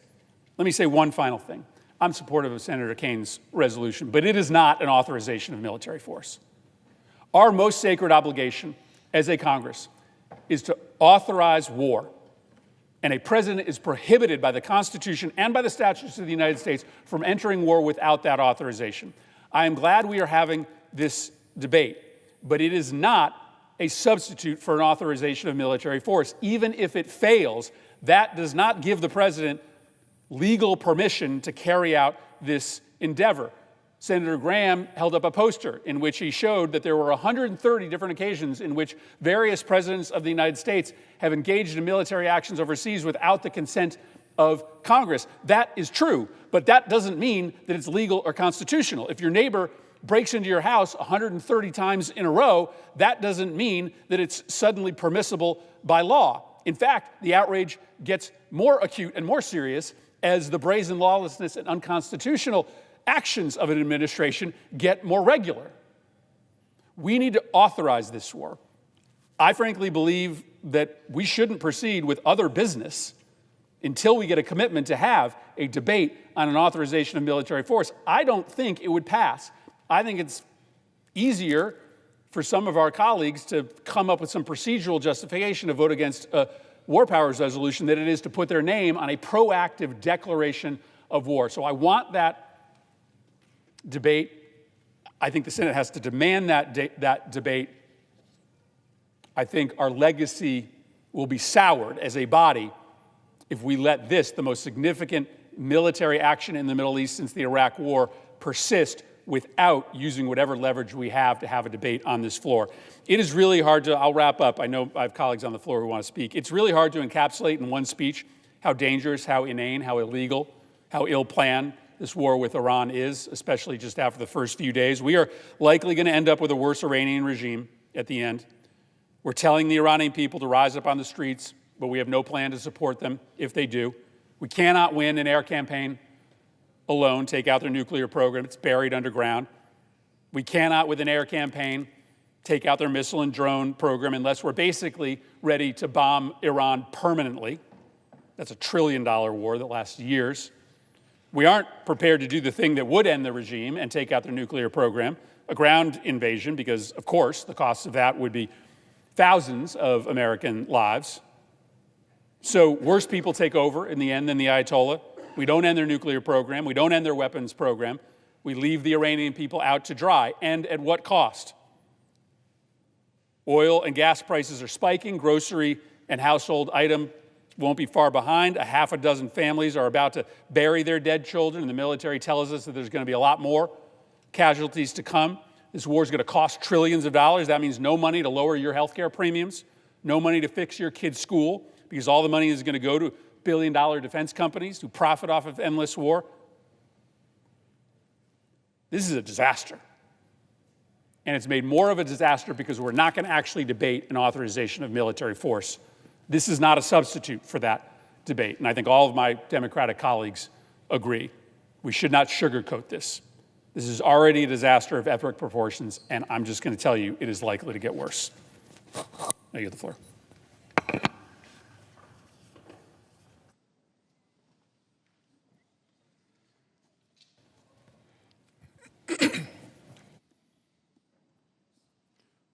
Mr. President. Senator from Georgia is recognized.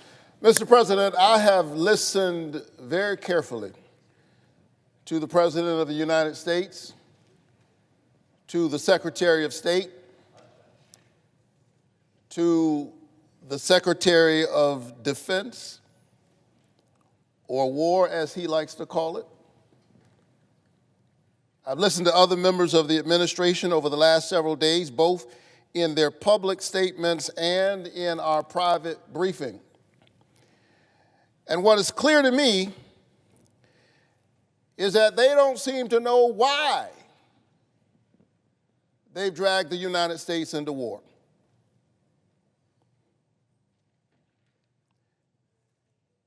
Furthermore, they have no plan how to get out.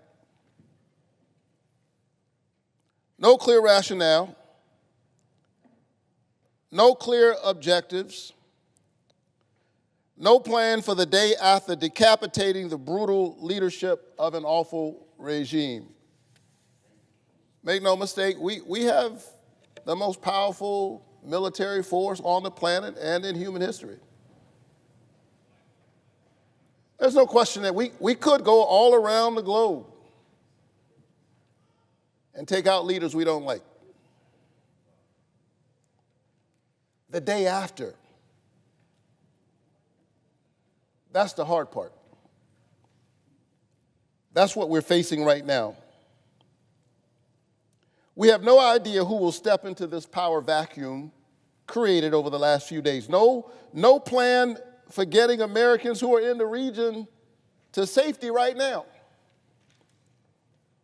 They're being told in so many ways you're on your own. No clear vision of what victory actually looks like, no exit plan. We pray for the families of the 6 brave Americans who have already paid the ultimate sacrifice. Our service members who are indeed the best among us, who go no matter who the president is, they follow orders. They are the embodiment of courage and patriotism. And that's why they deserve better than this. And so do the American people. After nearly 25 years of misadventures, Americans have grown weary of endless wars in the Middle East. And we know from recent history, not ancient history, that it's easy to get in, not so easy to get out. Mission accomplished. Remember that? And yet years after that declaration, American soldiers were sent on deployment after deployment after deployment, carrying in their bodies the visible and invisible wounds of war. Moreover, the body bags kept coming home. I promised the people of Georgia that I would walk with them even as I work for them. I have stood at Dover Air Force Base to receive the bodies of Georgia service members. I've looked into the grief-stricken eyes of their family members as they gazed at a flag-draped coffin, dealing with unbearable grief. There's no worse pain, and there's no more solemn duty for a commander-in-chief than to send our service members into battle. Yet I sat and I watched and I listened to the president the other day, and I was struck by the cavalier way in which he said, people die, that happens in war.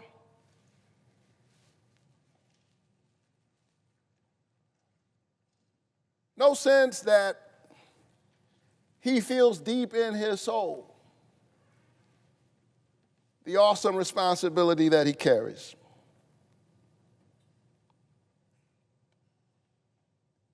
He's entered into this adventure without much thought about the human cost or the security of the United States or the stability of the region. The declaration of war is not a power that the President of the United States has. The Constitution makes it clear the declaration of war is the authority and the responsibility of Congress. Presidents of both parties, yes, they have engaged in military operations, but the declaration of war belongs to this body. Well, to me, this looks like a war. It feels like a war. Those 6 families are dealing with the consequences of war, and Donald Trump has said there will be more. Moreover, Donald Trump has said this is war. Well, I take him at his word. He's called it a war, and yet he refuses to come before the Congress as the Constitution demands and make his case for war. And after yesterday's briefing, I think I know why.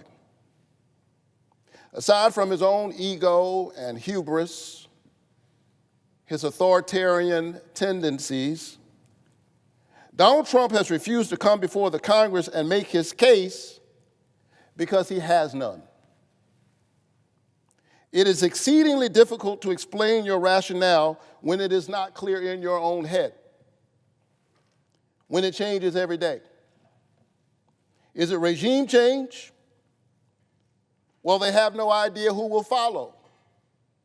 And as my colleague from Connecticut laid out, history suggests that we may well end up with somebody worse. We've seen the perils of regime change. And then we heard another explanation. Is it to disarm Iran of its nuclear capabilities? I thought the president said he had obliterated that a few months ago. Now he says the regime was an imminent nuclear threat. Which is it? The American people deserve to know. And the families of those 6 service members who've already died deserve to know.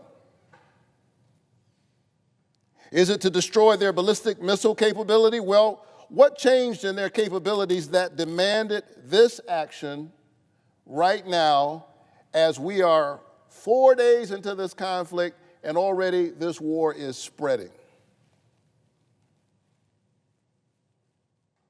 The American people deserve better than this. No rationale, no explanation, no strategy, no exit plan. We must stop this madness because the American people have made it clear that they want us focused on their health care, their everyday costs, their children, their families. Are they concerned about their safety? Yes.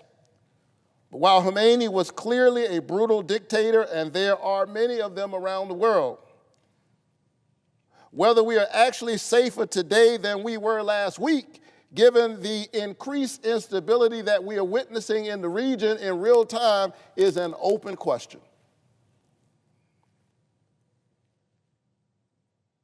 And still getting this body to have a real debate on something so grave, so deeply consequential, is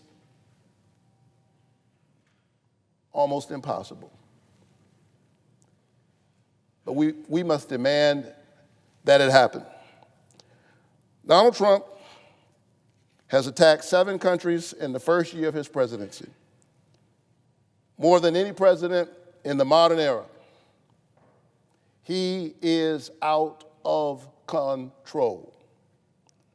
We must put guardrails on this president. Otherwise, who can and who will? My colleagues, our service members are living up to their oath. Let's live up to ours. Let's put guardrails on this president, stop this madness, and get focused on the American people. Mr. President, I yield the floor. Mr. President. The senator from Washington State is recognized. Thank you, Mr. President. President Trump promised to deliver Americans lower prices and no new wars. When it comes to broken promises, it does not get more blatant than that. First, prices are soaring. Republicans let health care premiums double. They slashed Medicaid and food stamps. and Republicans allowed Trump to hit families with the largest tax increase in American history, his tariffs, that are squeezing family budgets and shutting down businesses. But not content to only break his promise of lower prices, President Trump is also breaking his promise of no new wars. Trump is charging ahead with new conflicts without approval from Congress, without any long-term strategy, and without any concern about who will be paying for the consequences of his action in Venezuela and now in Iran. Trump, who is a billionaire, knows he is not going to pay for the war. He knows his family is not going to be on the front lines. Instead, everyday Americans are going to pay the cost of Trump's war with higher prices and worse inflation, fueled by oil prices that are already rising. American families are going to pay for Trump's war in lost opportunities as billions upon billions of dollars that could have gone to build affordable housing or making childcare accessible or lowering your health care premium are now squandered on more missiles set to be launched by a trigger-happy billionaire with no concept of the repercussions. I mean, seriously, this president is ordering our kids to be shipped off into war from his beach club in Florida. That is obscene. And tragically, American families are already paying the cost of Trump's war as the lives of our brave American service members, our sons and daughters, are lost. My heart goes out to the families who've already lost a loved one in Trump's war. And my thoughts are with the rest of our service members on the front lines and their family members back home, all of whom are watching the news and anxiously waiting to hear what happens next. You deserve a clear strategy from any president before he puts you in harm's way. Not a president who shrugs his shoulders about how long this will go, not a president who doesn't know and doesn't care if he will put American boots on the ground, and not a Congress led by Republicans that refuse to do their job and hold the president accountable to the people before our citizens are put in danger. You know how I can tell President Trump has no strategy? Well, I've been listening to him because I've been scouring every statement from this administration in public remarks and private briefings for any inkling of a cohesive strategy, a real plan, even a spark of critical thinking about what happens next. No one here mourns the Supreme Leader, but no one in this administration has a clear answer about what happens next. I strongly support the millions of Iranians who've been protesting and speaking out for freedom and democracy. But you don't bring democracy to the Middle East with bombs. Haven't we learned that by now? There is no guarantee that what comes next means a safer world for all of us or a democracy for the Iranian people. War should always be a last resort. But of course, the same people who came up with a name like Operation Epic Fury can't seem to think of a plan more nuanced than blow things up, pat themselves on the back, regardless of the fallout. Maybe that's why Trump refused to make an address to the American people, laying out his rationale before this strike. Maybe that's why he refused to ask Congress to back his plan before he sent missiles flying, because he didn't have a plan. That honestly becomes more clear every time a member of this administration opens their mouth. After all, Trump and his officials are contradicting themselves one moment to the next, sometimes in the same breath. But the truth is obvious. Trump cannot pretend to have a strategy for this war when he can't even say why he started it. First, he says, we destroyed Iran's nuclear capability. Then he says, just kidding, we have to bomb again. 1 minute, the administration claims Iran planned an imminent attack on Americans. Then they admit that was not true. Trump cannot pretend to have a strategy for this war when he can't even decide on whether this is about regime change or not. His Secretary of Defense said in the same breath This is not a regime change war, but the regime did change. His Secretary of State says the administration wasn't targeting Iran's supreme leader. But then Trump says, quote, "I got him before he got me." And President Trump has also urged the Iranian people to rise up on the one hand, but suggested he's ready to negotiate with the government on the other. And Trump cannot pretend to have a strategy when he doesn't even care about the timeline. In one sentence, he said, the conflict is, and I quote, projected 4 to 5 weeks, but we have capability to go far longer than that. We will do whatever. Excuse me? We'll do whatever? That is not a plan. We'll do whatever is simply not good enough when American lives are at stake. And then in a post yesterday, Trump said, wars can be fought forever. Forever. The American people do not want forever wars, not again.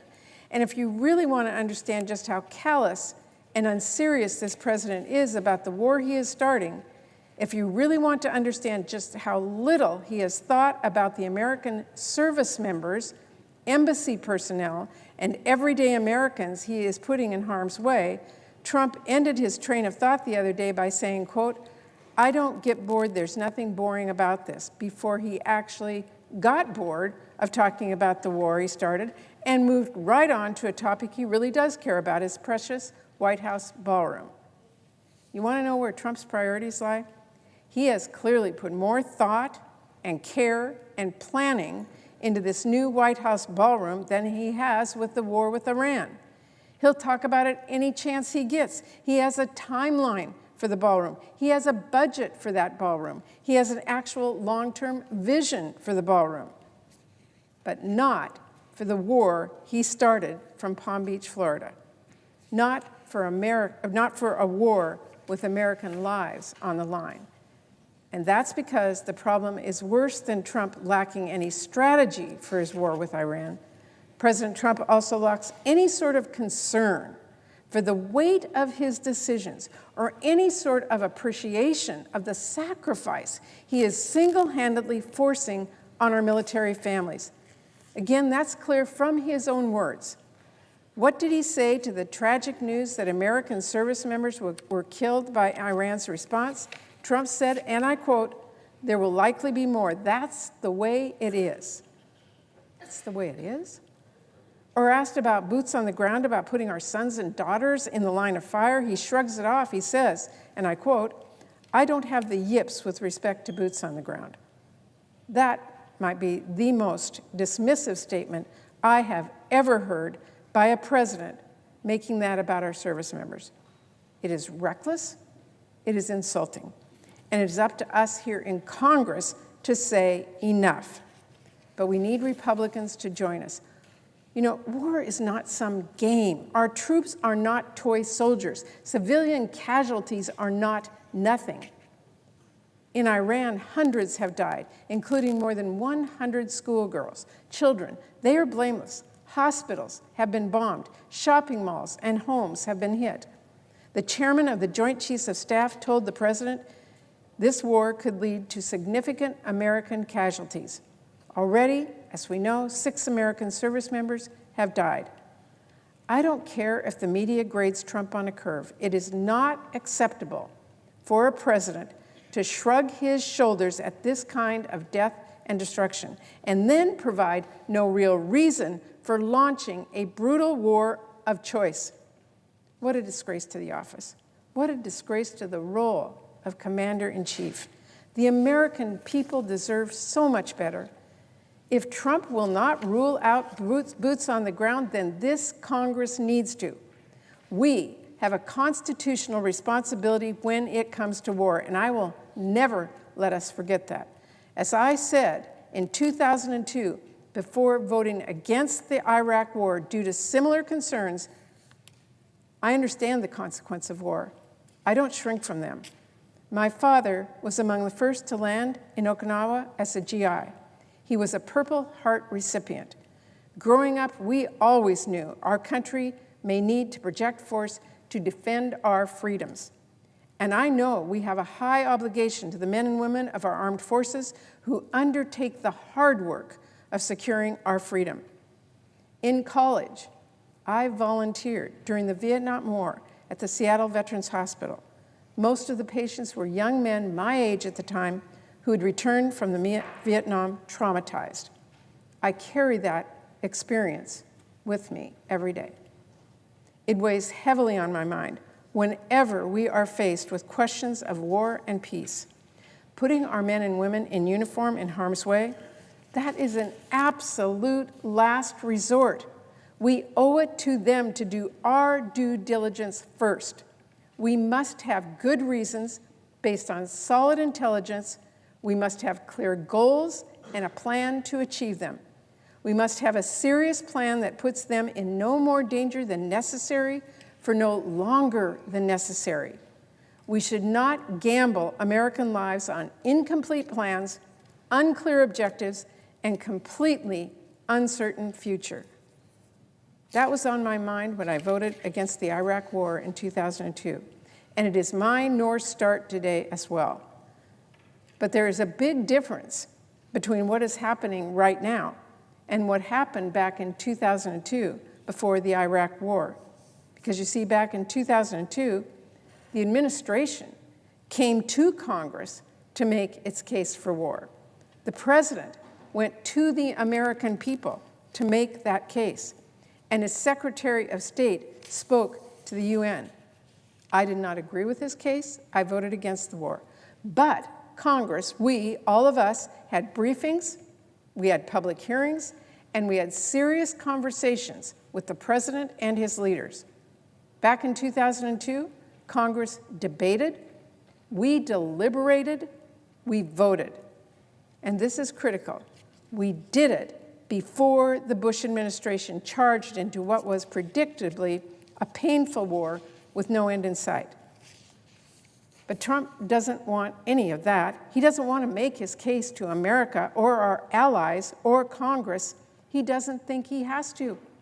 Trump wants to bomb what he wants to do. He wants to kill who he wants to and start whatever war he wants. Consequences be damned. We saw it in Iran. We saw it in Venezuela. This is not a pattern that we can ignore. The founders of this country put Congress in charge of declaring war for a reason. This cannot be left to one man, certainly not a trigger-happy billionaire who is out of touch with reality. We, all of us, have to reassert our power as a co-equal branch of government, and we have to do what is best for our country and for our service members. America does not want any more wars. It does not want more Americans killed because of a reckless president that a Republican Congress refused to check. We know what America wants. All of us do know that. They want us to keep the promises that Trump broke. Lower prices, no new wars. I'll be voting against this war. I urge all of my colleagues to join me. Thank you, Mr. President. I yield the floor. Mr. President. Senator from Mississippi is recognized. Mr. President, this weekend our Commander-in-Chief made the most difficult decision a president can make. He ordered young American service members into action. My friends on the other side of the aisle are challenging the president's choice, and they're entitled to do so. I do find myself amazed from time to time with their rhetoric on the floor this morning and this afternoon. To hear them, apparently President Trump should have announced to the world that he was going to bomb the headquarters of the Ayatollah and destroy the leadership of Iran, who has attacked the United States and killed Americans for over 4 decades. Apparently, if this war lasts as long as 5 weeks, we should agree that we're going to fold our tents and come home and leave the job undone. Apparently, the fact that the ruthless drug lord dictator of Venezuela, President Maduro, is out of office is a bad thing. I disagree with that, and I wonder how that rhetoric is going to last through the decades. We'll see. I'll vote no on the pending resolution. President Trump decided to attack Iran. That decision was profound, deliberate, and correct. The president understands the weight of war. He was clear-eyed about the risk, and he was honest with the American people. From very early on Saturday morning, he said, we pray for every service member as they selflessly risk their lives to ensure that Americans and our children will never be threatened by a nuclear-armed Iran. Indeed, we must be mindful of the brave men and women deployed in this operation.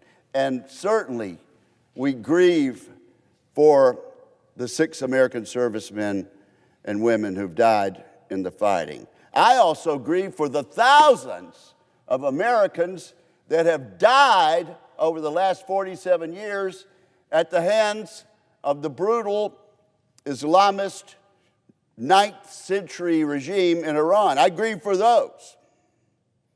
We care for the civilians caught in harm's way. And yes, we're doing our best to get them out. War is hell, which is why we prioritize deterrence and engage only when absolutely necessary. But when we enter into combat, we must do so deliberately, as this administration has done. My colleagues ask, why are we doing this? The president's given at least 4 goals explicitly. We are doing this to destroy Iran's missile capabilities and their ability to produce missiles. That's a good thing.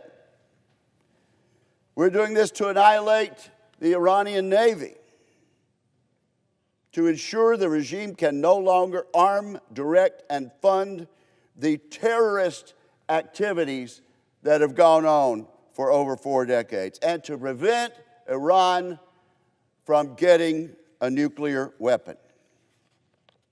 That's why we're doing it, and that's why I will vote against this resolution. The facts on the ground reflect a limited set of goals. We've taken out their air defenses and missile systems ahead of schedule. That's a good thing. Last week, Iran had 11 ships in the Gulf of Oman. Today, they have none. That's a good thing. We can expect to see airstrikes continue until our military objectives are achieved, a task that will take weeks, not days, but we ought to stay there long enough to get it done. I think the president's decision was correct. For decades, Mr. President, the Iranian regime has killed thousands of Americans and thousands of citizens of our friends and allies, and supported those who do. Too many American service members have lost brothers in arms to Iranian violence. Too many parents have lost sons and daughters to Iranian aggression. For decades, Iran has been the world's leading sponsor of terrorism. The Houthis, Hamas, other armed groups, the regime armed, funded, and trained terrorist groups across the region. These proxies have attacked and killed thousands of our people, thousands of our friends. Iran is a murderous partner of the overall axis of aggressors, which include China, Russia, and North Korea. They're all pals. They're all allies. The Ayatollah was a friend of the tyrants who lead those nations. He stood with Xi Jinping. He stood with the war criminal Vladimir Putin and Kim Jong-un. Like them, the supreme leader violently suppressed his people. The regime was hell-bent on acquiring the world's worst weapons. If successful, they could have struck our friends, our bases, and in time, our homeland, Washington, D.C., America. President Trump, on the other hand, said from day one that he would keep Iran from obtaining a nuclear weapon. And that's a major part of what this is about. He knew the Ayatollah had to be stopped, and he came to the correct conclusion that now was the time to do it. Already, Israel had devastated Iran's proxies. Last summer, President Trump rained down fire on Iran's nuclear facilities. And in the past few months, untold numbers of Iranians stood up to the regime. The citizens of Iran stood up to this murderous regime in a massive show of opposition to the Ayatollah. Last Saturday morning, Iran had never been weaker. The time had come for the United States and for our ally, Israel, to strike. President Trump, the commander-in-chief, made that most difficult of decisions, and I think it will stand the test of time. This does not have to be a forever war. It's not an aimless exercise in the Middle East. This is a measured campaign to eliminate the Ayatollah's threat. It might take time to finish. We're certainly not going to put a time limit on it, but that does not make it endless. It is instead a weighty, deliberate, and correct decision made to protect the United States of America. And I shall vote no on the resolution. Thank you, Mr. President.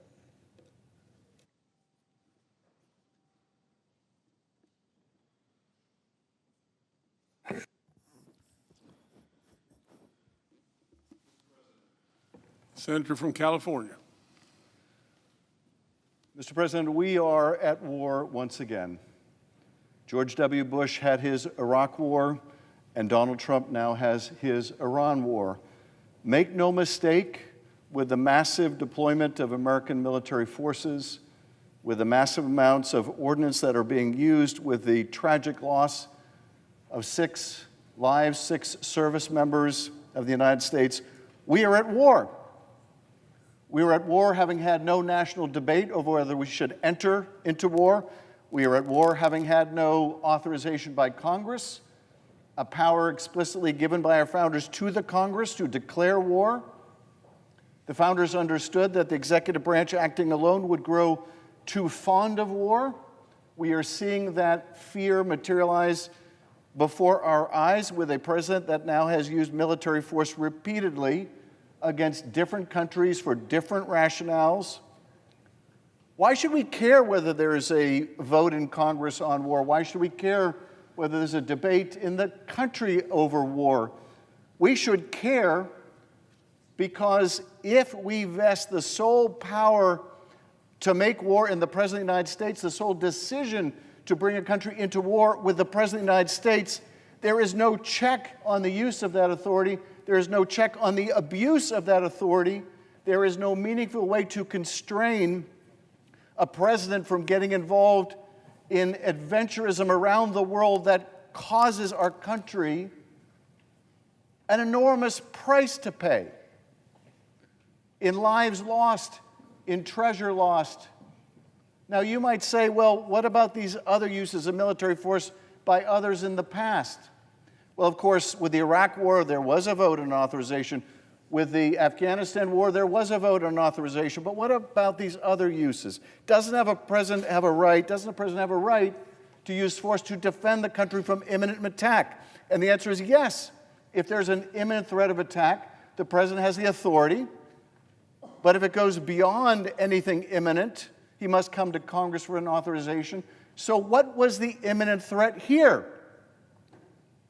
Well, the short answer is there was none. But the administration has given several shifting rationales, several incompatible arguments with why they believe there was an imminent threat. Let's look at Secretary Rubio last week said that the Iranians were headed in the pathway to one day being able to develop weapons that could reach the continental United States. Well, a threat to reach the United States one day in the future is the very antithesis of imminent. Donald Trump said on Monday the regime had missiles capable of hitting Europe and our bases, both local and overseas, and would soon have had missiles capable of reaching our beautiful America. By soon, the best estimates are that would take years. That is certainly not imminent. Secretary Rubio on Monday had this to say: there was absolutely no imminent, there absolutely was an imminent threat. We knew that there was going to be an Israeli action, he said. We knew that that would precipitate an attack against American forces, and we knew that if we didn't preemptively go after them before they launched those attacks, we would suffer high casualties.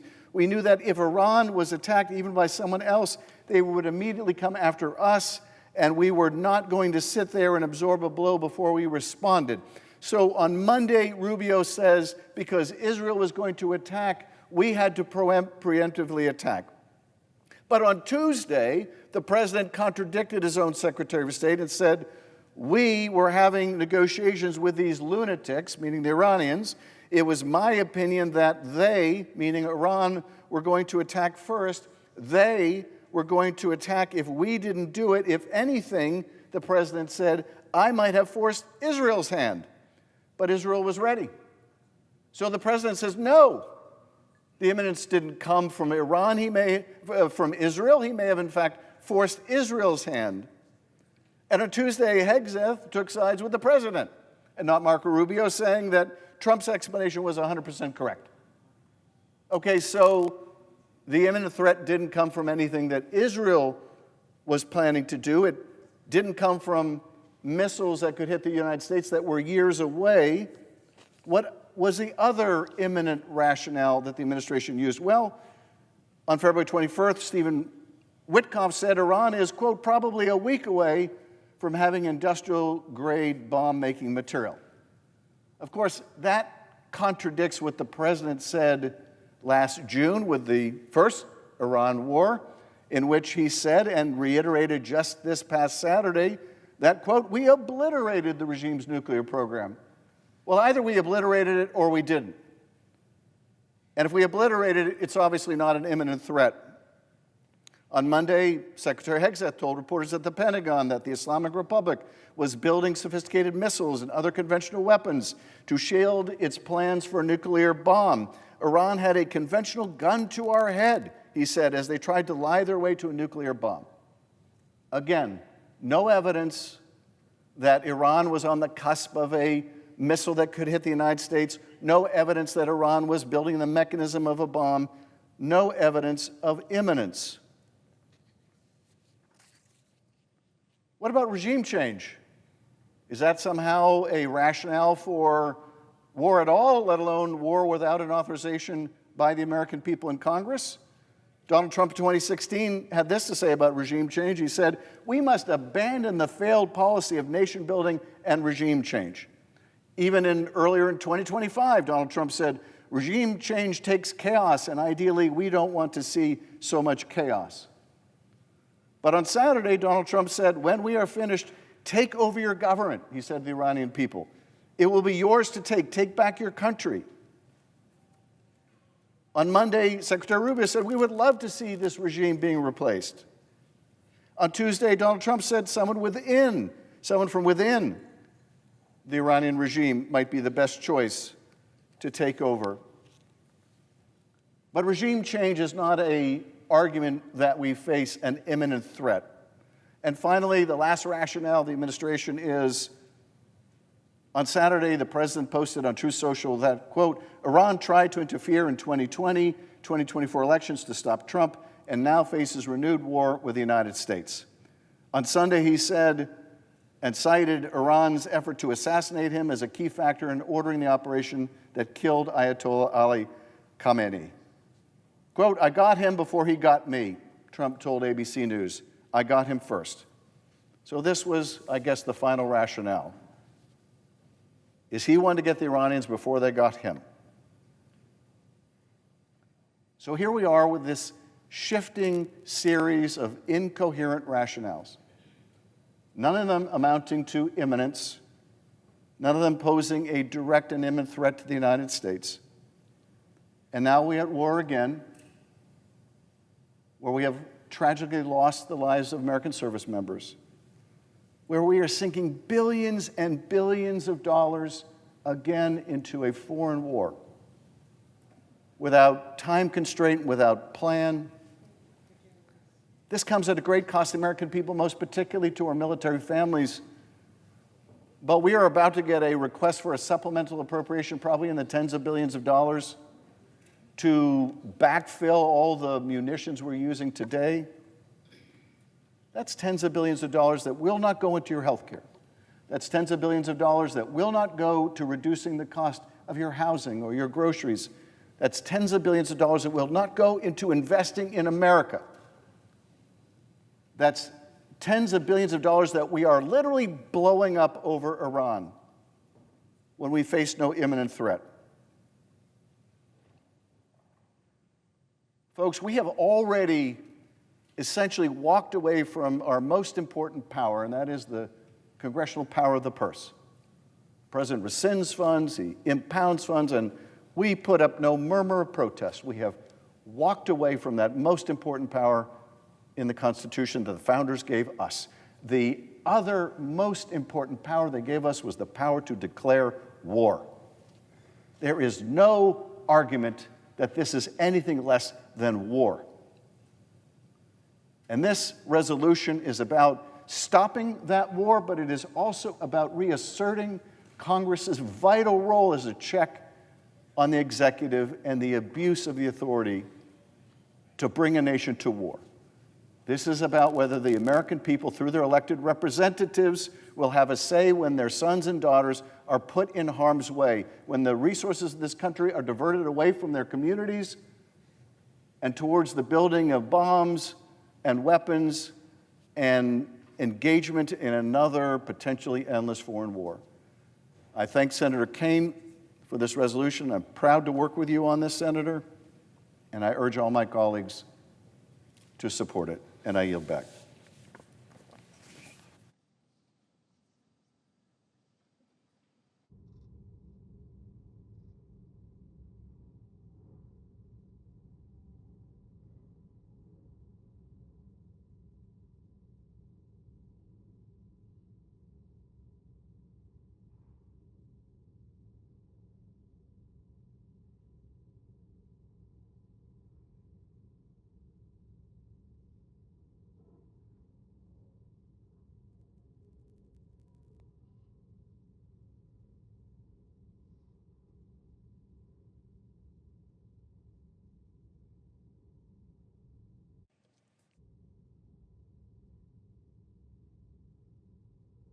President. Senator from Idaho. Thank you, Mr. President. Mr. President, I rise today to oppose the resolution that my Democrat friends have brought here to the floor. It is very short, only a few pages long, but the operative part of it is only 18 words. It's on page 3. And it says, Congress hereby directs the President to remove the United States Armed Forces from hostilities within or against Iran. Real simple. They're trying to stop, they're telling the President he must stop and remove our troops from the conflict that we're currently involved in. It's important to remember what we're doing here and what the Democrats are trying to do here. I'm going to talk in two different parts. One is the War Powers Act and the Constitution.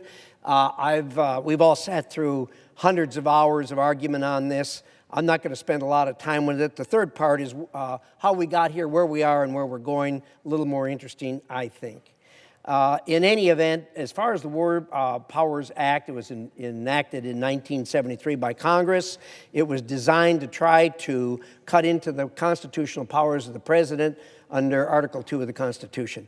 Every single president, every one of them since then, Democrat and Republican, has refused to accept as constitutional the War Powers Act. They have always said that it infringes on the President's Article 2 constitutional authorities to defend the president, to defend the American people, and to complete the oath they've taken to defend the country.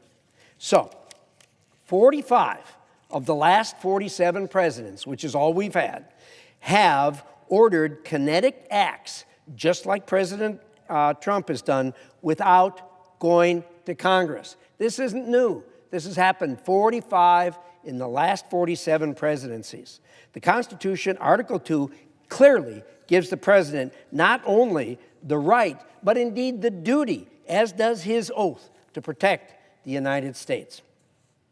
Having said all this, the claim is that what the president did is illegal.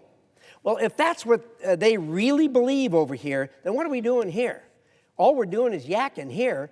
What they should do is go across the street to the court and file suit if it's illegal to stop it. They sue him 3 times every day before breakfast. What difference does one more lawsuit make? That's what they should do. That's the remedy if they think it's illegal. Now, more interesting. 3 parts of this. How do we get here? Where are we in this moment? And where do we go from here? Well, 47 years ago, this started.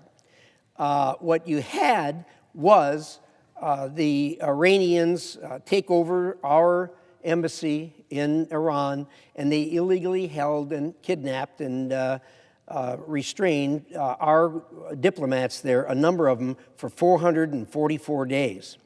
At that point in time, 47 years ago, there were 2 sides. There were, on one side were us, the United States and Israel, and on the other side was Iran and all other actors in the region, the Arab countries that surround them. That was the difference from where things were then as where they are today. What's happened over the last 47 years is the Arab countries have gotten tired of this. They're sick and tired of this. And so where are we today? We are at the point today where you have only one bad apple left in the region, and that's Iran. And of course, their proxies, the 3 H's, Hezbollah, Hamas, and the Houthis, all of whom are actually just part of Iran. When Iran is defeated, and they will be here, the 3 H's are gone too. Hezbollah's been badly decimated already. The other 2, Hamas has been almost decimated completely, and Houthis are still around, but all 3 of those are going to be gone when indeed Iran is defeated, which it will be here before very long.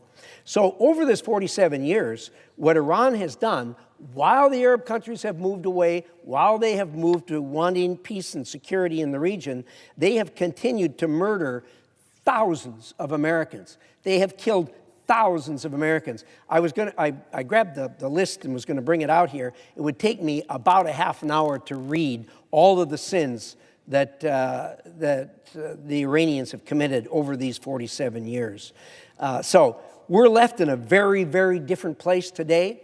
The Arab countries want nothing left to do with this, and we're going to deal with a different Middle East than what we have. Today, I am more optimistic than I have ever been about the Middle East. I really believe that when we end this and the Iranian regime is brought down, we are going to have a Middle East that is going to be very peaceful, and it's going to be a different Middle East as we go forward. The people will look back at this and say, when did this happen? I think the turning point was the Abraham Accords, but in addition to that, it has happened in other respects also. You say, well, what evidence do you have of that? You know, during the war, the Hamas war between Israel and Hamas, the Iranians decided one day to launch 300 missiles against Iran, and they did that. None of those landed, none of those did any damage because of the overhead defense they have, but also you had Israeli pilots, U.S. pilots, British pilots, and French pilots flying to protect Israel and take out these missiles. That's not the big news. On that same night, the big news is 2 Arab countries were also flying. Jordan and the Saudis were flying to protect Israel from the onslaught of missiles from Iran. That is clear evidence that the Middle East has changed. It is a different place today, and it's continuing to be a better place. Since this most recent war broke out, the Arab countries have decided to side with us and side against Iran. They're all by themselves. Iran's decimated. That's where we are at this moment. Their navy's at the bottom of the sea. Their air force is non-existent. Yesterday, a Yak-130 took off in Iran. It lasted just moments in the air before it was taken out by one of our F-35s. They're done. They're through. Their missiles and their drone stockpiles are dwindling and dwindling badly. The strikes are becoming less and less that they're able to put out there. And this is going to end, and it's going to end rapidly. This is not a forever war, indeed not even close to it. This is going to end very quickly. The commander-in-chief ordered this attack because of the increase in the manufacturing of long and medium-range missiles, and after trying to restart the nuclear program that was decimated in the 12-day war. And all this time they had us sitting at the table, dragging out and yakking away at negotiations that were going absolutely nowhere. For that reason, he did what he did, and that is ordered our brave young men and women to do what they're doing today. The message to the regime I would have today for them is no one's coming to help. I said that before in the 12-year war. I was right. Today, the same is true. China's not coming. Russia's not coming. North Korea's not coming. Cuba's not coming. Venezuela's not coming. They are not coming to help you, Iran. No one is coming. But there is one entity left that is trying to help you, Iran regime. Only one on this planet. And that's my friends over here.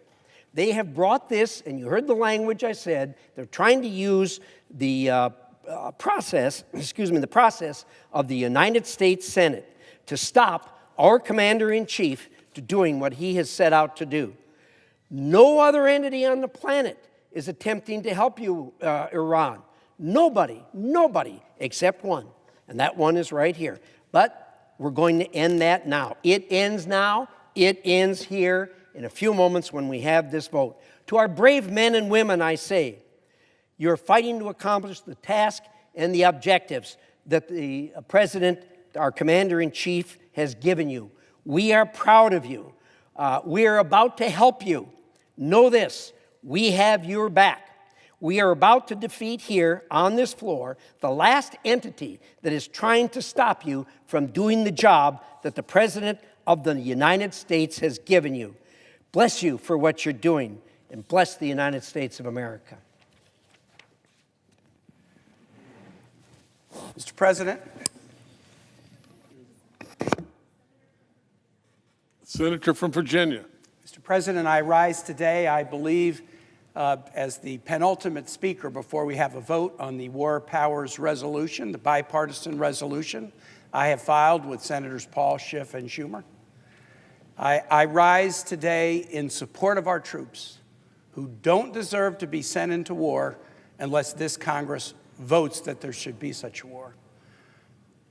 I pray for the families who are learning that their loved ones will not come home. I pray for the families whose children or spouses are deployed overseas, unable to sleep with worry about them. Mr. President, I've paid attention over the course of the last 13 months as this president has again and again and again used our troops to carry out military action without coming to Congress.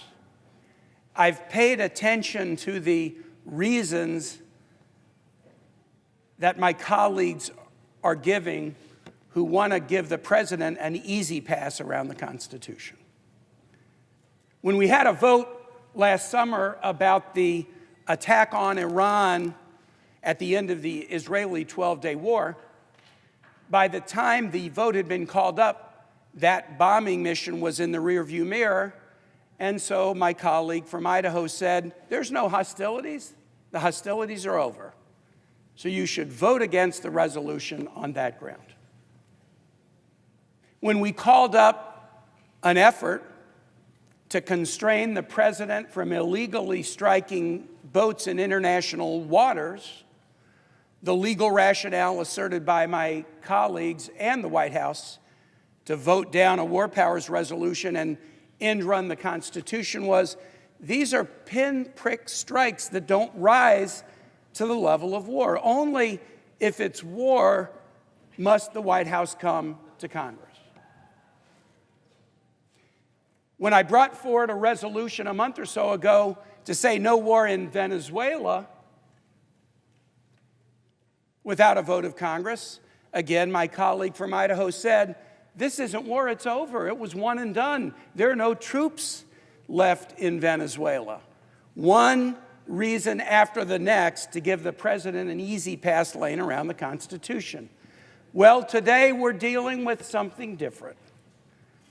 You can't stand up and say this is a pinprick that doesn't lead to the level that would be characterized as war. You can't stand up and say this is one and done and no troops are engaged in hostilities against Iran. Members of the Senate, this is war. The President of the United States has called it a war against Iran. The head of the Joint Chiefs of Staff, General Cohen, has called it a war against Iran.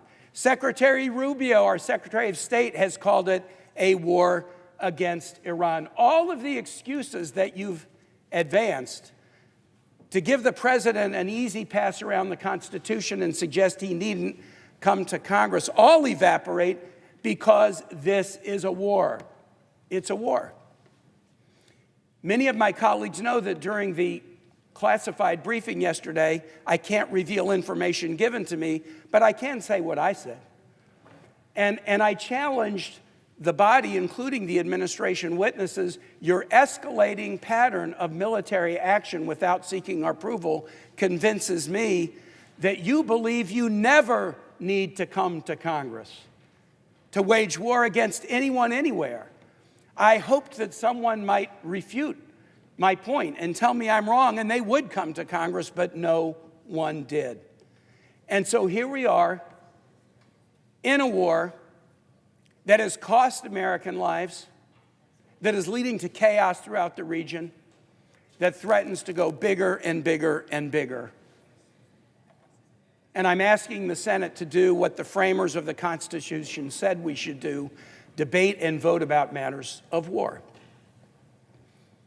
What are the arguments now that the other side has made to suggest we should vote down this resolution? First, they say that Iran are bad actors. On that, we would agree. If you put in a resolution, Iran has carried out a lot of bad actions, you get 100-0 vote in this body on that resolution. But being a bad actor is not an easy pass around the Constitution. It does not allow us to take our sons and daughters into war and risk their lives without a debate and vote. That is not a sufficient rationale. And the other rationale, and you just heard my colleague make it, was that the effort to bring a war powers resolution, a bipartisan resolution before this body, is somehow partisan. It's this side trying to come to the aid of the regime. There's nothing partisan about the Constitution. There's nothing partisan about caring for our kids and wanting to have a debate before they get sent into harm's way to risk their lives. This is not a partisan issue on our side. We are basically asking a question of the entire Senate, indeed of the entire nation. Have we learned nothing from 25 years of war in the Middle East? 14,000 American troops and contractors killed in Iran and Afghanistan. More than 65,000 American troops and contractors injured in these wars. These nearly 80,000 people were from every walk of life, every state and territory, every race, every age, every rank, every religion, every gender. They only had two things in common. A, they had a patriotic desire to serve their country, and B, their futures were dramatically affected, in some instances eliminated, because of 25 years of war in the Middle East. Someone suggested yesterday that this resolution was our effort to gum up the work of the... What is the work of the Senate? What is the work of the Senate if it's not to discuss the circumstances under which we should send our kids into war? In addition to the lives lost of American troops and contractors and those injured, hundreds of thousands of civilian deaths, innocent civilian deaths in Iran and Afghanistan. More than $8 trillion spent that could have been spent on American health care, on American housing, on American education, spent on the war in Afghanistan and Iraq, and what did we get for it? What did we get for it? If people think 25 years of war in the Middle East was a good thing or produced something, I hope they would come to the floor and tell us what we gained from it. This effort to force a vote is not about partisanship, it's about the Constitution, but even more importantly, it's about the lives of our troops and the question of what, in fact, we got from 25 years of war in the Middle East and whether we should continue that, quote, forever war. The president tweeted out the phrase forever war today when he talked about the munitions that we have. We don't need illegal wars. We don't need forever wars. We don't need more wars in the Middle East. Let me say this and conclude and yield to our Democratic leader.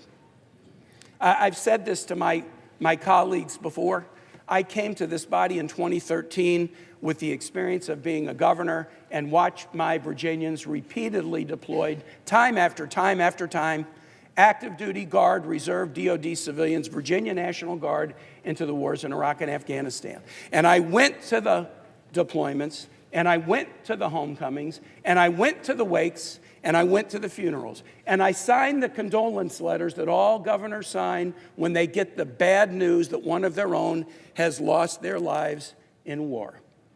And when I came to this body in 2013, I said that I would do anything I could in my power to stop any president, Democrat or Republican, from waging war without coming to Congress. And I would especially do anything I could to stop an unwise, unnecessary war that puts our troops' lives at risk for no legitimate reason. Colleagues who've been with me since 2013 know that I've upheld that standard against presidents of both parties. When President Obama wanted to use military action in Syria to punish the Syrian regime for using chemical weapons against its own citizens, even though I was his friend, I stood up and said, you cannot do that without a vote of Congress. Presidents can defend against incoming attack, protect against Houthis firing at our ships in the Red Sea. Presidents can act when there is a pre-existing congressional authorization to go after terrorists who Congress voted that presidents should be able to act against. But in this instance, there is no congressional authorization on the books that would authorize this military action. And as my colleagues have amply demonstrated, the administration in their shifting set of rationales, and even in a classified setting, could produce no evidence, none, that the U.S. was under an imminent threat of attack from Iran.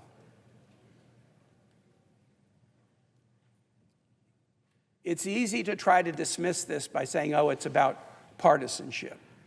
And those who would say that say it so they don't have to grapple, I believe, with their own sense of unease about what we are starting on right now. Perhaps this war will be over in a few weeks or a few months. We pray that it will be. But that's what we thought about the war in Iraq when we claimed that the mission was accomplished, when we claimed that we were met as liberators, and yet years and years and years later,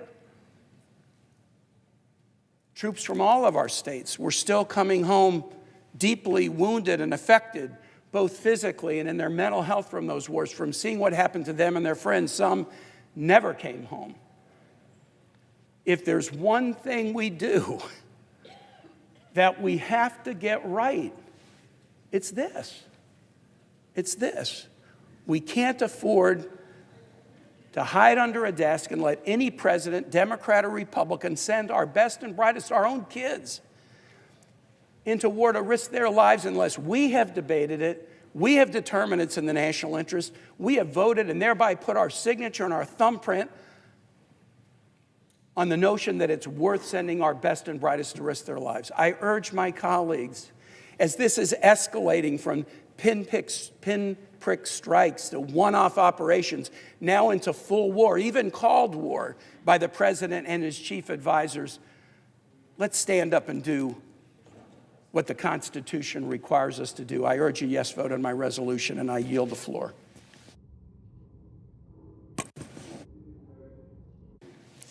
Democrat Minority Leader.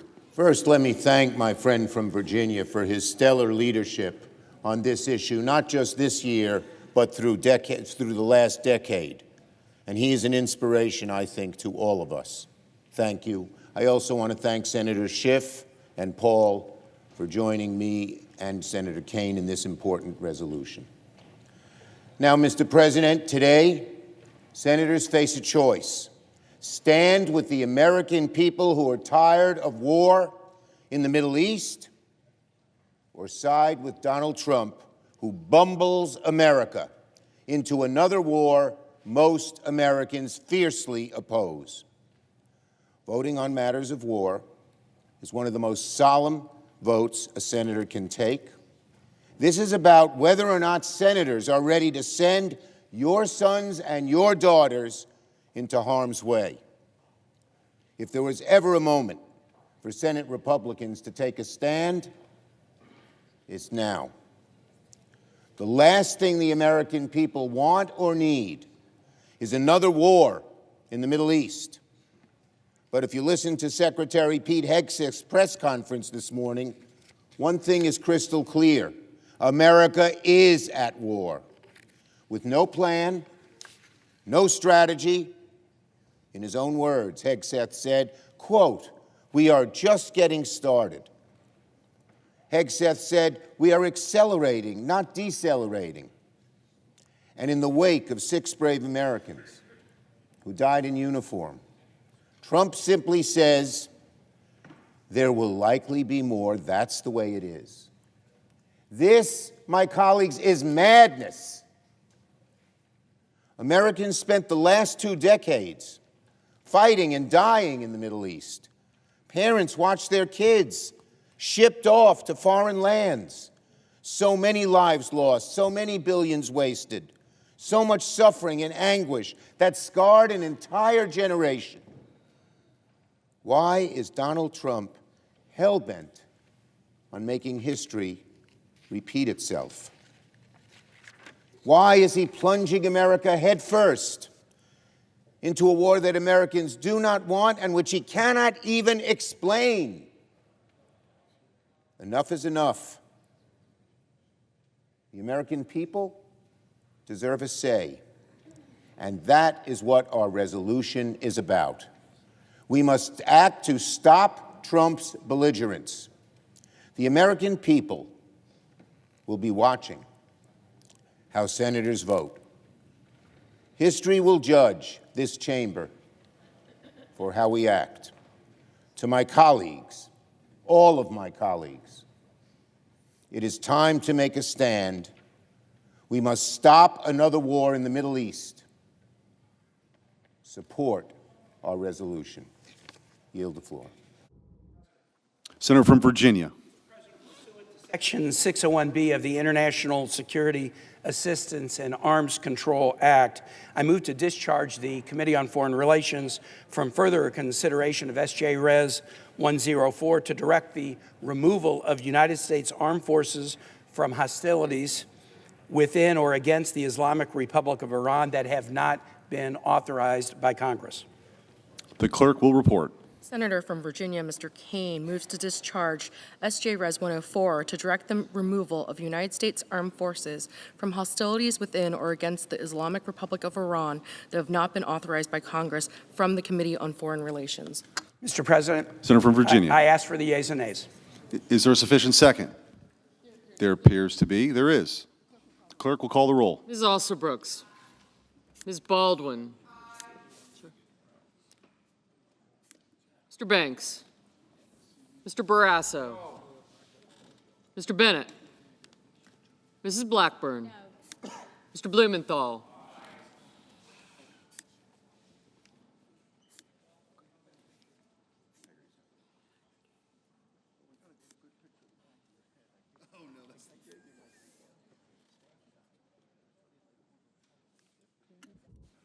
Ms. Blunt Rochester. Mr. Booker. Mr. Bozeman. I did, sir. Yep.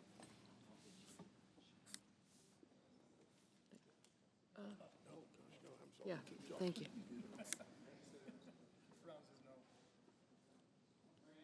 Yeah, gotcha.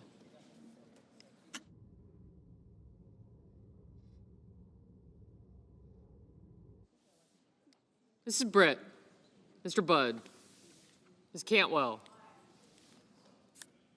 Mrs. Capito, Mr. Cassidy, Ms. Collins, Mr. Coons, Mr. Cornyn, Ms. Cortez Masto, Mr. Cotton, Mr. Kramer, Mr. Crapo,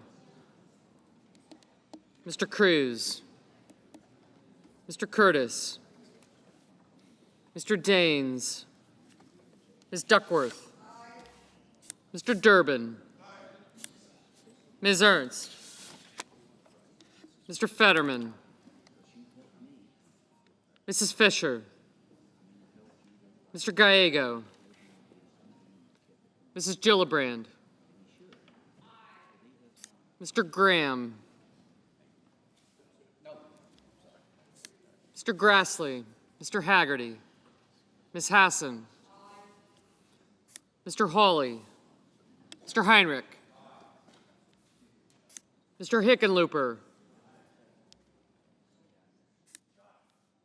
Ms. Hirono, Mr. Hoven, Mr. Husted, Mrs. Hyde-Smith, Mr. Johnson, Mr. Justice, Mr. Kane, Mr. Kelly, Mr. Kennedy, Mr. Kim, Mr. King, Ms. Klobuchar, Mr. Langford, Mr. Lee, Mr. Lujan, Ms. Lummis, Mr. Markey, Mr. Marshall, Mr. McConnell, Mr. McCormick, Mr. Merkley, Mrs. Moody, Mr. Moran, Mr. Marino, Mr. Mullen, Ms. Murkowski, Mr. Murphy, Mrs. Murray, Mr. Ossoff, Mr. Padilla, Mr. Paul, Mr. Peters, Mr. Reed, Mr. Ricketts, Mr. Risch, Ms. Rosen, Mr. Rounds, Mr. Sanders, Mr. Schatz,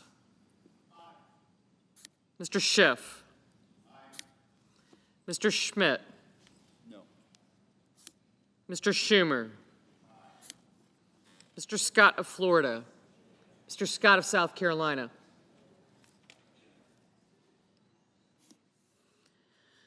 Mrs. Shaheen, Mr. Sheehy, Ms. Slotkin, Ms. Smith, Mr. Sullivan, Mr. Thune, Mr. Tillis, Mr. Tuberville, Mr. Van Hollen, Mr. Warner, Mr. Warnock, Ms. Warren, Mr. Welch, Mr. Whitehouse, Mr. Wicker, Mr. Wyden, Mr. Young,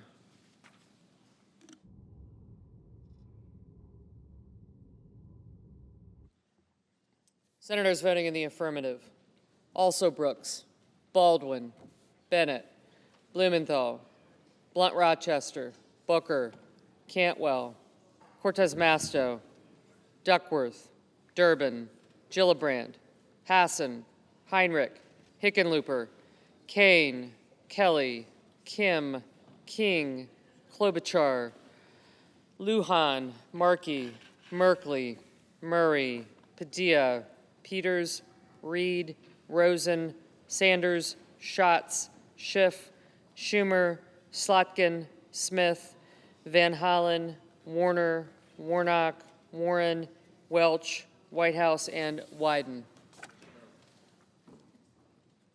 Mr. Langford. Senators voting: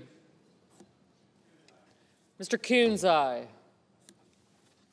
Senators voting in the negative: Barrasso, Blackburn, Cassidy, Kramer, Crapo, Fetterman, Graham, Grassley, Haggerty, Hawley, Justice, Langford, Marshall, McCormick, Risch, Rounds, Schmidt, Scott of Florida, Tillis, and Tuberville.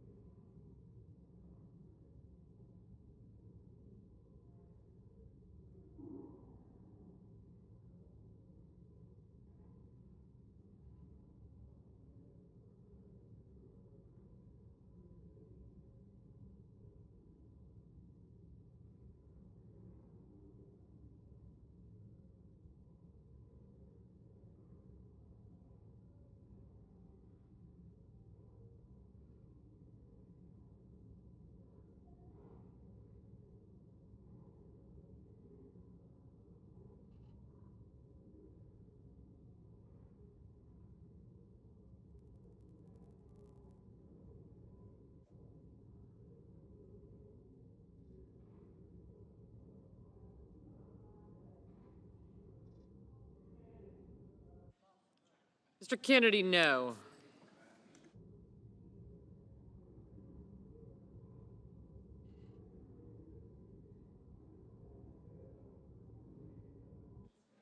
Ms. Hirono.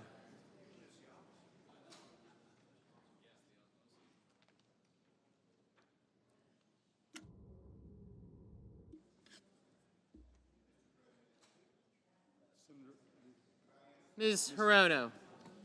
Aye. Mr. Sheehy. No.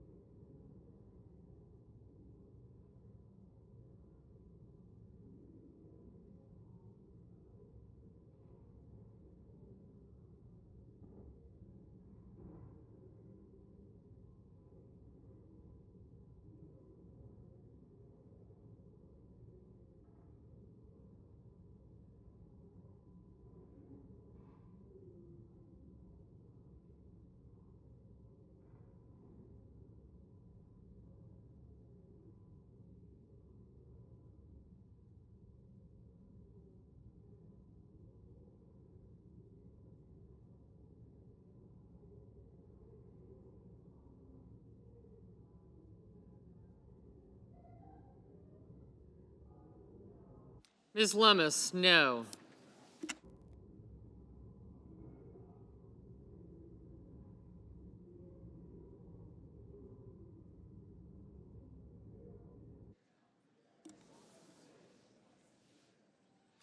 Mr. Young, no.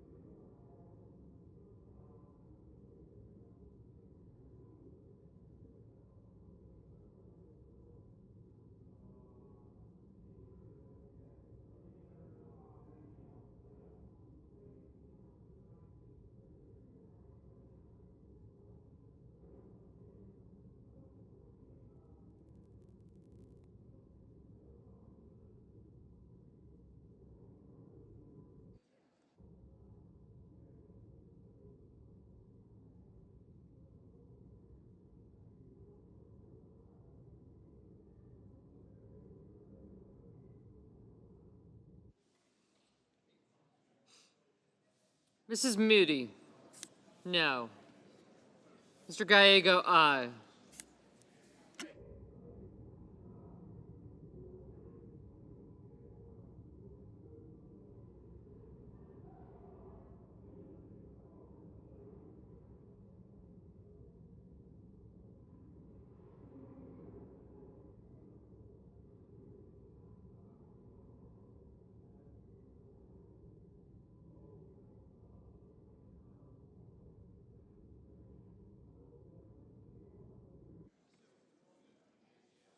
Mr. Mullen, no.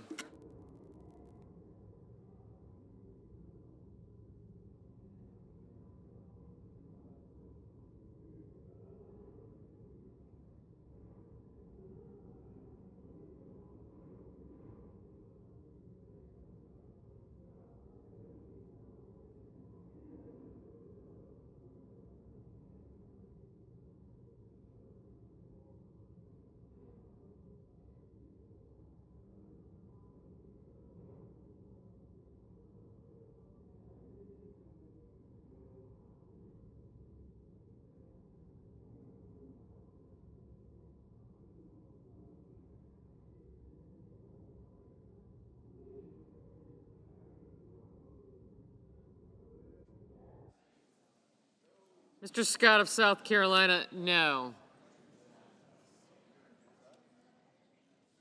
Mr. Ossoff, aye. Mr. Moran, no. Ms. Murkowski, no. Mr. Banks, no.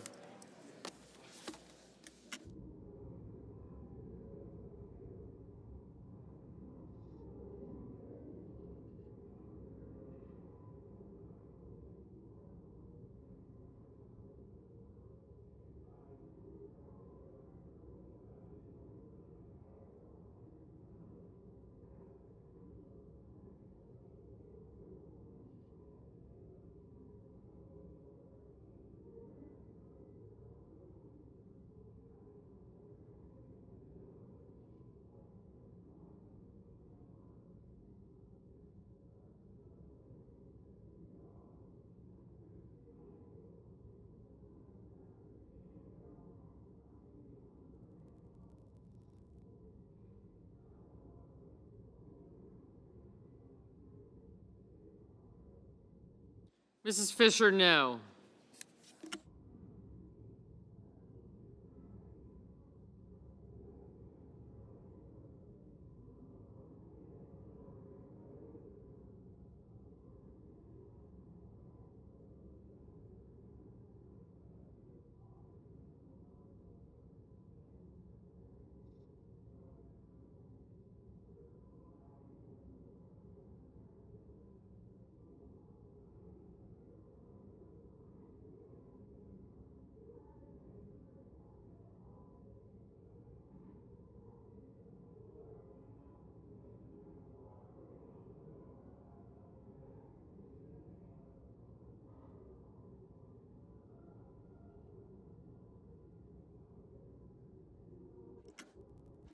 Ms. Ernst, no.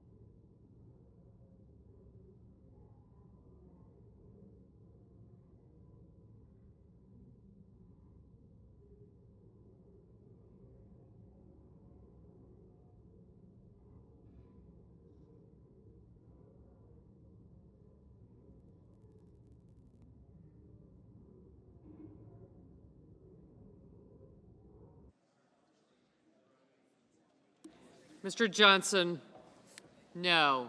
Mrs. Capito, no.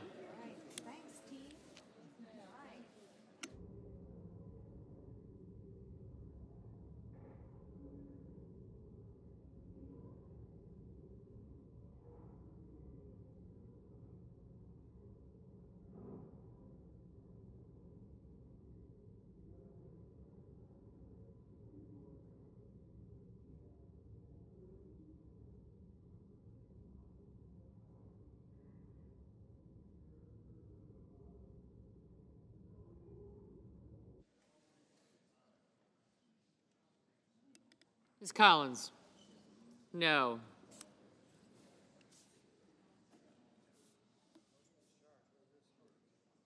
Mr. Ricketts, no.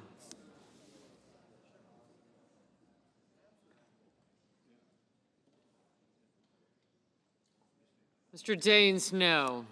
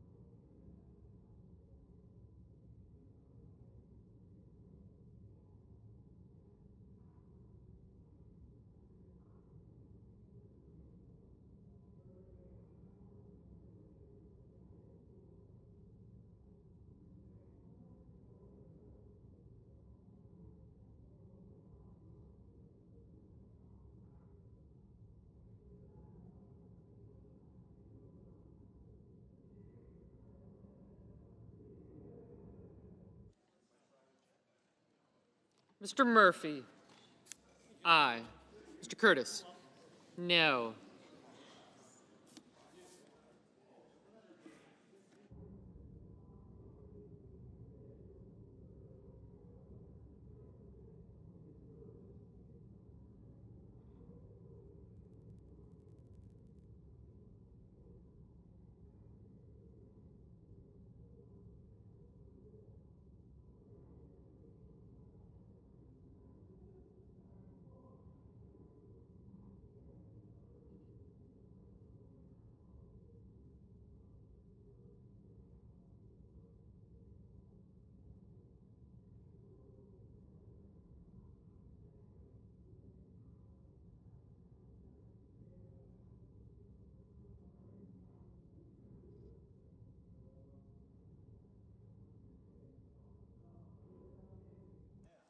Mr. Paul, aye.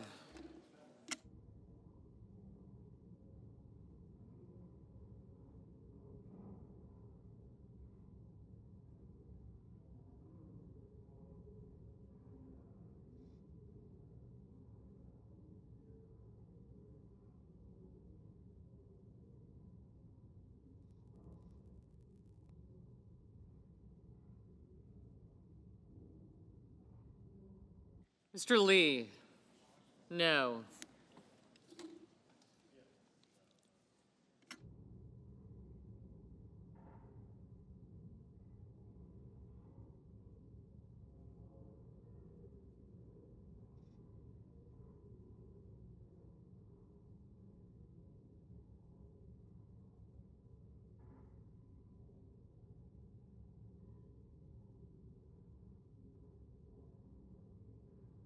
Mrs. Hyde-Smith? No. Mr. Cotton? No.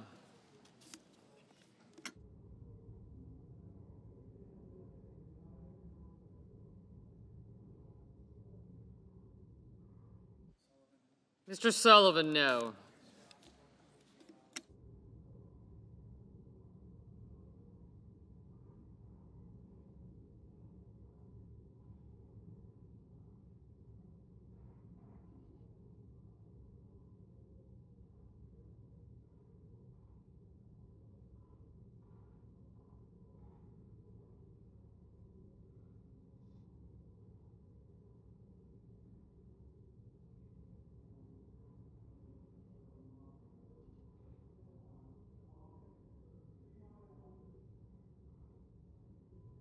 Mr. Budd? No.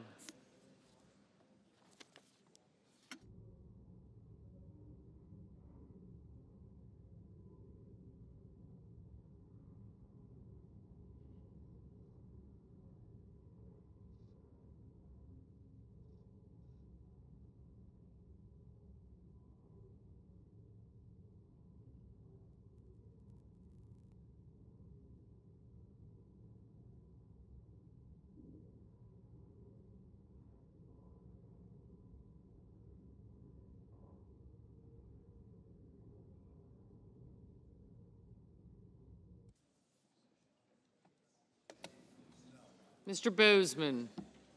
No. Mr. Hoven? No.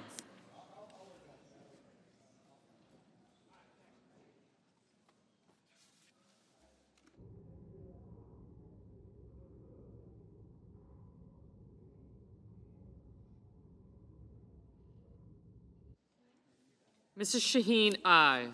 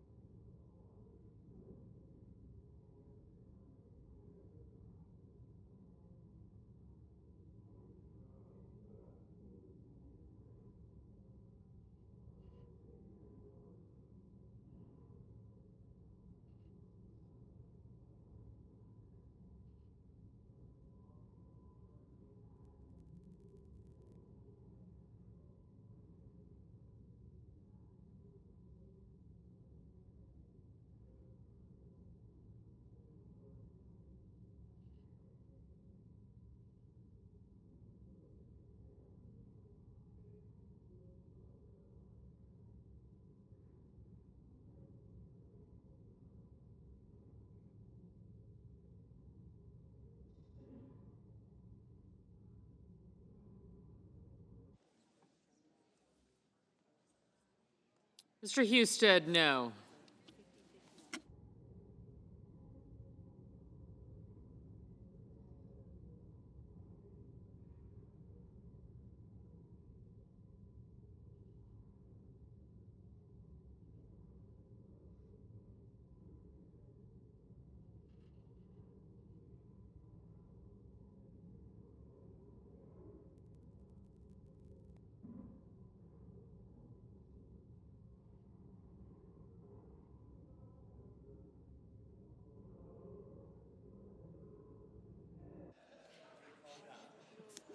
Mr. Marino, no.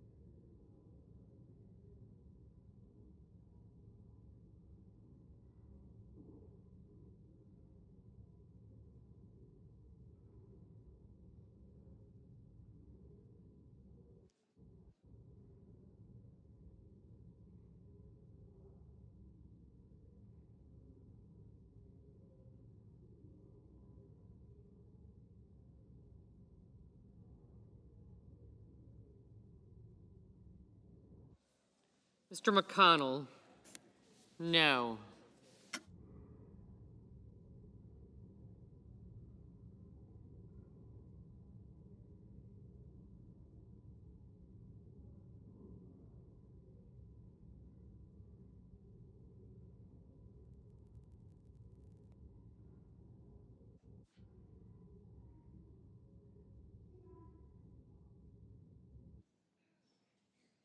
Mrs. Britt, no.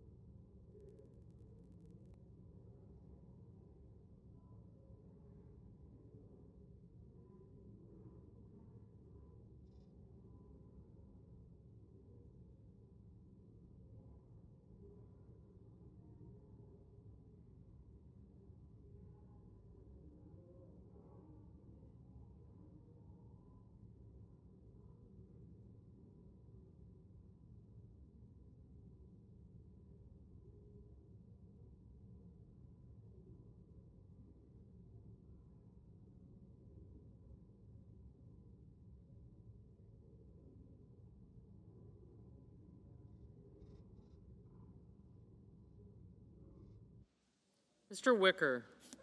No.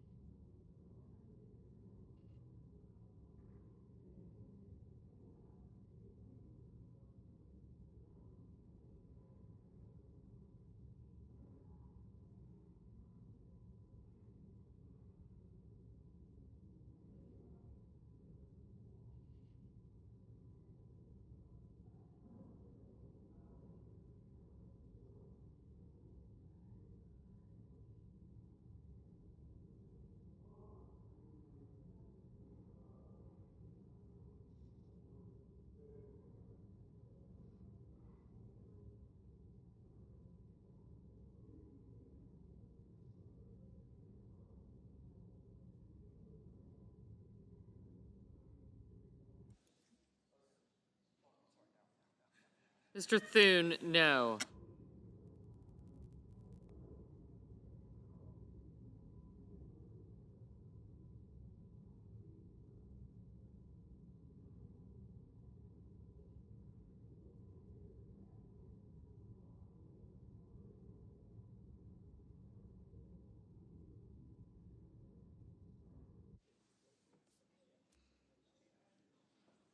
Mr. Cruz? No.